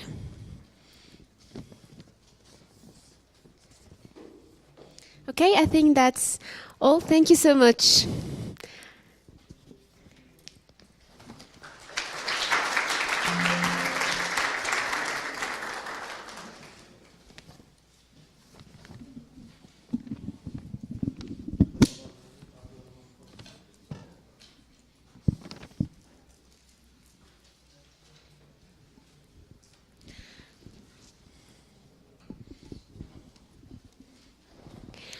Okay, our next speaker is a session number 21, SATREC Initiative Story, Passion for Earth Observation. Welcome. Gracias, buenas tardes. Mi nombre es Andy Kyung-Han Lee y soy el líder de desarrollo de negocios de Latinoamérica en SATREC Initiative. Hoy compartiré con ustedes la historia de una pequeña empresa coreana espacial. Good afternoon, ladies and gentlemen. My name is Kyung-Han Lee. I'll be sharing to you about our company and the passion we have towards Earth observation. First, a brief company overview. We are the world-leading Earth observation satellite solution provider, and we have spun off from KAIST by the engineers who developed the very first Korean satellite, which was named KidSat-1. In 1999. SATREC Initiative has advanced technologies. We specialize in small and medium satellite system development, satellite platforms, electro-optical payloads, and ground system. We recently spun off another subsidiary that is specializing in artificial intelligence, and they analyze artificial satellites images through artificial intelligence. We are enlisted in the Korean stock market in 2008, and currently we have over 450 employees, including our 2 subsidiaries. Last year, we made a gross revenue of $62 million. And last year, the beginning of last year, Hanwha, one of the biggest defense companies in Korea, proved a 30% stake from our company, which allows us to collaborate with them so we can be in each sector of the space capabilities. So they can provide the space rockets, and we will be handling our satellites through their rockets. So sensing to intelligence. So SATREC Initiative, the satellite systems, the bus, and the electro-optical payload. Our 2 subsidiaries, SI Imaging Services, then provides the images taken from the satellites to the customers worldwide. And next, our most recent subsidiary, SI Analytics, does artificial intelligence into these satellite images. These are some of the numbers that best describe us. So we've been involved in over 30 space projects, and we have developed 7 satellite systems. We are currently developing 14 satellites, and the highest resolution we can achieve is 0.3 meters, which is state-of-the-art. And the partners we have been working with us for over 20 years, which proves how reliable we can be to them. I forgot to mention, just this morning, we were successfully launched 2 satellites from India. So that's another big milestone for us. I'll explain to you a little bit more about the satellite systems we have. So as I mentioned before, we have over 30 space-related projects over 30 years. The bubbles in blue you can see are the systems that we exported to other countries, including Malaysia, Singapore, UAE, and other countries. The bubbles in white are the electro-optical payloads that we have successfully exported to other countries. These are the key overseas business satellites that we have exported throughout the days. So as I mentioned before, we were the first Korean company ever to export a satellite to another country. So at the start of Malaysia, we worked with UAE, Spain. I believe that it was mentioned, Deimos 2 was actually developed by us, and it's still running, even though its lifetime has been gone. It's still running. So we have worldwide customers and partners throughout the world, and we wish to add Mexico in this slide. So the satellites that we are currently manufacturing are state-of-the-art. We compete against Airbus and Maxar, and if we are successful in 2024 with our 0.3 meter satellite, we will be the world's 4th company to ever achieve such a state. So these are our Earth observation satellite lineups. As you go to the left, the satellite becomes bigger and more expensive, but has a higher resolution. As you go to the left, right, it gets smaller, but cheaper. But you can then have many satellites in orbit, which could increase revisit time. We have also seen a very big increase in the Army's needs for radar satellites. So we are also developing synthetic aperture radar satellites. Like I mentioned before, in 2024, we will be launching Space IT, which is a 0.3 meter optical satellite. Yes, we have already made a contract with SpaceX to provide their space rocket systems for us. The key, and what we do best is manufacture ourselves most of the key components that are in satellites.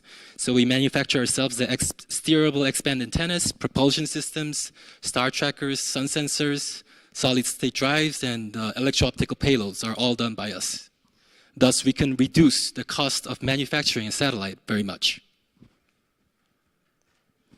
So this is the actual size of the satellites that we are currently manufacturing. The radar satellites are a little bit small, whereas as you get bigger, they can, well, be over much higher than an average man. We have satellite manufacturing facilities within our country. So we have clean rooms, so not a single speck of dust can enter the satellites. And just 15 minutes from where we are, Kari is located, where we can do most of the space-related tests that we can ensure our satellites will survive the very space environment. We also provide launch and early operations consultants. So our most recent customer wanted to use an Indian rocket. So we changed all our interfaces and our plans to fit that role. And we also help them to communicate with the satellite after it's launched until they're sure they can operate it themselves. Our ground systems have also 20 years of record of being used by the government, which significantly shows that we are very highly reliable. And we write our own softwares, like the mission control software, image receiving and processing software, and our fixed and mobile antenna systems. The key ground systems is for the ComSat 5 and 3A series, and we are currently developing the ComSat 6 ground station and another project called the 425 project for the military. These are some of the sample images our satellite has taken. So this is the Beirut explosion. You can see before and after the catastrophic explosion. This was from Deimos 2. I believe that it has been mentioned throughout yesterday and today. It's a 75 centimeter power sharpened image. And this is a photo from our northern cousins, North Korea. What we are best at is international cooperation. So UAE has been our very long partner.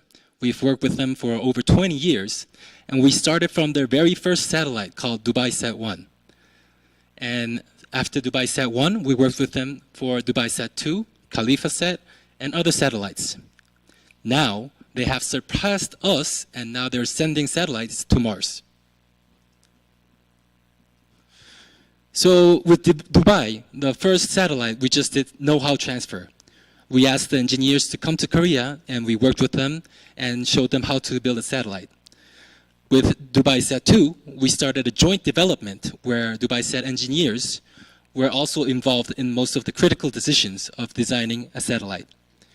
And for the third satellite, all we did was just provide key components, and everything else was done by Dubai.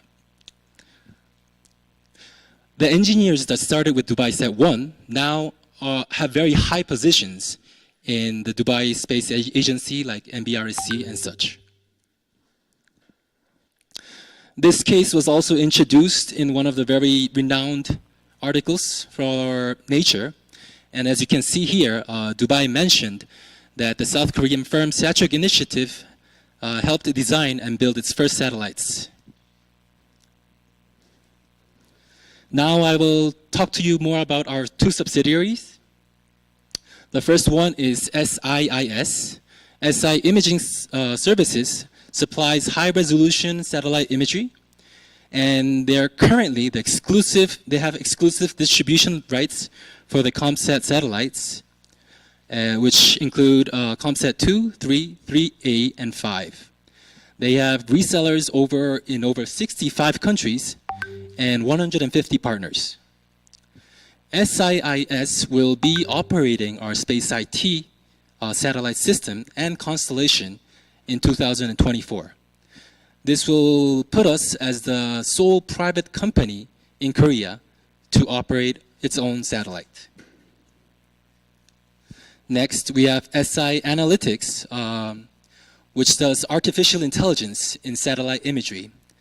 So they have state-of-the-art, cutting-edge technology, which was introduced in CVPR. They won first prize just this year for the BMTT MOT Challenge.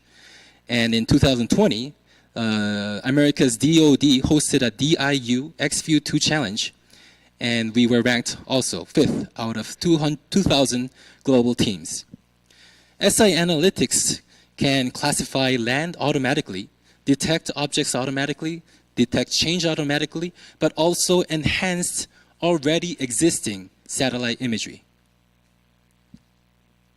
So this is the future we at Satrec Initiative sees. So currently we are launching one big expensive satellite, and it will take one high-resolution picture a day, and this picture will be analyzed by human beings. But in the near future, we think that small satellites and big satellites will be working with each other, like technologies with onboard computing, intersatellite links, and so on. These constellations will allow us to take more pictures of our world many times a day. And all these pictures can be analyzed automatically by AI. So this is the future we at Satrec Initiative are preparing. Thank you for listening to my presentation. We wish to collaborate soon.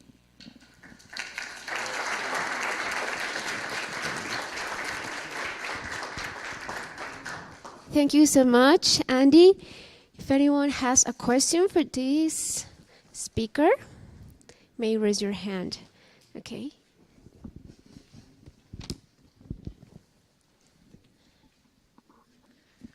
Can you tell us a little bit more about the recent satellite launches? I suppose that you said from India. For example, what kind of model, the SpaceX X or M or whatever, and how long does it take to build, for example? Okay, so good question, thank you. As I mentioned previously, we successfully launched 2 satellites today in the morning, And the two satellites, one was synthetic aperture radar, and the other was Earth observation. I cannot disclose too much details because this is a contract between another country, so it's kind of classified. But what I can say is that it's within this portfolio. Yes. Thank you for the question. Okay, that's all the time we have. Thank you so much, Andy, Thank for you. this presentation. The next session will be held in Spanish, so to all our attendees that don't speak Spanish can come to this place for a translator if you want.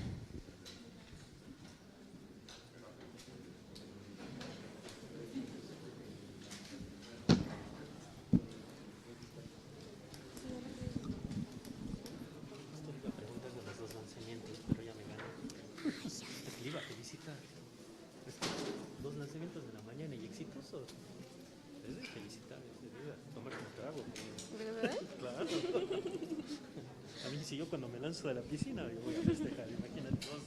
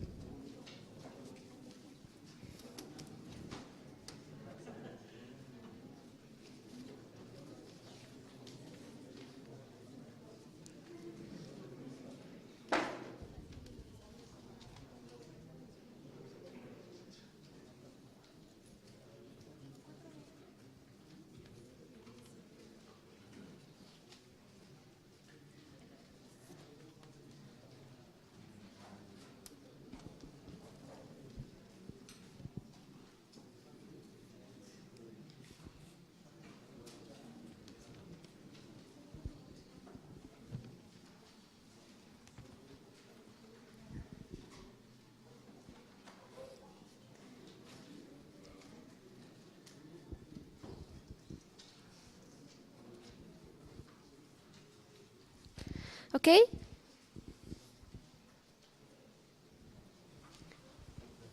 Thank you, everyone.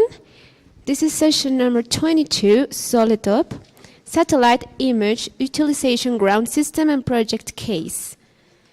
Okay, the time is all yours. 여러분, 안녕하세요. Fernando입니다. México 사랑입니다. Hola, buenas tardes. Mi nombre es Fernando Guzmán. Vengo de la empresa de Soletop. Les voy a platicar acerca de los sistemas terrestres de utilización de imágenes. Como han visto, todo este workshop es muy importante saber utilizar las imágenes satelitales y los datos. Y también platicaré un poco acerca de la vinculación México-Corea. No sé si ustedes sepan, pero quiero comentarles que este año es muy importante para ambas naciones, ya que se cumplen 60 años de relación. Es por eso que por ahí puse el logo y esperemos que esta relación no nada más sea para el sector aeroespacial, sino para otros sectores.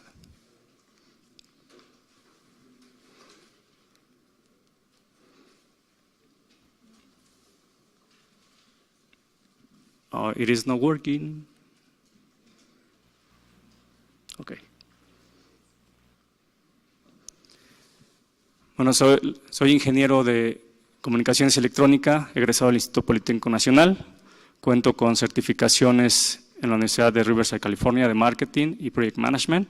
Actualmente soy ingeniero de implementación y entrenamiento en la empresa Soletop y me dedico a la parte de marketing y ventas. Y también soy vinculación en el sector espacial México-Corea. Aquí tenemos a nuestro CEO, es la empresa de Soletop, ya tenemos un poquito más de 20 años, contamos con 127 trabajadores y contando, 5 de ellos tienen PhD y 23 con Master. Bueno, ¿qué es la empresa Soletop? Es una empresa de telecomunicaciones dedicada a la teledetección y telepresencia. Estamos ubicados en Daejeon, digamos que es el Silicon Valley de Corea del Sur, y es en la empresa que estoy laborando actualmente. Es importante mencionar que esta empresa Soletop ha sido la patrocinadora de la relación México-Corea en el sector aeroespacial desde el 2017. Entonces, si podemos darle un aplauso aquí a mi compañero de Soletop, por favor.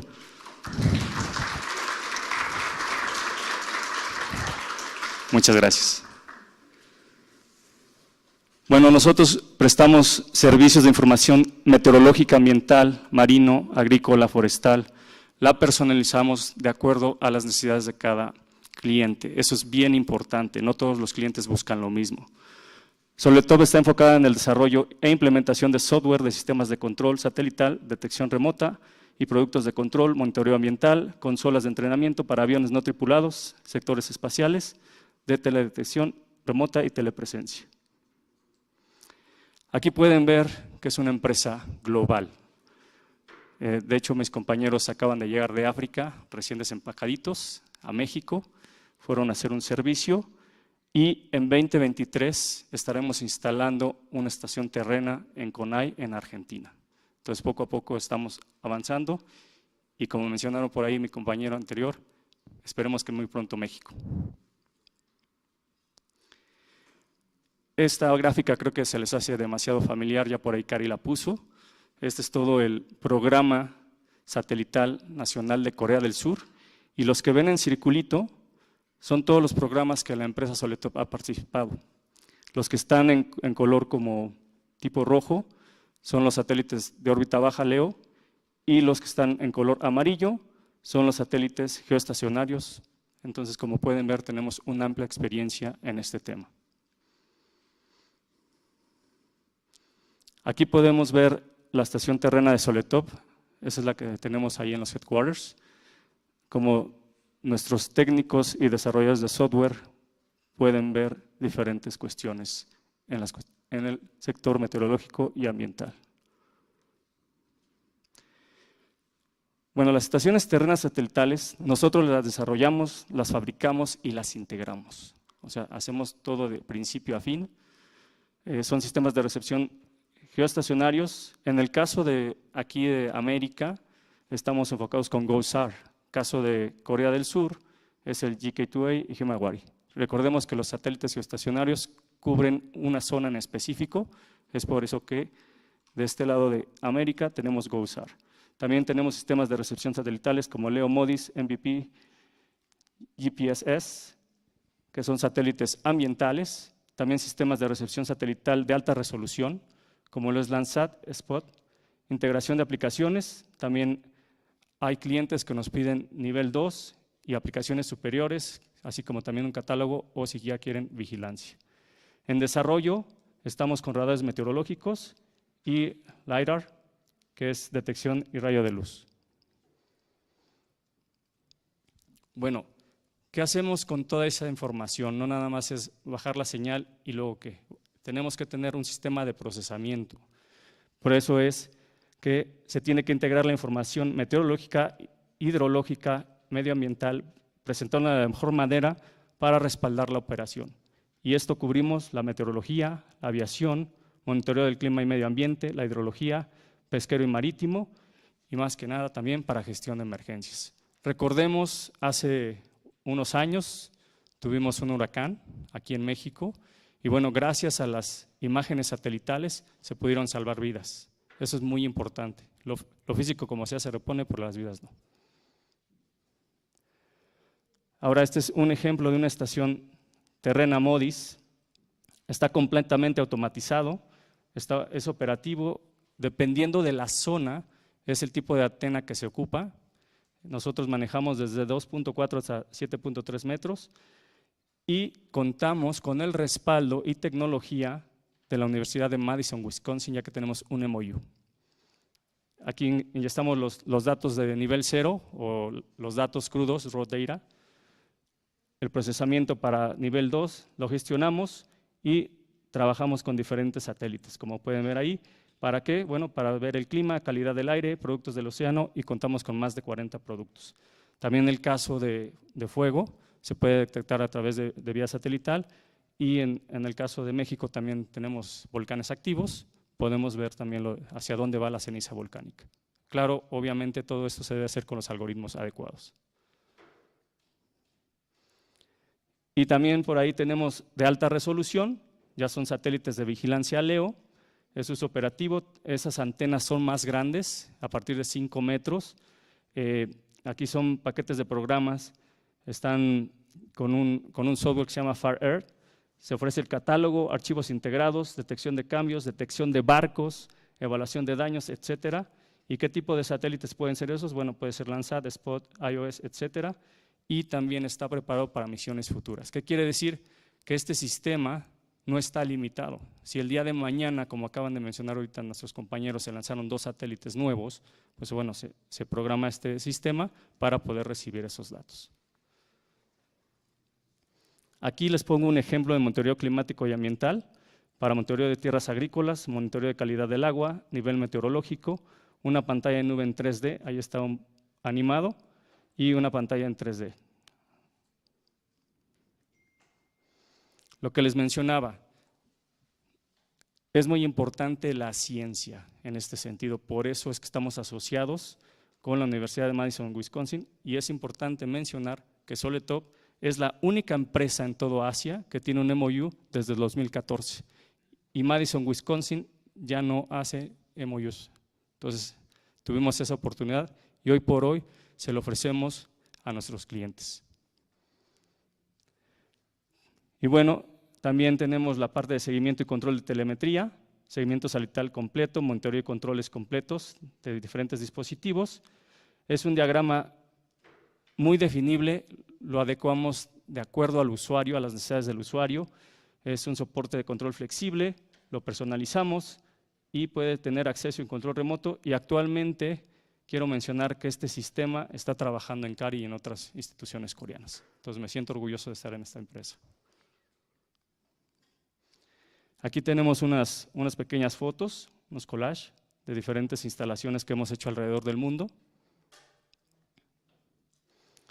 Y casos de éxito, apenas en diciembre del 2021 instalamos para K-Water, que sería el Conagua aquí en México, para más o menos tener un homólogo. Aquí se instaló la estación terrena, totalmente integrado, fue una antena de 7 metros, se implementó con diferente tecnología para los satélites Aquaterra y bueno, imágenes de foco de satélite con SAR, también eso es muy importante. Recordemos que luego las nubes no te dejan tomar la fotografía, bueno, con el SAR, eso no importa, puedes tomar la foto. Dependiendo de lo que estés buscando, es muy importante esa parte. También trabajamos con la Universidad de Bangladesh en Dhaka, la Universidad de Dhaka. Esta fue una estación terrena, aquí fue una donación del Banco Mundial. Esto también fue completamente integrado para el sistema LEO, se implementó, se dieron técnicas avanzadas, también fue una red de transmisión directa. Entonces, como pueden ver, también trabajamos con la academia. También, o sea, trabajamos sector público, sector privado. Y este otro también es en Bangladesh. Este también fue un regalo bajo Korean Meteorological Agency. Sería como, aquí sería en México el de meteorología, ¿no? El Servicio de Meteorología Nacional, Centro de Meteorología Nacional Mexicano. Aquí se hizo una recepción de presentamiento, análisis de servicio, sistema de antena de servidor, sala de control, capacitación adicional. Es muy importante también, nosotros ofrecemos la transferencia tecnológica. No todos los países te lo ofrecen, hasta dicen ahí está el sistema, te entrenamos cómo usarlo, pero hasta ahí quedamos. Nosotros ayudamos al cliente en esa parte, es open source lo que utilizamos. Entonces también queremos aprender del cliente. Eso es muy importante, no nada más enseñar al cliente, nosotros también aprendemos del cliente y es muy importante la retroalimentación. ¿Para qué? Para poder ser mejores cada día. Y bueno, aquí les comentaba, mis compañeros vienen de África, fueron a realizar un servicio de mantenimiento. Fue una información satelital y meteorológica para resiliencia ante desastres en África. Se implementó de manera estratégica, sobre todo para meteorología. servicios climáticos, se garantizó el acceso operativo a los datos satelitales meteorológicos, estableciendo una red de servicios de retransmisión avanzada en toda la región africana. Ahí tuvimos 4 estaciones terrenas en puntos estratégicos de África, porque África es bastante grande, entonces con eso poder cubrir lo máximo en esa cuestión. Y otro también muy importante, se instaló en el Instituto Nacional de Gestión de Desastres. Ahí instalamos una estación terrena para recibir Landsat, MODIS, MPP, COMS, que actualmente es el GK2A, por ahí ya lo mencionaron anteriormente los de CARI y mis compañeros. Aquí estuvimos una estación de cooperación internacional, se integró completamente todo el sistema, aquí se incluyó también el servicio de catálogo, almacenamiento y la sala de control, como pueden ver ahí el video web. Y aquí unas fotos de Tailandia y de Indonesia en la PAM. Y bueno, esos son todos nuestros clientes alrededor del mundo. Llevamos más de 200 proyectos y contando, y esperemos que muy pronto ahí aparezcan varios logos de instituciones mexicanas. Y aquí, hoy por hoy, el mundo te dice, si no te unes, no vas a lograr nada. Por eso es que estamos asociados estratégicamente con instituciones gubernamentales y el sector privado, como pueden observar en esa lámina.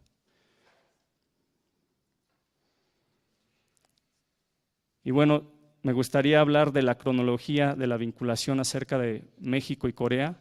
Como mencionaba al principio, desde el 2017, CARI, Soletop y el IPN se hizo una visita, un workshop en Soletop. En 2018, CARI, Soletop en la Embajada de México en Corea y IPN se hicieron visitas, se hizo un workshop en el IPN en agosto de 2018, tuvimos un congreso en Busan, en donde se hicieron varias presentaciones, reuniones de trabajo, y importante, 2019 fue punto clave para FAMEX, porque fue la primera vez que Corea participó, y eso fue gracias a todas estas intervenciones que realizamos. Y bueno, en 2022, como Soletop, Embajada de México, Corea, Mexid y Secretaría de Relaciones Exteriores, se realizó una visita de CARI a México para impulsar este sector aeroespacial, y hoy por hoy estamos aquí. Se tuvieron también reuniones de trabajo con la Marina, con el IME, con el INEGI, con el IPN, con la Embajada de Corea en México. ¿Para qué? Para conocer las necesidades que tiene México, ¿no? y saber qué ofertarles. Eso es muy importante, conocer al cliente, conocer las necesidades. Y promovimos imágenes satelitales de observación de la Tierra para diferentes usos, como desastres naturales, oceanografía, meteorología, etc. Les comparto una cronología fotográfica. Aquí es importante mencionar que nuestro punto de contacto en México que nos ha ayudado a impulsar esta parte es el doctor Arturo Solís.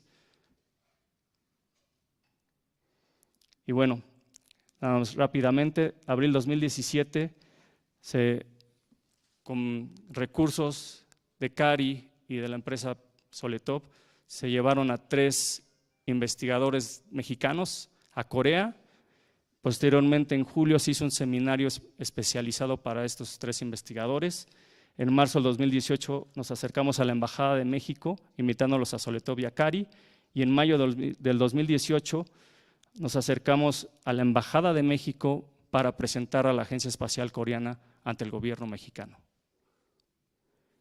Y posteriormente, en julio, se hizo una visita de 6 embajadores latinoamericanos, y esta visita, con mucho orgullo, fue encabezada por nuestro embajador Bruno Figueroa de México en Corea. Entonces, imagínense, tuvimos esa oportunidad representando a Latinoamérica. Y es importante mencionar, fue la primera visita de embajadores a CARI. Y qué mejor que haya sido México, ¿no? En agosto del 2018 se tuvo una reunión con la Agencia Espacial Mexicana y CARI, y en ese mismo agosto se hizo el workshop en el Instituto Politécnico Nacional, en donde se invitó a la Agencia Espacial Mexicana, a Sedena y a muchas universidades, y hoy por hoy, bueno, tenemos este workshop ya a nivel gobierno, que eso me da muchísimo gusto, ¿no? En octubre de 2018 se trató de hacer un programa de intercambio de conocimiento, se quedó en el tintero, pero bueno, esperemos que hoy por hoy esto vaya viento en popa. También en diciembre visitamos la Ciudad de México, el Centro de Desarrollo Aeroespacial, los cuales me hicieron favor de dar un reconocimiento por el apoyo que se ha brindado en estos años. Lo que les mencionaba, la participación de CARI en 2019 en FAMEX y CAI, y en septiembre del 2019 pues seguimos promoviendo el sector aeroespacial con el apoyo de la Embajada de México en Corea. En febrero del 2020 tuvimos la revista electrónica que nos hizo favor de hacer un artículo, Mexicanos impulsan el sector aeroespacial entre México y Corea. En agosto 2020 nos invitaron a darles una plática a los especialistas de CARI para conocer acerca de México, para ahora sí como decimos acá en México, para no estar tan en blanco, ¿no?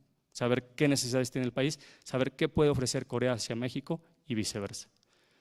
Y en abril del 2021, la revista del IME, Instituto de Mexicanos en el Exterior, lanzó su revista en este año de Casa de México, en el cual también publicaron un artículo impulsando al país desde el exterior en esta revista.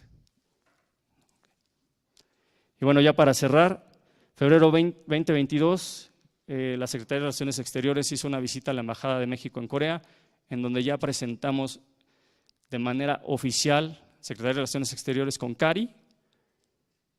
Y bueno, en ese mismo mes, CARI visitó México precisamente para estar en pláticas y aquí hoy por hoy estamos en este workshop.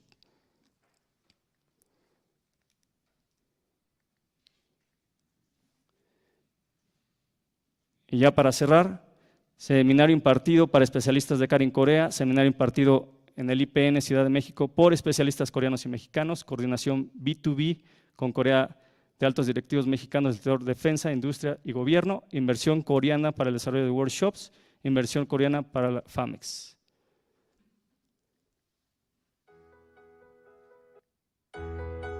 Y bueno, nada más quisiera agradecer a la Agencia Espacial Coreana CARI y a la empresa Soletop, quienes me dieron la oportunidad y recursos para iniciar esta relación tan importante en el sector aeroespacial. Por supuesto, también agradecer a la Secretaría de Relaciones Exteriores, a la MEXIT, al Instituto de Mexicanos en el Exterior, a la Agencia Espacial Mexicana, a la Agencia Espacial Coreana, CARI, a la Embajada de Corea en México, a la Embajada de México en Corea, por seguir promoviendo el sector aeroespacial México-Corea, y un agradecimiento también al Instituto Politécnico Nacional por iniciar esta relación que hoy por hoy está dando frutos y que el próximo 5 de julio se hará la firma un MOU entre la Agencia Espacial Coreana y el Instituto Politécnico Nacional y esperemos que esto abra las puertas a todos los mexicanos. Muchísimas gracias.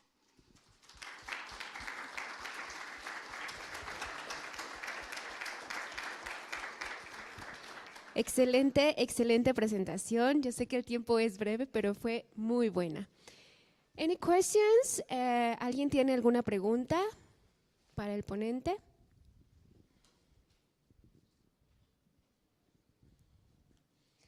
Okay.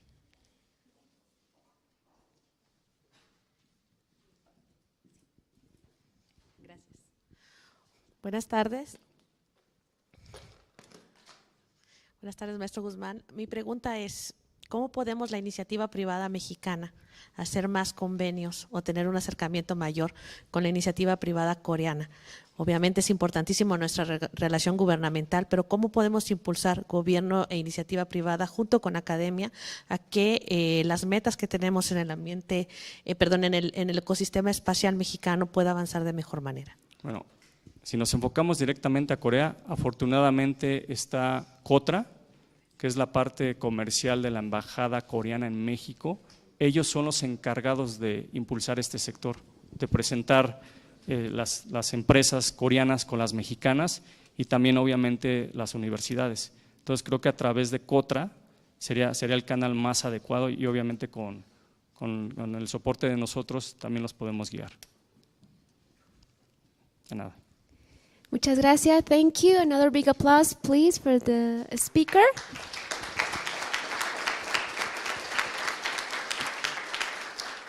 And I'll leave you with my colleague, Mario Arreola, from Mexican Space Agency.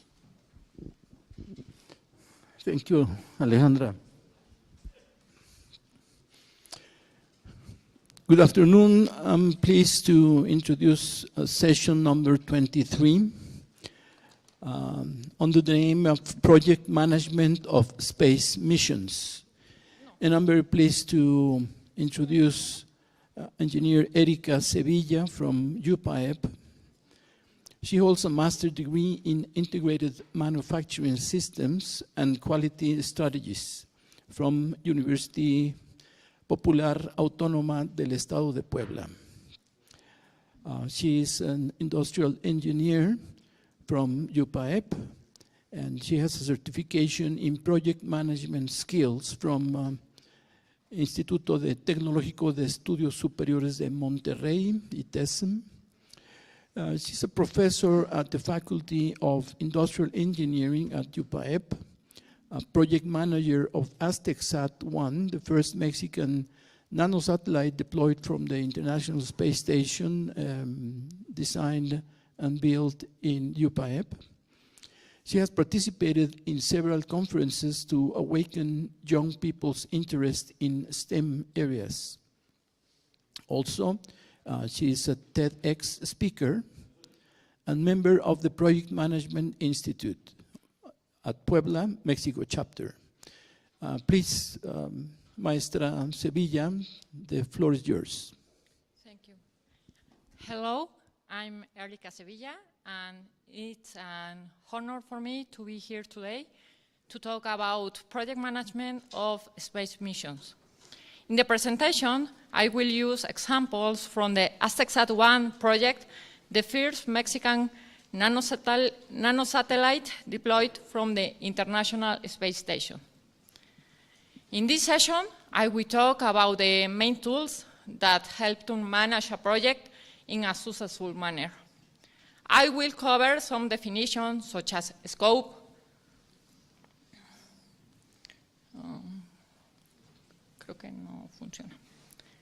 such as scope, needs, goals, and objective, work breakdown structure, schedule, risk, stakeholders, role of the project manager, and lesson learned. Excuse me, can I help you? Thank you. Next, please.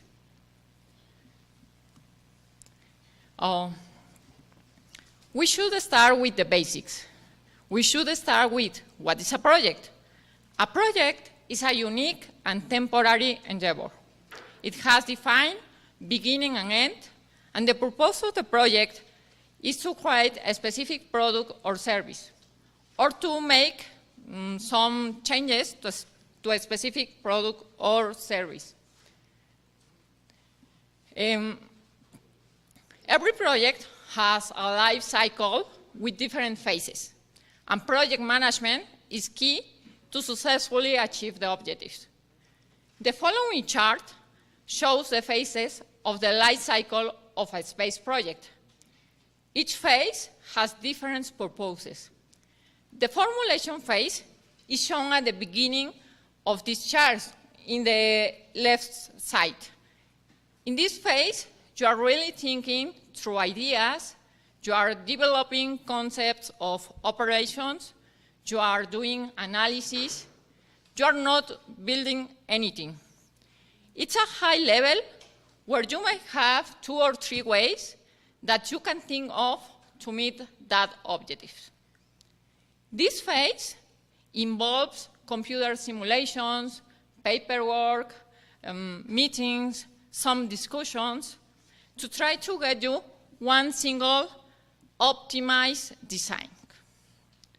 Next in the chart, you can see a triangle on the middle that indicates approval to move on to the implementation phase. The implementation phase is when you start to build and integrate, test and prepare for launch, and operate the system. It's a life cycle that starts of the concept from the pre-phase A to phase F, the close out, where each phase has technical reviews to see how the design is progressing. In this chart, you can see different phases, different reviews, such as CDR, for example, critical design review. You can see PGR, preliminary design, and others.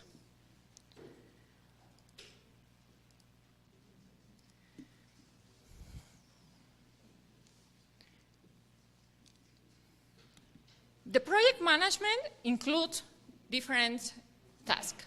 Includes the planning, includes organizing, directing, coordinating, and monitoring and controlling of resources to achieve the project objective. The project management process consists of planning the work and then working the plan. Projects must meet 3 fundamental criteria. Number 1, the project must be complete on time. Number 2, the project must be accomplished with the budget cost. And number 3, the project must meet prescribed quality requirements. That is basic for the successful project.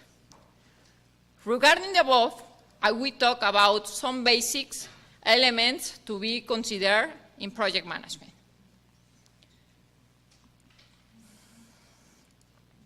Let's talk about the project scope.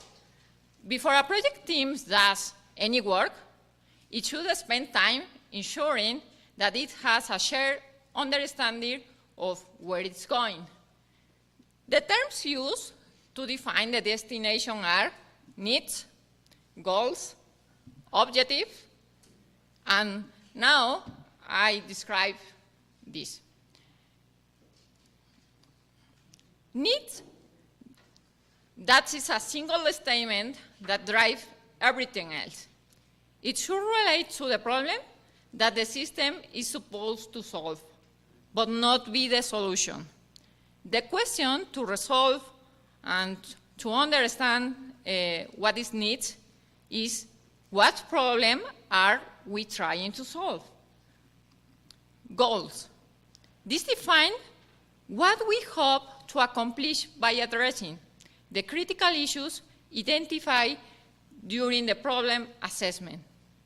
This question is, what must be done to meet needs? And finally, the objectives. The objectives, they provide a means to document specific expectations. Objectives are a specific target level of output the system must achieve. Each objective should relate to a particular goal.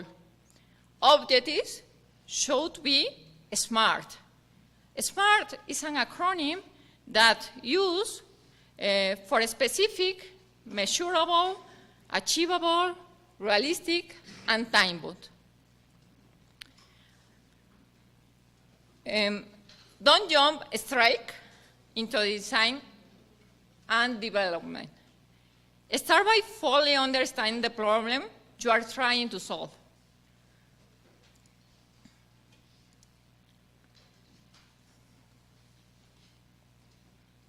Now, work breakdown structure. Once the scope of the project has been defined, the work breakdown structure must be created. The WBS is developed as part of the formulation activities to characterize the complexity and the scope of the project. WBS is a product-oriented hierarchical decomposition encompassing the total scope of the program and includes deliverables to be produced. The purpose of a WBS is to divide the work and the project into manageable pieces of work to facilitate planning and control and the cost, the schedule, technical content, risk, and other parts of the project. When should we have the WBS of the project? When we are designing the mission. It's in a start of the project. For example, in the Este project, we based our work on the WBS proposed by NASA for a CubeSat project.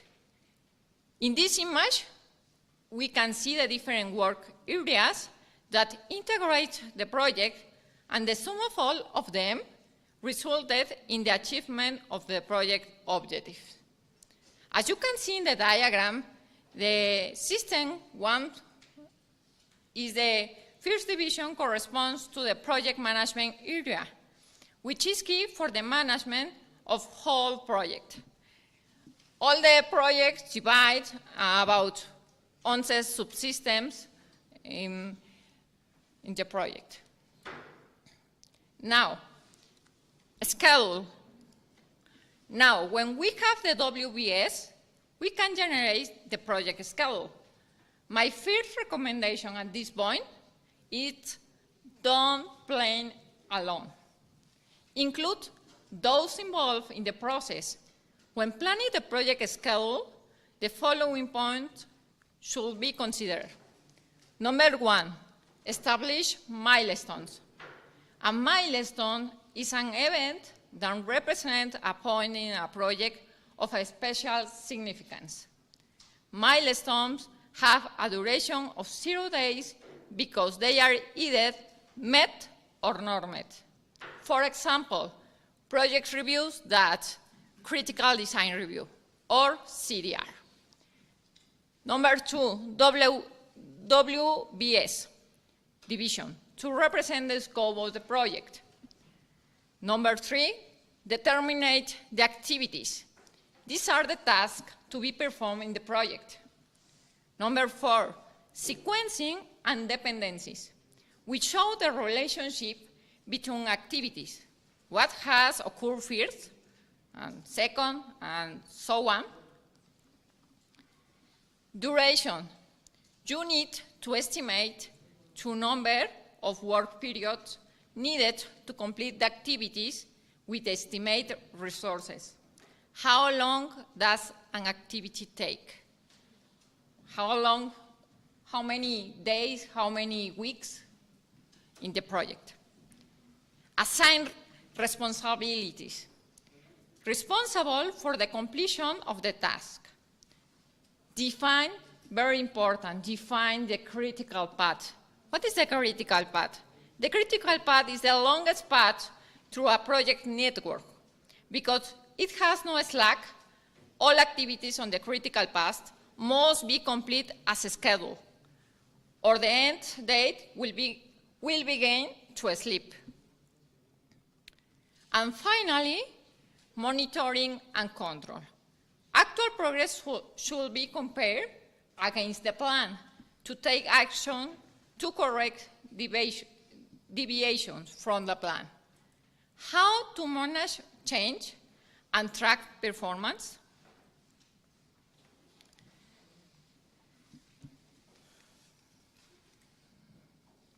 This slide shows an example of the milestone established for the ASTEXAT-1.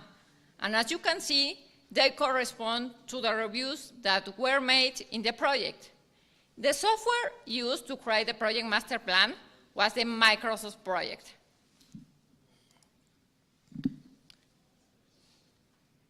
Now, you can see in this slide the list of project tasks divided according to WBS. The WBS have to relationate with a master plan. You can see start date, end date, dependencies, responsible, and progress percentages. Also on the right side, you can see the Gantt chart and critical path of the project.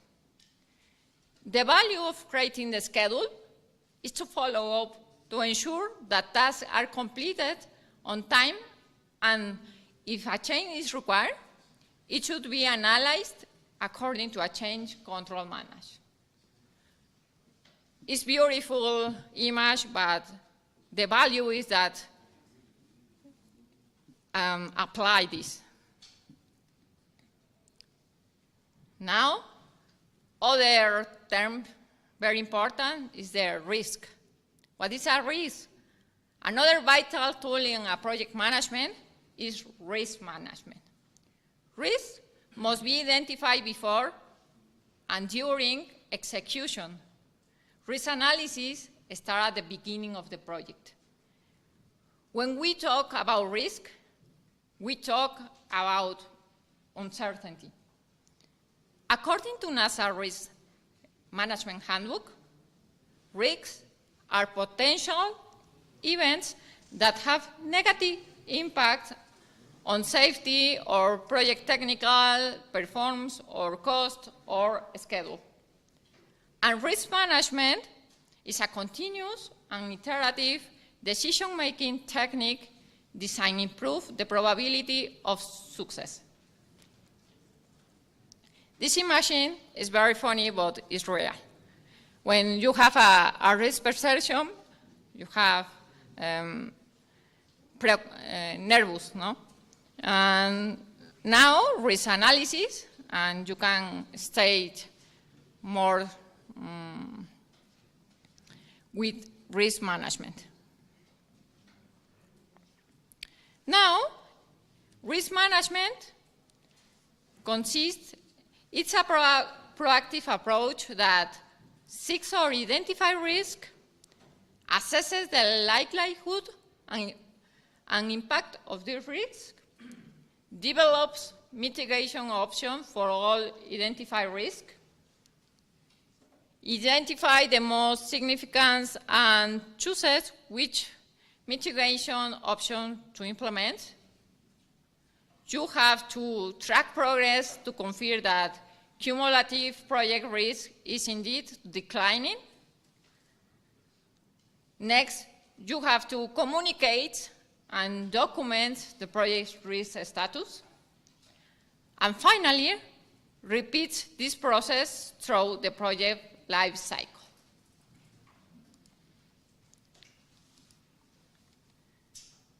This table shows some types of risks that may occur in space missions. For example, the number one is technical performance risk. In this case, the example is failure to meet a CubeSat technical requirement or a specification during verification. Other type is cost risk. In this case, failure to stay within a cost cap for the project.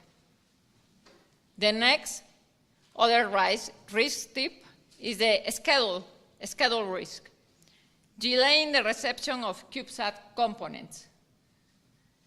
Other is in regulatory risk. The example is that failure to secure proper approvals for CubeSat launch. And the last one is the safety risk.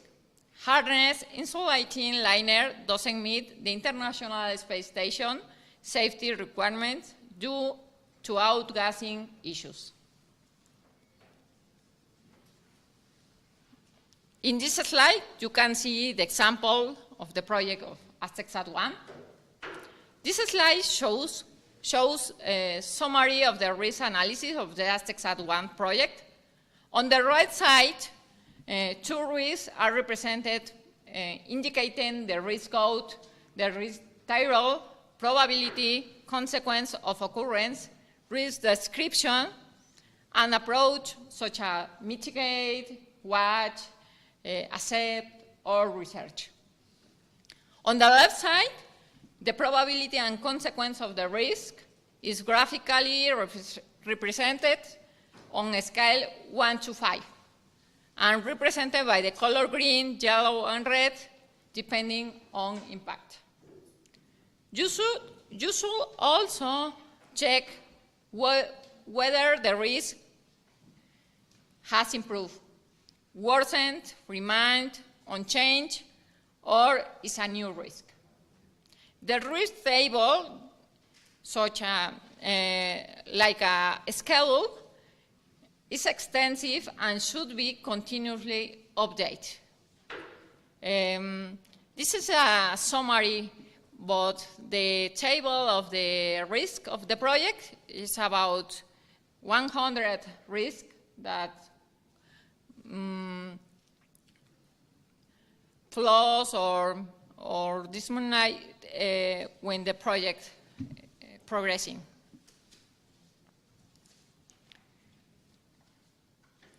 Now, let's talk about the people involved in the project.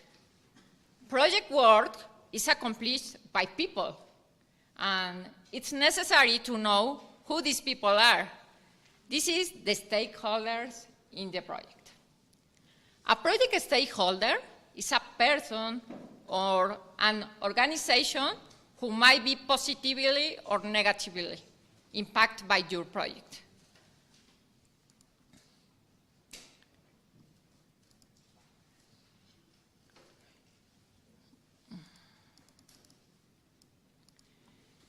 Who do you know who your stakeholders are?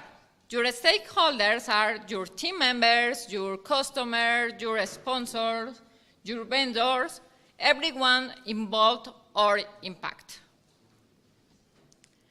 If you don't know who your stakeholders are in the project, if you are not certain, ask these questions. Who benefits from the project? Who contributes to the project? Who is impacted by the project? And who asks for this project? It's also necessary to consider how do you know which stakeholders need more of your attention.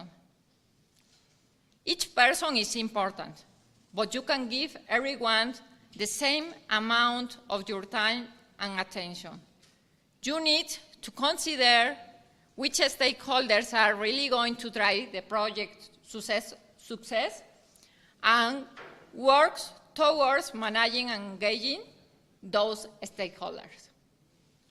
You might consider using a power and interest grid to help you. This tool helps you to consider stakeholders, how much power they have of your project, and how much interest they have in your project. How do you know what your stakeholders want? You ask them. At the beginning of your project, consider interviewing your stakeholders. Identify what is important to them. When you know their interests, you can understand the best ways to communicate with them. Your job, like a project manager, is to manage stakeholders throughout the life cycle of the project, and to keep them engaged from the start to finish. The purpose for the information is that you can strategically manage your stakeholders.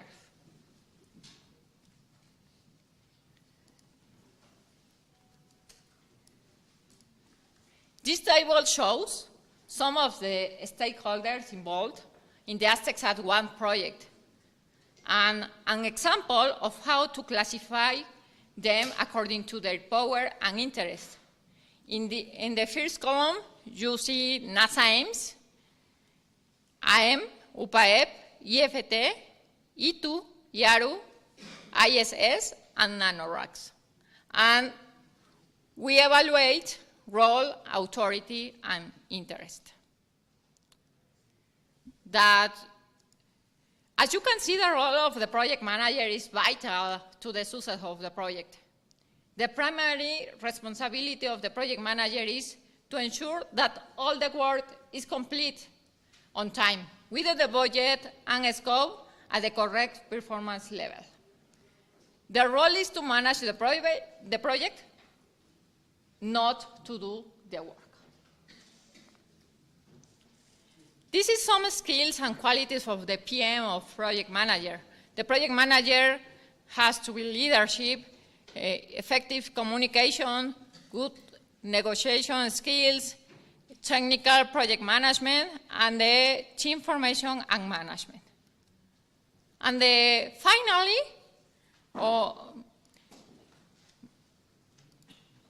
to minimize risk in the future missions, it recommends to generate a list of lessons learned throughout the project. We should not wait until the end of the project to document these lessons, as they may be forgotten. Here are some lessons learned from the ASTEXAD1 project in the area of project management. The first one is, don't jump right into design and development. Start by fully understanding the problem you are trying to solve. The second, the whole team must, this is very important, the whole team must understand the relevance of the project management system in order to have a successful mission. Number 3, the whole team must document their respective progress, including tests and results in each stage of the project.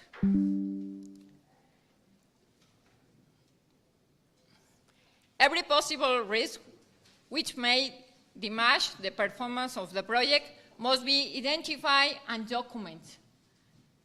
Since the kickoff of the project, the process to control change of the project must be defined, as well as the responsibles to keep track on it.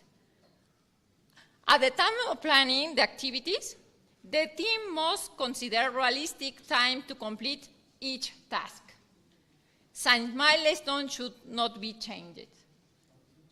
A delay in a critical task will end up in a delay for the whole project. And finally, create a team with defined profiles and abilities. And the whole documentation must have a single backup, which will have to update regularly.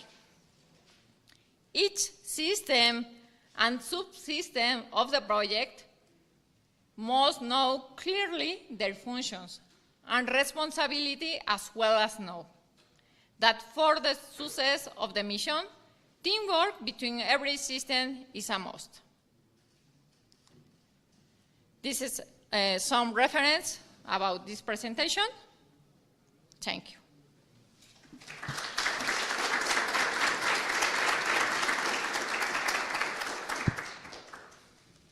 Thank you very much, Maestra Sevilla. During these 2 days, we have seen incredible pieces of wonderful engineering made for space. And behind each of them, it's this process of project management. Thank you for reminding us the intricacies and steps of project management. Now we have time for maybe 1, maybe 2 questions. Over there, 2.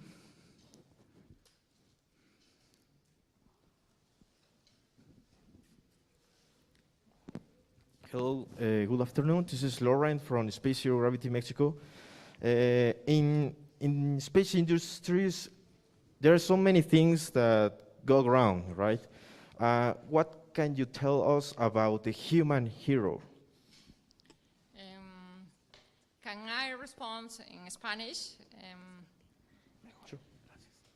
Considero que lo más difícil del trabajo en administración de proyectos es justamente las personas. Creo que la comunicación entre las áreas y los equipos que integran el proyecto es lo más difícil. Si la comunicación entre las áreas y el trabajo en equipo fluye, considero que la misión es un éxito, como fue en el caso de ASTEXAD1. Nosotros al inicio, no lo voy a negar, tuvimos una parte de entrar en cultura de administración de proyectos, porque nadie manejaba la metodología de NASA, pero en el camino entendimos que la base es documentar, comunicación y trabajo en equipo. Y con eso, pues, tuvimos nuestro CubeSat en el espacio. Y creo que es la base para cualquier proyecto, espacial, automotriz, de cualquier tipo de industria, ¿no? El trabajo en equipo, la comunicación y tener una buena gestión de proyectos es clave en esto. Gracias. Gracias. Ingeniero Velasco, por favor. Sí, gracias, Mario. Pues felicidades. Felicidades, una por ASTEC 1 y por lo que se logró. No mencionas mucho, es más, mi pregunta es muy relacionada a lo que mencionó Laurent. ¿Qué valor le ves tú que en este proceso de project management, del estándar que hace la NASA, qué valor tienen las juntas de review meetings? Porque en cada fase que ustedes movían, para pasar a la siguiente fase tenías que tener un review y aprobar ese review antes de pasar a la siguiente. Esos reviews, ¿cuál fue la experiencia y qué aprendieron de estas? El tener en el proyecto esos milestones, esos reviews, nos ayudó mucho para ir preparándonos en el camino. Procuramos no llenarnos de juntas. El equipo tenía juntas quincenales, de tal manera que permitiera presentar the project status, the weekly status. En estas maneras de reporte, el equipo iba presentando sus avances y también sus inquietudes. Entonces, el hacer esas reuniones por sistemas permitió que cuando llegábamos a una revisión y sabíamos qué teníamos que cumplir, lo fuéramos cumpliendo en tiempo y forma. Eso nos permitió, y creo que es un orgullo para todo el equipo, decir que de todas las revisiones a las que enfrentamos, pues las aprobamos, ¿no? Y lo más orgulloso es que nuestros estudiantes, o sea, el día de hoy yo estoy aquí, ¿no?, como profesor, pero en las revisiones de NASA eran los estudiantes quienes presentaban el resultado de nuestras revisiones. Entonces, como lo mencionaba también en la presentación, el excelente control de cambios en el proyecto es básico, porque estamos hablando de un CubeSat, una cajita, ¿no?, donde todos los sistemas están integrados. Pero si alguien decide hacer un cambio sin comunicación, que era parte de lo que mencionaba ahorita, pues ese cambio impacta todo el proyecto y pone en riesgo el éxito de la misión. Entonces, pues el llegar a cada revisión con comunicación, con documentación, que a veces es algo que suena tedioso, ¿no? O sea, realmente a los equipos de ingeniería suena un poco tedioso el llenarnos de documentación en los proyectos, definitivamente. Y lo veo en diferentes proyectos en los que estoy trabajando con estudiantes en la universidad, ¿no? Sin embargo, cuando encuentran ese valor y cuando ven las ganancias del documentar, y como decía, lecciones aprendidas, ¿no? No esperarnos a que el proyecto acabe para documentarlas, si podemos irlo haciendo en cada fase. Eso nos ha creado un equipo experimentado y que ahora podemos compartir esas lecciones con más personas, ¿no? Entonces, las revisiones considero que son pues críticas para poder ir evaluando tu proyecto poco a poco, no ir del inicio y de una idea tal vez no bien establecida a intentar ya lanzar algo que ni siquiera está bien definido. El alcance del proyecto es vital y en nuestra parte la definición de los requerimientos es un documento que vamos evaluando a lo largo de todo el proyecto. Gracias, maestra. Y mi último comentario, yo trabajo en la NASA, ahí está el tesoro, en estas juntas. Y para cualquiera que esté aquí, que quiere entrar a esta cuestión espacial, aprendan esta metodología de manejo de proyectos de la NASA. Y lo primero que tienen que hacer es empezar a encontrar a gente que les va a ayudar a tener esos reviews. Esos reviews tienen que ser de expertos. Y ya hay en México expertos. Entonces, creo que es una de las primeras cosas que habrá que empezar a hacer, encontrar ese grupo que les va a ayudar. O sea, no tienen que ser de la misma universidad, no tienen que ser de la empresa en la que trabajan. Estos expertos están dispuestos a sentarse en un review y ver el progreso de lo que se está haciendo, ¿no? Desde el principio, en cada fase de todo el proyecto. Considero que el éxito de nuestros reviews es que Andrés Martínez de NASA siempre estuvo presente con un equipo de ingenieros mexicanos que también venían a revisarnos. Y uno de ellos no necesariamente fue de NASA. Recuerdo muy bien una revisión en la que estuvo una persona que trabaja en Airbus. Y entonces nosotros aprendimos de revisores de NASA, de Airbus y de la Agencia Espacial Mexicana. Entonces, efectivamente, un grupo de expertos es lo que ayuda a orientar al equipo. Muchas gracias. Muchas gracias, Maestra Sevilla. Please give a big applause to Maestra Sevilla.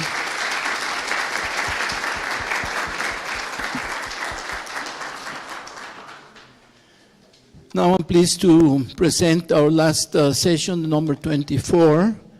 The name is New Technologies in Satellite Telecommunications, and it's Dr. Andrés Cornejo from Agencia Espacial Mexicana who's going to give us this talk.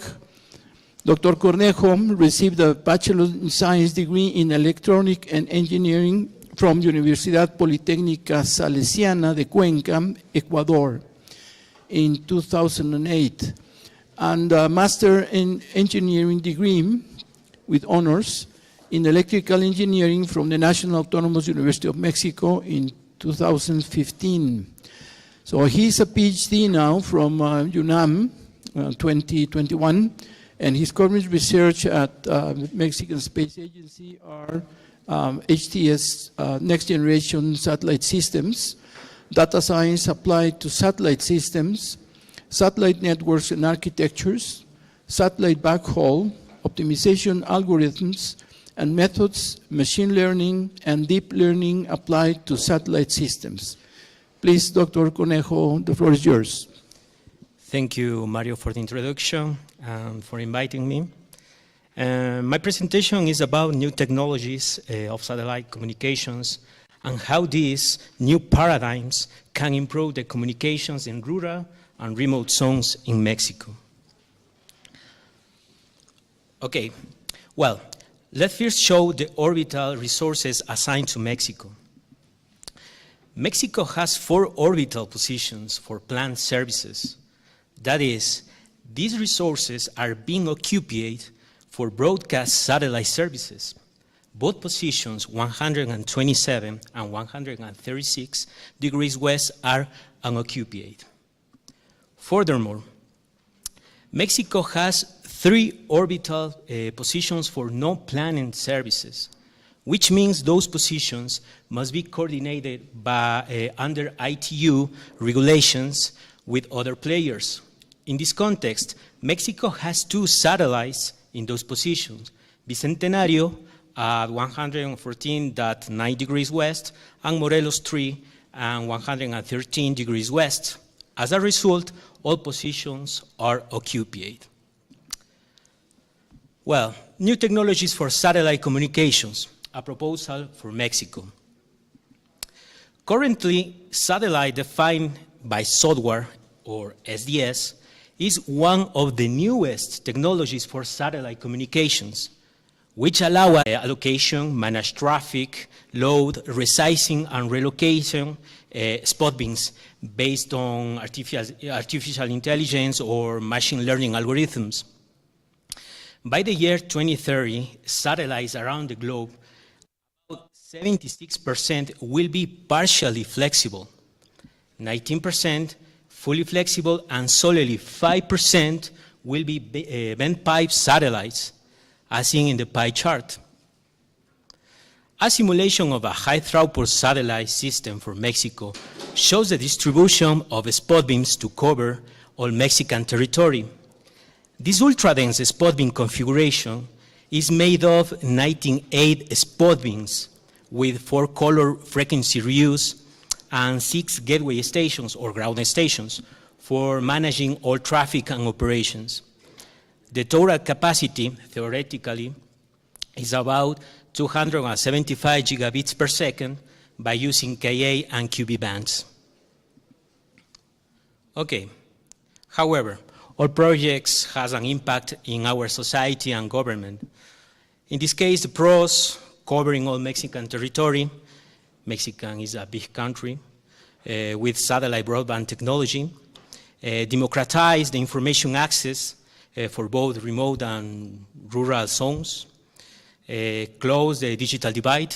This is the most important for us, for the new generations and the next generations. Support the startups in order to create new apps by satellite. For instance, wildlife, IoT, precision agriculture, etc. Support as a backhaul network from non-priority traffic, real time, for example, streaming, Netflix, Amazon Prime, etc. No? On the other hand, the cons. The impact of investment cost for an HTS system project is pretty high, and the government could have low expectations due to the impact is directly to the national treasury. Frequency concessions, these processes and policies are not updated, which are managed by the regulatory institute, in this case, IFT, Instituto Federal de Telecomunicaciones. No? There are no satellite policies according to current needs.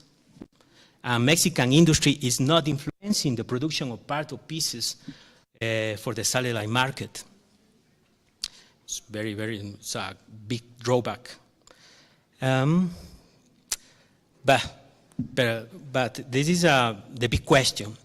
Is it possible for a regional HTS system? The short answer, yes, it is feasible. For instance, the spot beams reach other locations, such as Central America and the Caribbean, as you can see in the figure. This HTS simulation provides a capacity above 400 gigabits per second. This satellite is SDS, so that it is possible to configure the size and the location for every beam, data traffic in each beam, and diversity when the heavy rain impairs the link of a gateway station. In this context, the collaboration can be regional for all Latin America. ALCE, that is the Latin American and the Caribbean Space Agency, could play an essential role in encouraging both information and communication access in the region. Close the digital illiteracy in Latin America. This is the most important for our region. The information access will promote the development of our region. The challenges for this new era are the following. The agency is part of the discussion in order to create a new satellite policy for Mexico and promote the new era of HTS system. Regional integration should be crucial to developing and sharing an HTS system, all countries in our region. The new satellite policies should be inclusive that promote social development in this information era. Regulatory institutions from every country should align with this new satellite communications paradigm. Union makes force walking to the future by using satellite communications. Finally, the agency concluded the following related to the new technologies of satellite communications for Mexico in Latin America. Current satellite operators in Latin America and Mexico especially must manage the replacement on time. It is vital to know the resources, the orbital resources. Satellites defined by software SDS are the present and the future of satellite communications due to their management, integration, and flexibility. A regional satellite system is possible in order to close the digital divide in remote zones in the entire Latin America. This cutting-edge satellite will try to promote the democratization of communications and innovation in our region. For these reasons, Mexico must be updated with new technology for satellite systems, as it is vital for the next generation in this country. Thank you for your attention.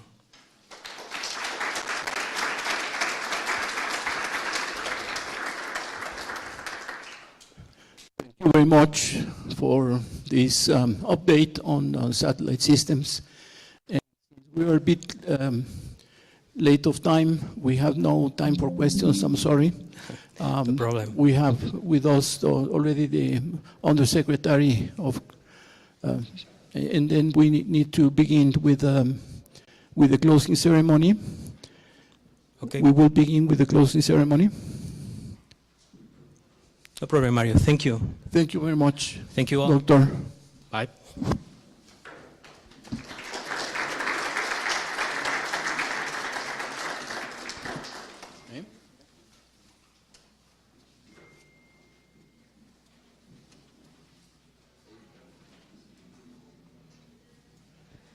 Thank you. Thank you. Please wait a few moments until we arrange the table.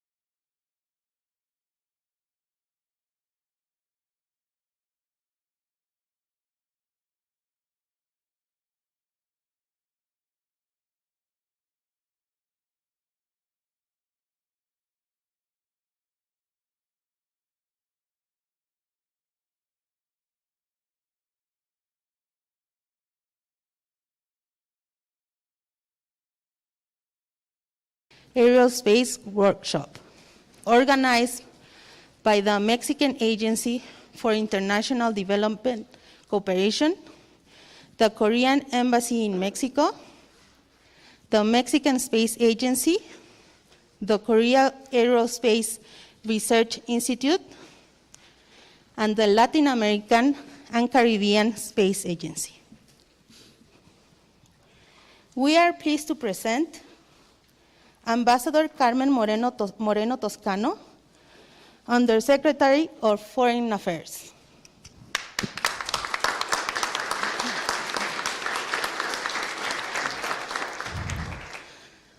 Dr. Javier Dávila Torres, General Director for Cooperation Policy at the Mexican Agency for International Development Cooperation.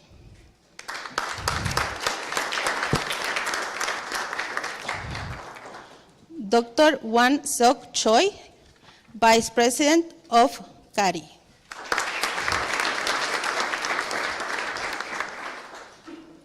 Ambassador Gustavo Cabrera, Mexican representative at ALCE.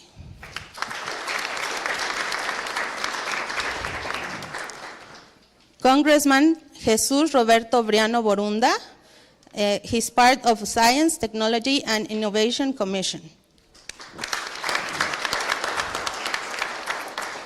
And Dr. Salvador Landeros Ayala, General Director of the Agencia Espacial Mexicana.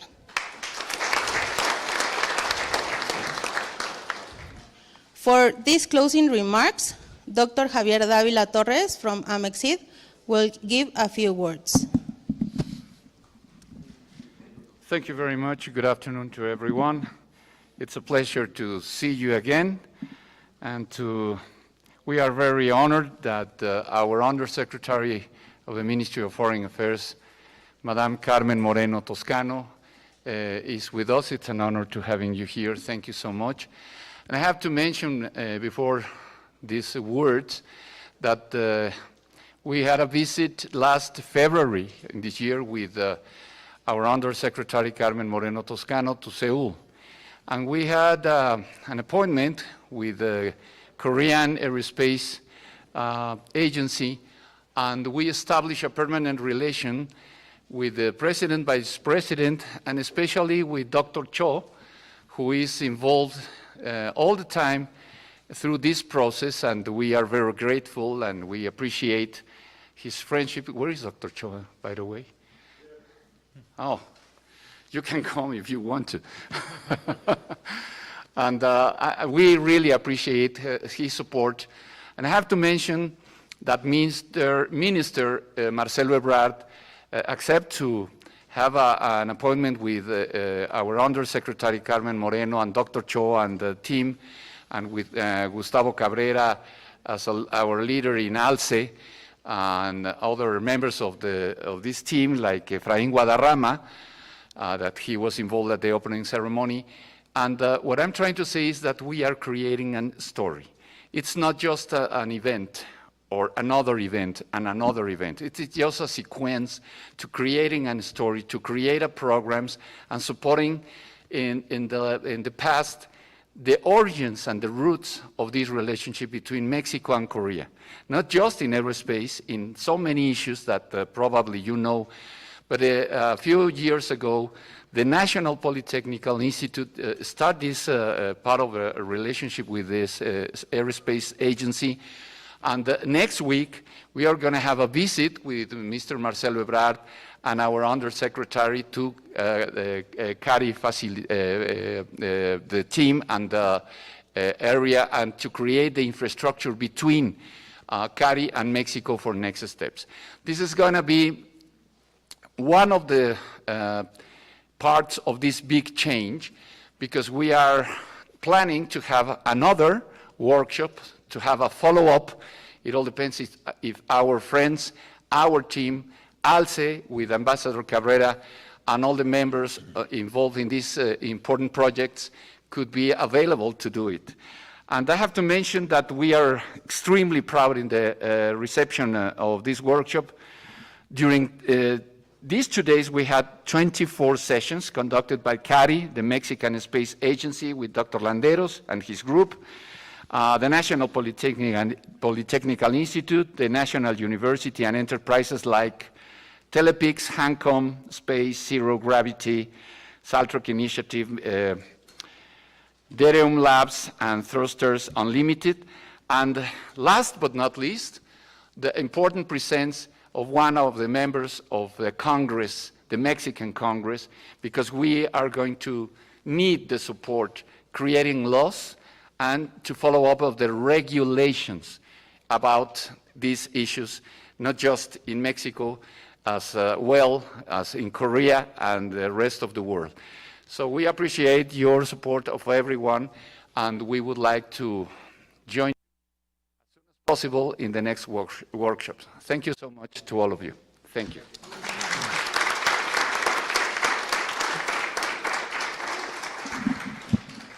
Thank you, Dr. Davila.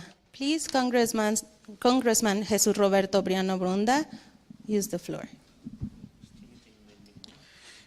¿Qué tal? Buenas tardes. My message will be in Spanish. Saludo amablemente a todas y a todos los presentes. Me es sagrado poder acompañarles.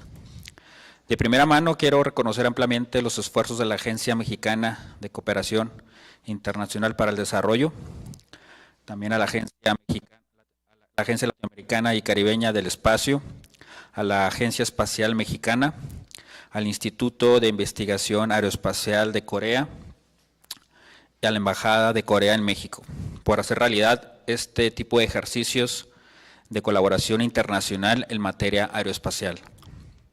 Los trabajos del Taller Aeroespacial México-Corea nos permitió conocer las capacidades nacionales en tecnología aeroespacial de cada país. Me quedo con la impresión de que ambos países cuentan con las capacidades suficientes para que, a través de la cooperación internacional en esta materia, se incentive la transferencia tecnológica a favor de la soberanía tecnológica de ambos pueblos. Actualmente, desde el Poder Legislativo, acompañamos al Poder Ejecutivo creando legislación para que las y los ciudadanos puedan gozar de los beneficios del desarrollo de la ciencia y la innovación tecnológica derivados del espacio. Actualmente, diversos países han emitido legislaciones nacionales en este ámbito espacial, con el interés de fortalecer la coordinación internacional y la integración de sus actividades. Por ello, tengo claro que los beneficios derivados de la investigación científica y desarrollo científico espacial son una alternativa para garantizar el desarrollo nacional, integral y sustentable de las naciones. Desde el Congreso de la Unión, las y los legisladores nos mostramos siempre abiertos con otras naciones para compartir experiencias de la creación de normas nacionales en el ámbito aeroespacial. Como ustedes saben, estamos en el mejor momento para incentivar el sector aeroespacial en México. Estos trabajos concluidos son el comienzo de una nueva era en la cooperación internacional en el ámbito. Y también quiero invitar a todos los participantes mexicanos que se suman a este gran esfuerzo que tenemos como nación. Veo que la capacidad de la inventiva y de la creación mexicana está dispersa por el mundo. Ya queremos concentrarla y hacer el beneficio en México. Y como legislador, créanme que están las puertas abiertas del Poder Legislativo de la Cámara de Diputados para que se logre eso. Estamos a nada de poder aprobar una ley de reforma constitucional para que se pueda lograr. Y los invito a cada uno de ustedes que se acerquen y que llevemos esto de la mano, porque juntos ya vemos que somos bastantes y que podemos mejorar mucho este país con esta tecnología que acelera la economía, acelera los beneficios de México. Agradezco amablemente la invitación del festejo de los trabajos del Taller Aeroespacial México-Corea. Muchas gracias a todos.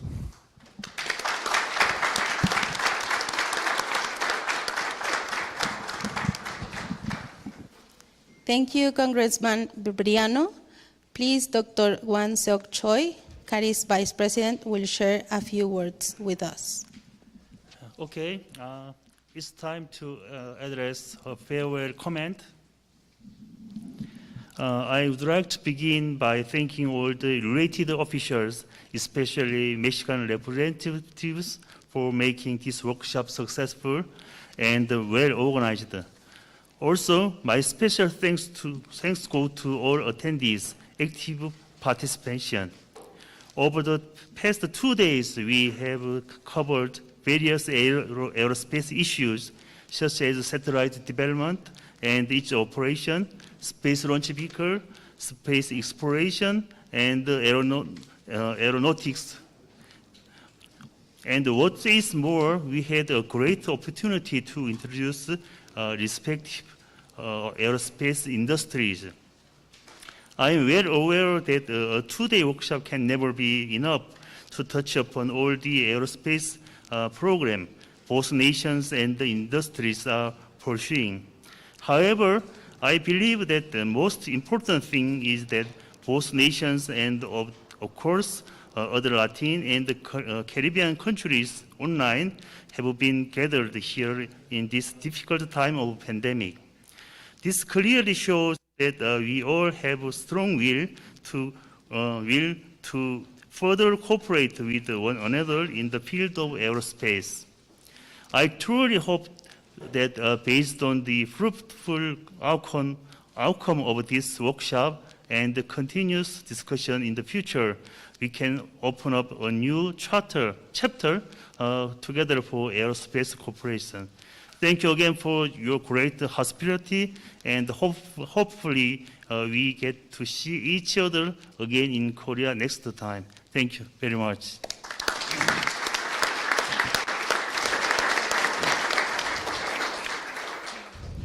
Thank you, Dr. Choi. Now we will listen Ambassador Carmen Moreno Toscano, Undersecretary of Foreign Affairs, for the closing remarks. Good afternoon, everybody. Thank you for inviting me to this ceremony that shows that Korea and Mexico have a long way to go in the aerospace work. Starting with the workshop is very important because you can share experiences in a more informal and open way. During these 2 days, you have had the opportunity to exchange technical knowledge on topics regarding the aerospace industry, and also to learn about the priority issues for CARI and the Republic of Korea, which are very valuable for Mexico, especially with the incorporation of our country to the Latin America and Caribbean Space Agency, ALCE, a project that represents an important milestone for the regional cooperation in the search of comprehensive and sustainable development within the space sector. Mexico is well positioned internationally in the aerospace industry as a result of several competitive advantages that makes us stand out for our level of specialization, quality, and costs regarding both production and labor. Likewise, it is one of the industrial sectors with the greatest growth potential due to its own dynamism. From our side, major clusters exist across the country, all of them promoting development, innovation, inclusion, job creation, and professional training of Mexican people in specialized industry programs, which, together with the participation of national and international companies, have been and will continue to be a key strategy for the economic reactivation of the country and for the growth of the domestic aerospace industry. This will also largely depend on the improvement of human capital, the innovation and the cooperation between our country and the private sector, international organizations, countries that share a common goal for developing specialized talent for the industry are crucial.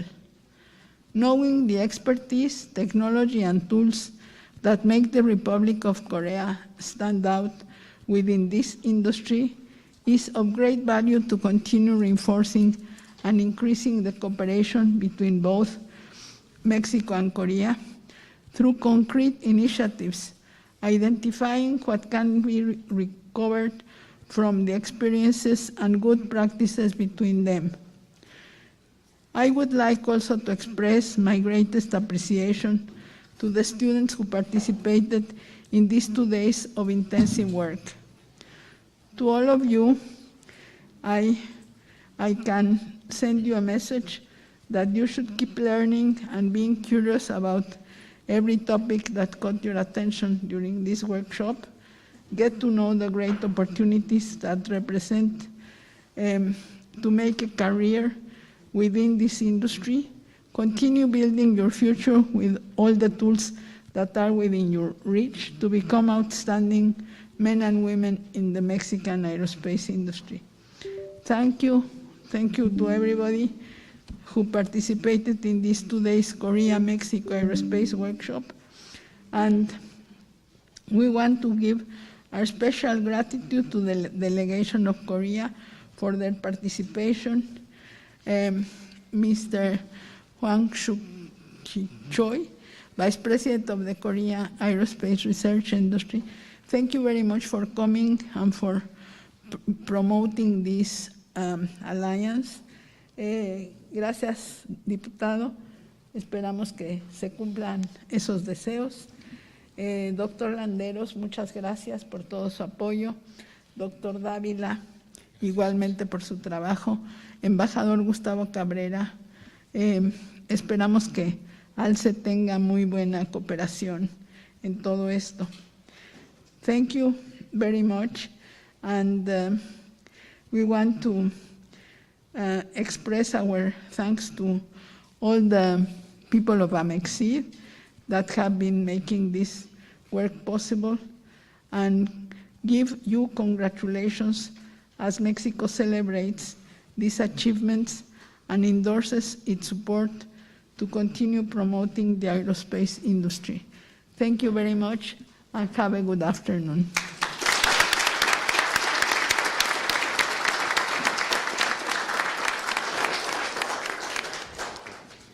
Thank you, Ambassador.